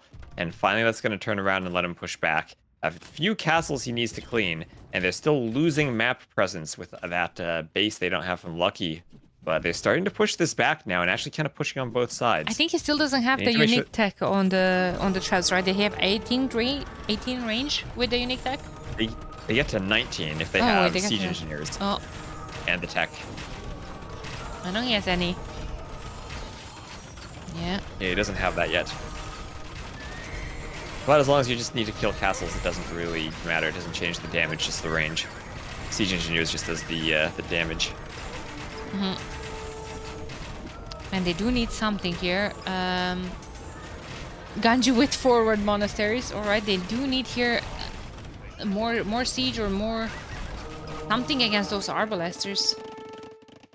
Mihai is doing the classic, joining the game with scrims. Reboom into skirm addition. Alright.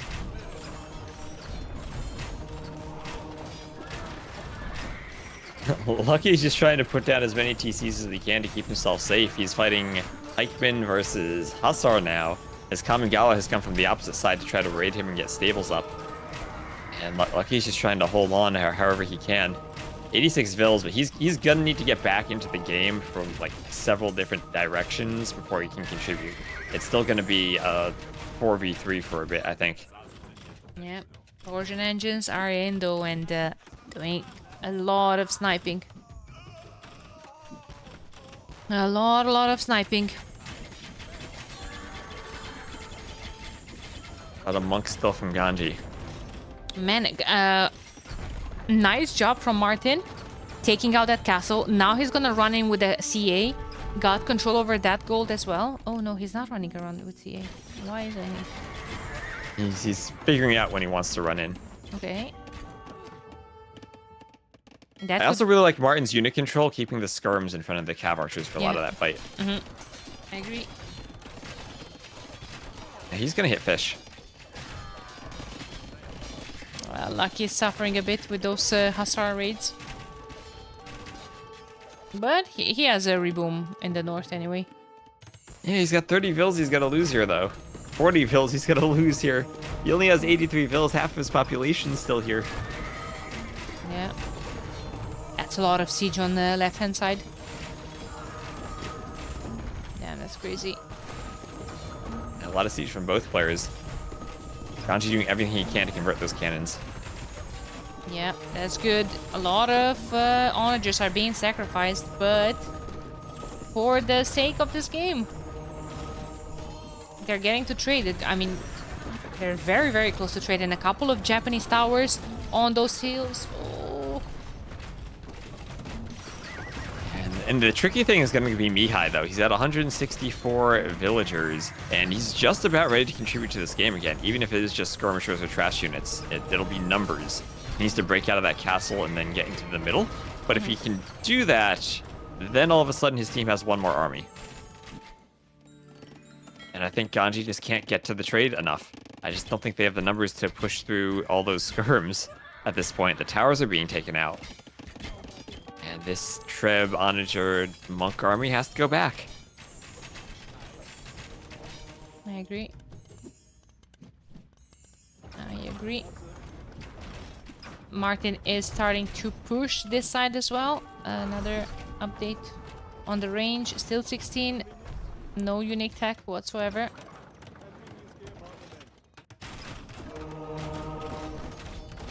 Lucky. I feel like they're going to need Martin to do something like maybe to raid Sato or force them to bring army here. Because Mihai is going to be scary in a moment. I think he lost them, but I did see him having two cannons converted from Sito. That's pretty funny to see. When you see the Ethiopian player being on skirms and bomber cannons.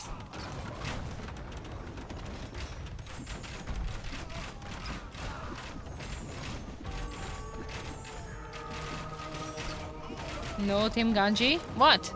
I like Team Ganji's spot right now. It's tricky.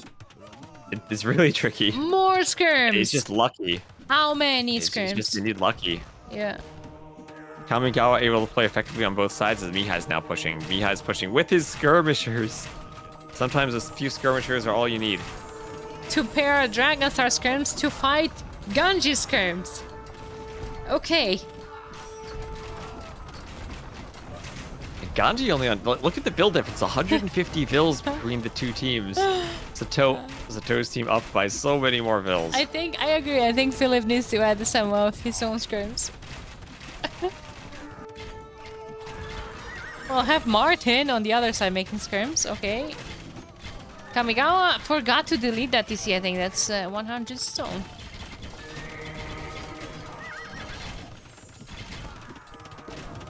They're pushing. I mean, those cav archers doing so much work for Martin on the side. If they somehow come back to win this, it's because of those cav archers. But it's taken him a long time to push, even 1v2. Okay, are we pushing Mihai? Yes, with skirms. Okay. Yeah, skirm versus skirm.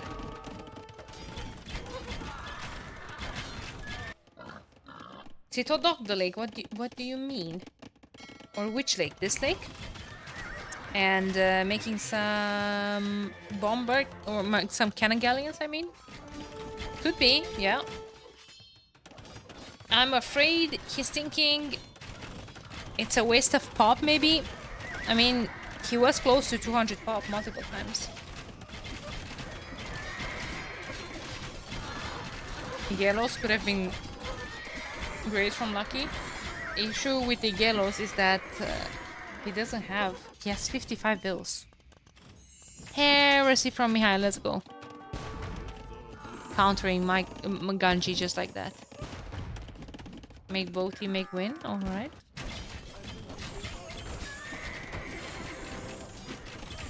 It's crazy the amount of stone Sito put into castles this game. It's absolutely crazy. But we're bombard towers from Tatars. That could be a thing. It's a good campaign unit. Yeah. Yeah, I mean, Lucky's still only 63 vills, Ganji only 86. They're really gonna need more of an eco if they're gonna come back and help take their or carry their teams.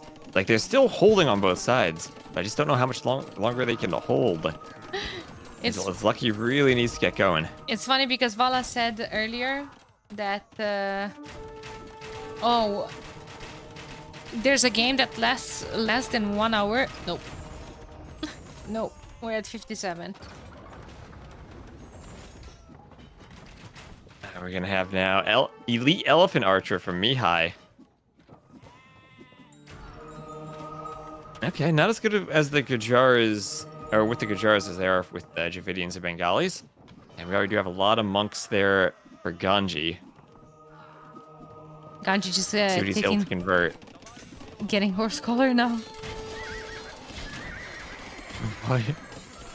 Horse collar is definitely a good upgrade.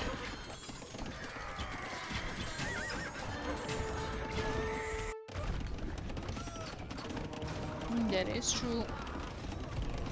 That is true. Elephant archers now from Mihai switching into a proper unit. We need more skirms here.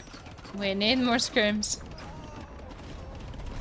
Yeah, a lot more skirms.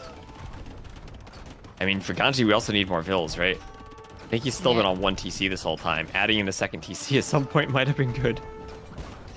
Well, I remember watching a Ganji game where he just got like 30 vills from conversions. Look at that, he drams from both Dragon Star and Kamigawa. Let's go.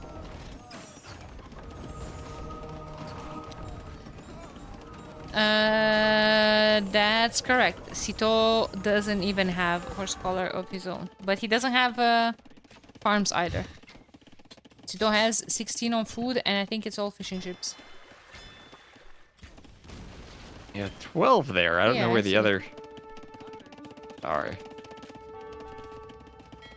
Yeah, I guess you don't need horse collar if you don't need farms.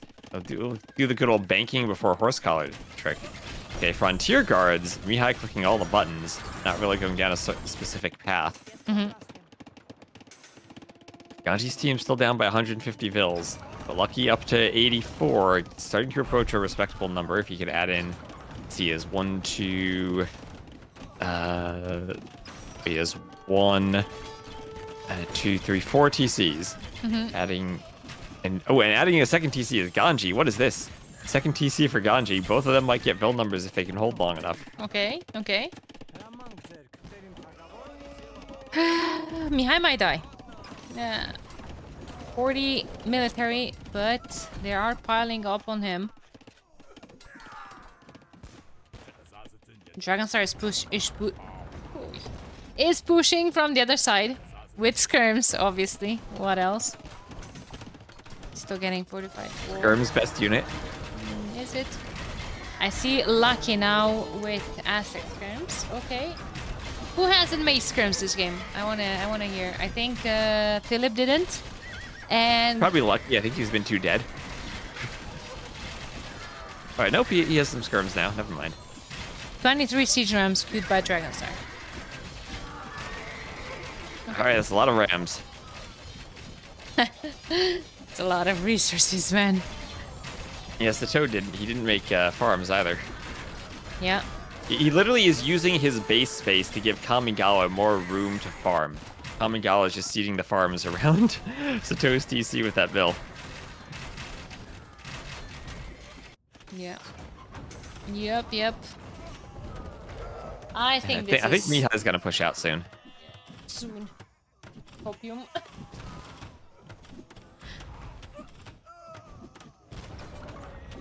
Check lucky base. This. A ram taking out the monastery. That's about it. It's GG, but they will fight because last game. Yeah, I mean, they're more than 100 pop behind.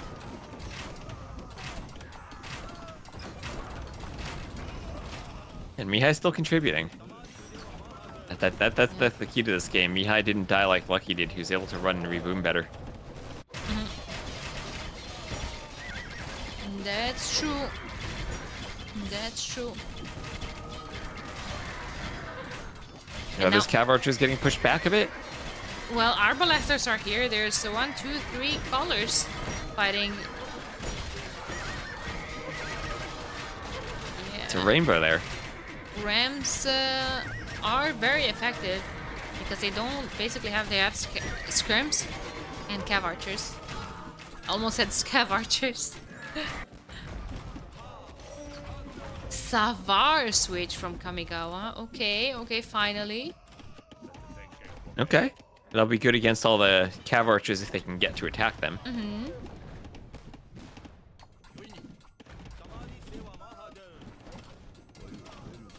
If. Calling it a draw and go game 5, guys, says Ganji. Oh, wouldn't you like to call this a draw?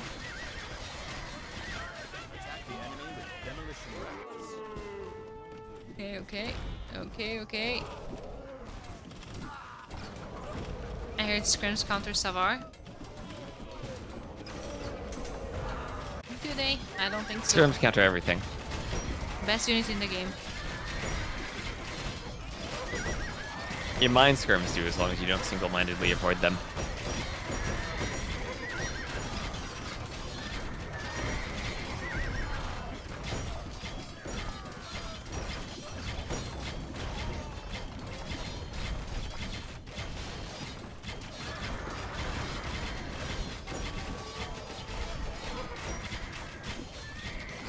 I'm dead. That's a lot of Cav Archers still.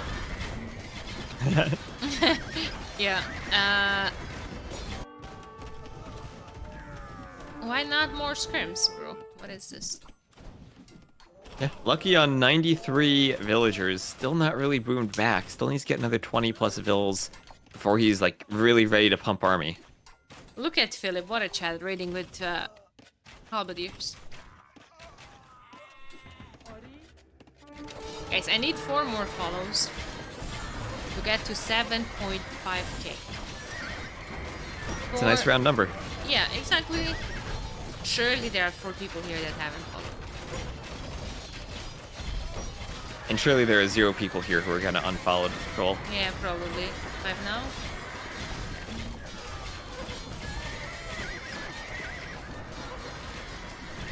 Look, she's passing. Thank you for the prime. Okay, don't forget to check your primes as well. Luis, thanks for the follow. 3 now, right in time. Let's go. 3 left. 14. Aztecs have siege onagers. Why not? They do? Yeah. Oh, I think the eco might have something to do with it. Maybe. I see him heavily housed though. You can make siege onagers if you're housed either. I see now like 32 plus or 30 plus elephant archers here from Mihai. He's slowly but surely just getting a mass of these things to deal with the skirms. A massive army.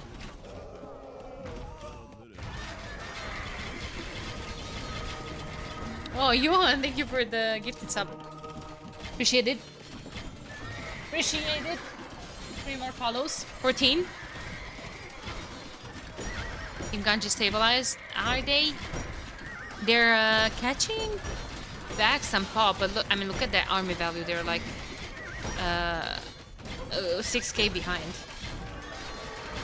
Yeah, but like if they can't get lucky back to a good pop, maybe there's a chance. They're just losing so much control for trade. Yeah. The Rams are an issue when they only have range units, right? But it's okay, Luck is here Right, with and a the few pikes. Yeah.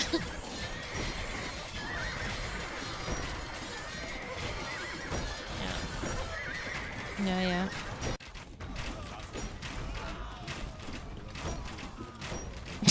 I just double click 40 units from Ganji. They're skirms and they have two kills on them. He's split microing them. He's split microing skirms. No way. This is the first time in my life when I've seen that in a 1 hour 20 minutes game.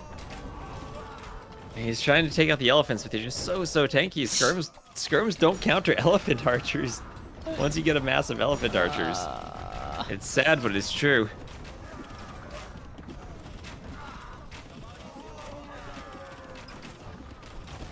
Skirm versus skirm. Skirms versus skirms. Peak RF. Yeah. They know I for sure enjoy this. Cheating with elephant cannons. Finally, they're cleaning down the elephant numbers. Yeah. We do have the Tatar Hussar though. Skirms greater than elephant archers? Maybe they are. You need a lot of skirms though. We need to add skirms elephant. Luis, I made a nice opinion of you. Like I had a nice first impression. I asked for people to follow. I need 3 more followers. You followed. Said, oh, look, what a nice guy. And then he has an idea elephant skirms. of elephant skirms. Why do you hate me? In particular. Draw offer still on the table. Ganji fighting for it. Ganji's on the right, his team is right getting now. pushed. Yeah. They're getting pushed 3v1. There's some red, some purple, some yellow. All the colors there as Mihai is holding up with elephants on the left.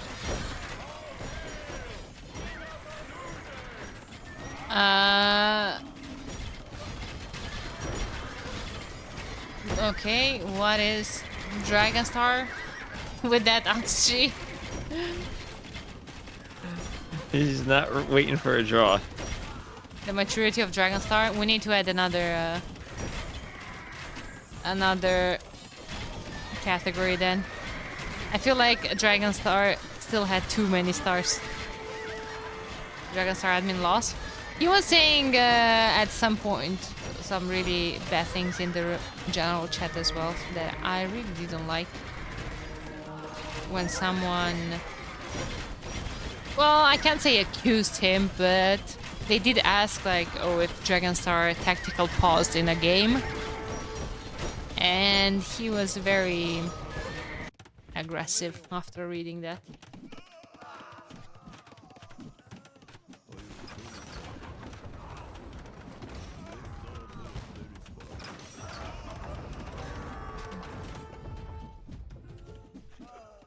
Yeah. G to There's the GG boys. from Lucky.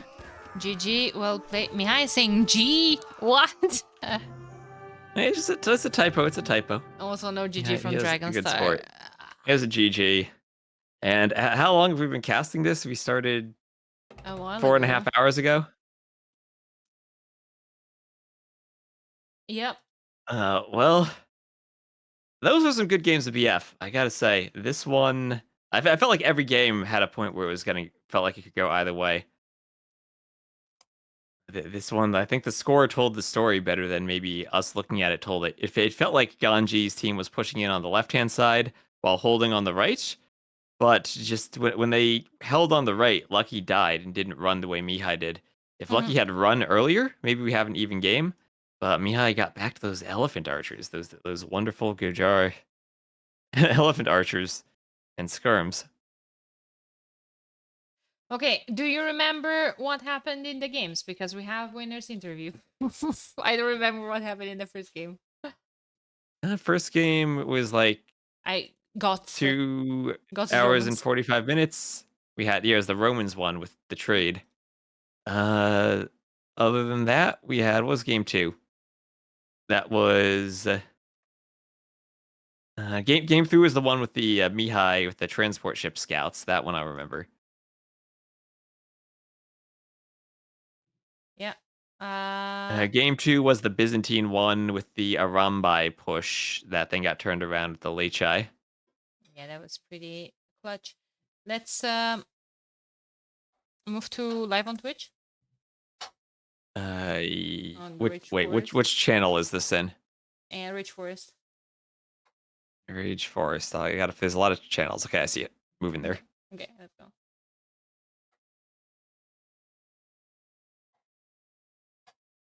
Let's go, and let me let them as well.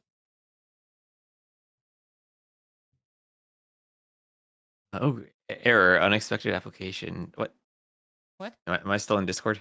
Yes. I just got the most random error message that said error, unexpected application error, and it didn't tell me what application error. So I was worried it was Discord for a second. Okay. But we're good. Probably capture age or DE. Probably. Let's go. Hello. Hello. Congrats, guys. Wait, where's the Thank team? you. I don't know. Wait, am I alone? Yes, you need your team. Yeah, they're just talking They're about the celebrating. win, being so proud. All right. There they are. Let's Hey, guys. go, vamos. Let's go, vamos. Congrats. Thank you. Thank you. So, Hey. we were questioning if you guys are going to be finishing this set to begin with until the final. After the first game, Uh, yes, we. After we were questioning the this first. was.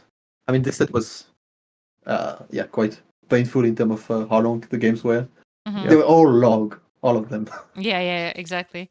I had a couple of viewers at some point. Valas was typing in the chat like, "Oh, we're gonna have a game under 1 hour." Nope, we didn't. Nope. I think None of them. no. I think the first Nope. game alone Not even close. lasted more than the previous set. Oy. So yeah. That was what, 2 hours 47 minutes. Good job breaking the Well, records. we left just and play right. for casually 4 hours, so it's fine. Yeah. Okay. Makes sense. Casually. So we're gonna try to make a couple of questions. I don't even remember fully the first game, but I do know that Us neither. Tito struggled there for a while. Well, struggled. Had a 1v1 with Ganji forever there at the bottom. Yeah, Awesome. that was. I mean, balls is a pain in it. It feels like playing trash units, but with gold units. I don't know. Yeah, I mean, it felt like it was going back and forth forever. Yeah, they were like. I mean, at least on my side, there were 3 spots. There was the bottom where he did the cut, the initial area, and the area I was like trying to push the trade all the time. Man. And that was like pushing here, then having army here, then Yeah. pushing here, then having. It was like we're switching. I swear to God, I even said you guys were like Tom and Jerry. When you were pushing at the top in the trade, he was cutting at the bottom. When you guys were pushing through the initial passage, like I don't know, someone was switching this side and was pushing in the trade. I think that was like humans have the survival instinct. I think that was a sleeping instinct. It's like we both wanted to finish the game right now, like when there is no need, it's even. But we wanted to finish the game, like okay, it's time, let's go. Yeah. So I was done with that game. At some point, we were considering calling the GG when it was like we are all full pop because we're like, it's never gonna end and we are not gonna win with our civs. Well, that's the thing. Like, what was up with those civs? Was that like just like a throwaway lineup? You picked all civs at the very bottom Yep. of the draft. Yeah, throwaway civs, but it carried us the other 3 games, so I think quite so happy too. with that decision. Yeah. Like we had amazing civs the other 3 games, and they had really good civs the first game, and they still struggled in him. So we were feeling confident even if we lost the first game. And you had 100 trade cards from Dragonstar that game. Oh my god! Centurions, baby, they're expensive. Well, yes, but we don't actually have space for Centurions if we have 102 trade cards. I mean, Dragonstar needs a lot of trade because every set he does all the units in the game. Yeah. Right, Dragonstar. Pretty much. Dragonstar, you make everything. Like usually pockets Alb SO. They make Alps, they make SO. Dragon Star, starting with Alps, Bobat Cannon, Onager, Scorpions, Unit It's like Unit, deathmatch Champions. experience. He's getting to deathmatch, that is strength, so makes sense. Yeah, that's true. Also, where's Kamigawa, man? I was gonna congratulate him for the Dromon, God's Dromons in that lake. He wakes up at Multiple like 5, times. so in Yeah, 4 hours. Okay, yeah, I think. Also, that was the game with Mihai's plumed archers, right? Yep. Oh Yes. my god. Endless plumed archers everywhere. At some point, I just got tired of microing them and just patrolling right into the onagers. I was like, screw that. Yeah, you know what? I'll No. just switch into eagles. Yeah, I Yeah, won't just sleep plums one for question. 100 times. One question to casters. Did you see that Mihai cancelled Imperial Legend the second game? No. He did fast imp and cancelled it halfway. Yep, With Byzantine. Oh boy. with My plan Byzantines. didn't work out. I was like super behind. He cancelled Oh. it. I was thinking, okay, that's 0-2. And somehow it worked. I think Uh, we probably didn't notice that because that was around when the drop happened, maybe, or like a bit It before was, that. yeah, it was before the drop. Yeah. During the drop, Mihai The said, I drop. hope we go back to before I cancel my imp. Yeah. Deep inside, yeah. Or at that point, I would have not minded even restarting the game, but the restore worked. Damn, yeah. I mean, that game, I feel like That was the latest. Arambai push. Yeah. Yeah. Yeah, it felt like he did a lot of damage with that, but then you two just like turned it around, or I guess Kamigawa and Mihai turned it around on that side I pretty think we quickly had better before the Koreans composition. did. Yeah. That is true. And not sure how helpful cataphracts were in that moment. Because it felt like then the game turned in our favor. Yeah, cataphracts are insane on BF. Okay. But until cataphracts on BF, what do we feel about heavy CA from Byzantines? Oh, Well, I said something about it. When I saw them, I said something about it. Yeah, Sito said something and then I, I changed my mind. Because I clicked on them, I saw 60 HP, I was I was Okay. thinking about pop efficiency and I was like, okay, they should be better you think than they're better than Arbalists Arbalists? at this time. I Yeah. don't know. Yeah, But... no bloodlines for them. Wait, Well, do they have little a bit higher partial HP tactic to and keep higher to attack. get the Alps? No, okay. Nope. No. Shit. Good job, man. That was funny. Well, we It did was see 12 midnight, okay? the other day Khmer have archers. So Oh, that was us doing it. Yeah, true. oh, true. And Mager CA. Well, Yeah, we yeah. are, CA lovers. He opened ballista defense to cut into Cavarches. Yeah. Like who? Like tell me another team that would do that. Another player than Dragonstar. All right. And then let me remember game 3. That was the one with the transport ships over the pond, right in front of Mihai. Oh, yeah, Mihai was in a slight coma. Ah, yeah, Yeah. that game. Luckily, it was Bohemians. I don't know how you recovered. I thought it would be a game where I'm pushing and you are getting pushed and we are turning on the map. I thought it They would be didn't this kind push. of map. They didn't push. Okay. That was And or when I they saw the build pushed in fight, the middle. when I saw the build fight and pocket scouts, like green scouts coming to your side and killing the base, I was like seeing our first pick going into the hell. Yeah, first big Bohemians. Bye bye. I was like, oh.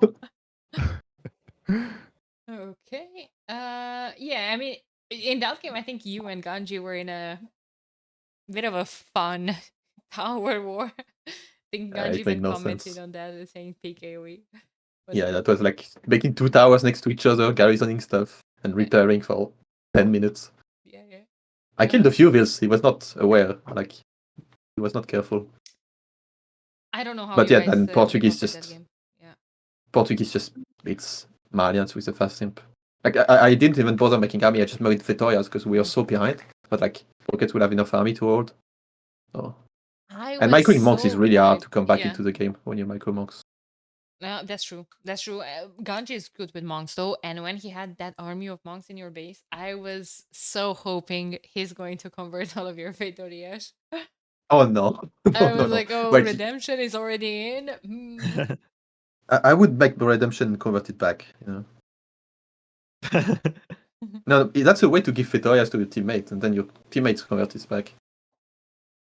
Yeah, Oh, Perfect. okay. That's already big brain. they Well, say. you get extra pop space, right? You lose it, then you make another one and convert it back. Oh, true. David saying who pointed out that Philip didn't have begins for an hour. Ooh. Oh, okay. Maybe first game would have been Would that one change too much? well, probably. I think I so, mean, yeah. that game lasted for 3 hours. What's 1 Yeah, hour? of course would have changed. That's true. Maybe would have not lasted 3 hours if he got begins. Yeah, that's the thing with the guy. It feels so comfortable. You don't have to upgrade much. It's so easy to upgrade stuff from the blacksmith, Yeah. but you kind of forget about this kind of thing. Like you are in this comfortable situation. You're like, oh, I'm chilling. I have Bulgarians, and you forget about begins. Okay. And for the last game, do you guys have anything to say for yourself for making my life a living hell for watching 5 people out of 8 making skirms? No. Not on the sieve, I guess. There was no cavalry sieve on the left side. There was not True. a single cavalry sieve. There were Japanese helps as well. So. And there was no onager on the field. That was just canvas. When you see Ethiopian Persian pockets and they're both making skirms. Life is good in that moment. But this game was dragged on so long because of me. Kamigawa and Dragonstar said like 2 or 3 times, "Oh, let's clean Gray's base," but I was stubborn. I was like, "No, I can't kill the little guy." And then he was a pain in the ass, Yeah. rewarding. That's my bad. This one, my bad. Anyway, Yeah, he stayed alive for a while. Yeah, he was so annoying. He did so good. Like I felt like Lucky was like not that good at the beginning of the game, but once he was dead, he was playing insane.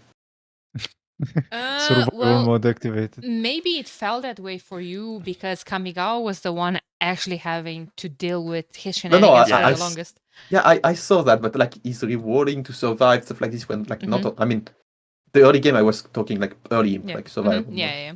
Okay. Yeah. But then he was a that pain in the pond in ass. the early game, he was Oh my doing God. insanely well. Yeah. Kami was in pain. Kami just straight up gave up, and I was like, okay, you know what, have it, whatever. Yeah. At some point we should have gave it up and like Dragonstar could do 1 monastery and take it back with monks.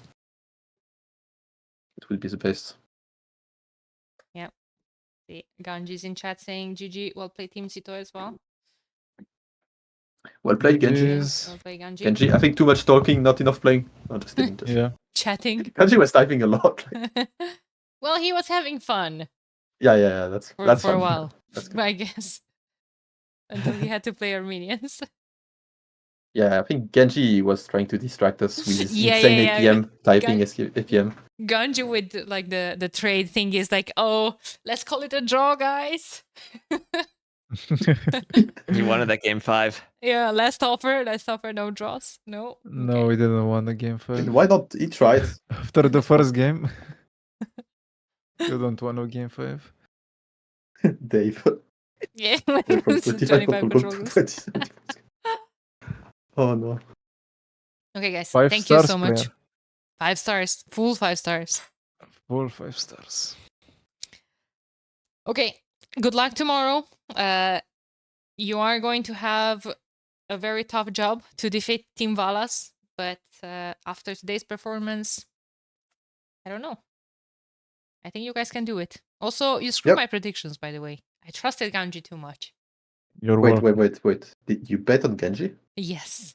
But yesterday you told me about the winner interview. Did you tell Genji about the winner interview too? I told all the captains. Okay. I was feeling special, like, oh, she's betting on our team. Right. No. Unfortunately, I bet on Ganji. But it's okay. I see. Okay, guys. I'll see you tomorrow for the grand finals. Yeah. By the way, GG. Daniela, you can Okay, delete today. that farewell video, okay? Our farewell video. You Well, don't need it. that's a highlight video that I'm going to show for the champions as well. But if you say so, Oh, then okay. No, it's fine. Yeah, It'll be a champion keep it video, for not the a farewell video. yeah.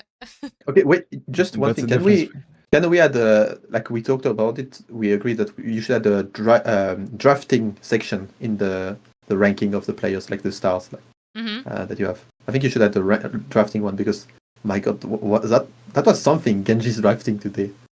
That was really bad draft in my opinion. And I remember the captain show match. Genji did the draft for our team. That was also a disaster. I Well, think Genji is was 5 stars missing- everywhere, but 1 star in drafting. Well, Ganji was missing his team today. I Yeah. was watching his stream and he was like, "Oh, my team is not here." The But- best player of the tournament, but the worst drafter. Genji. I do see a lot of bad civs, but hey, I think I don't know. You I can think feel they that have in the games too. Yeah, for sure. Like in Imp, we are so comfortable that we will win with our saves. I think they had a better lineup where they had Spanish Koreans in that game. Really? Wait, Spanish, Korean, what else? That was when they had Chinese too, right? Yeah. Yeah. Yeah. It felt like they always had like one subpar civ, no matter what other ones they threw out there after that first game. But to be fair, Chinese were really good that game. Like it was a perfect map and situation for Chinese early on, at least. Yeah. And then warding the map. That was perfect Chinese game. But yeah, they can be really bad. That's true. Okay. Yeah. Okay, guys. See you tomorrow. Get some Alright. rest. And yeah, well played today. GG's. GG's. See ya. Bye bye. Bye. See ya. Bye bye. GG's. TOS, thank you so much for co-casting with me today. I hope you enjoyed it. That was a long one. Absolutely, it was. And, I hope you're feeling better. Hope the finals will be. Or the finals, are they best? I should check the settings. Are they best of 5 or best of 7 tomorrow? 5-5. You're not extending it to a best of 7? Just have a really long finals? Well, I'm not the host of tournaments. I would have made it best of 11. At least. That's how to do Rage 4-6 then. All right, thanks for having me on. Enjoyed. Thank you, TOS. See you later. See ya. Bye-bye.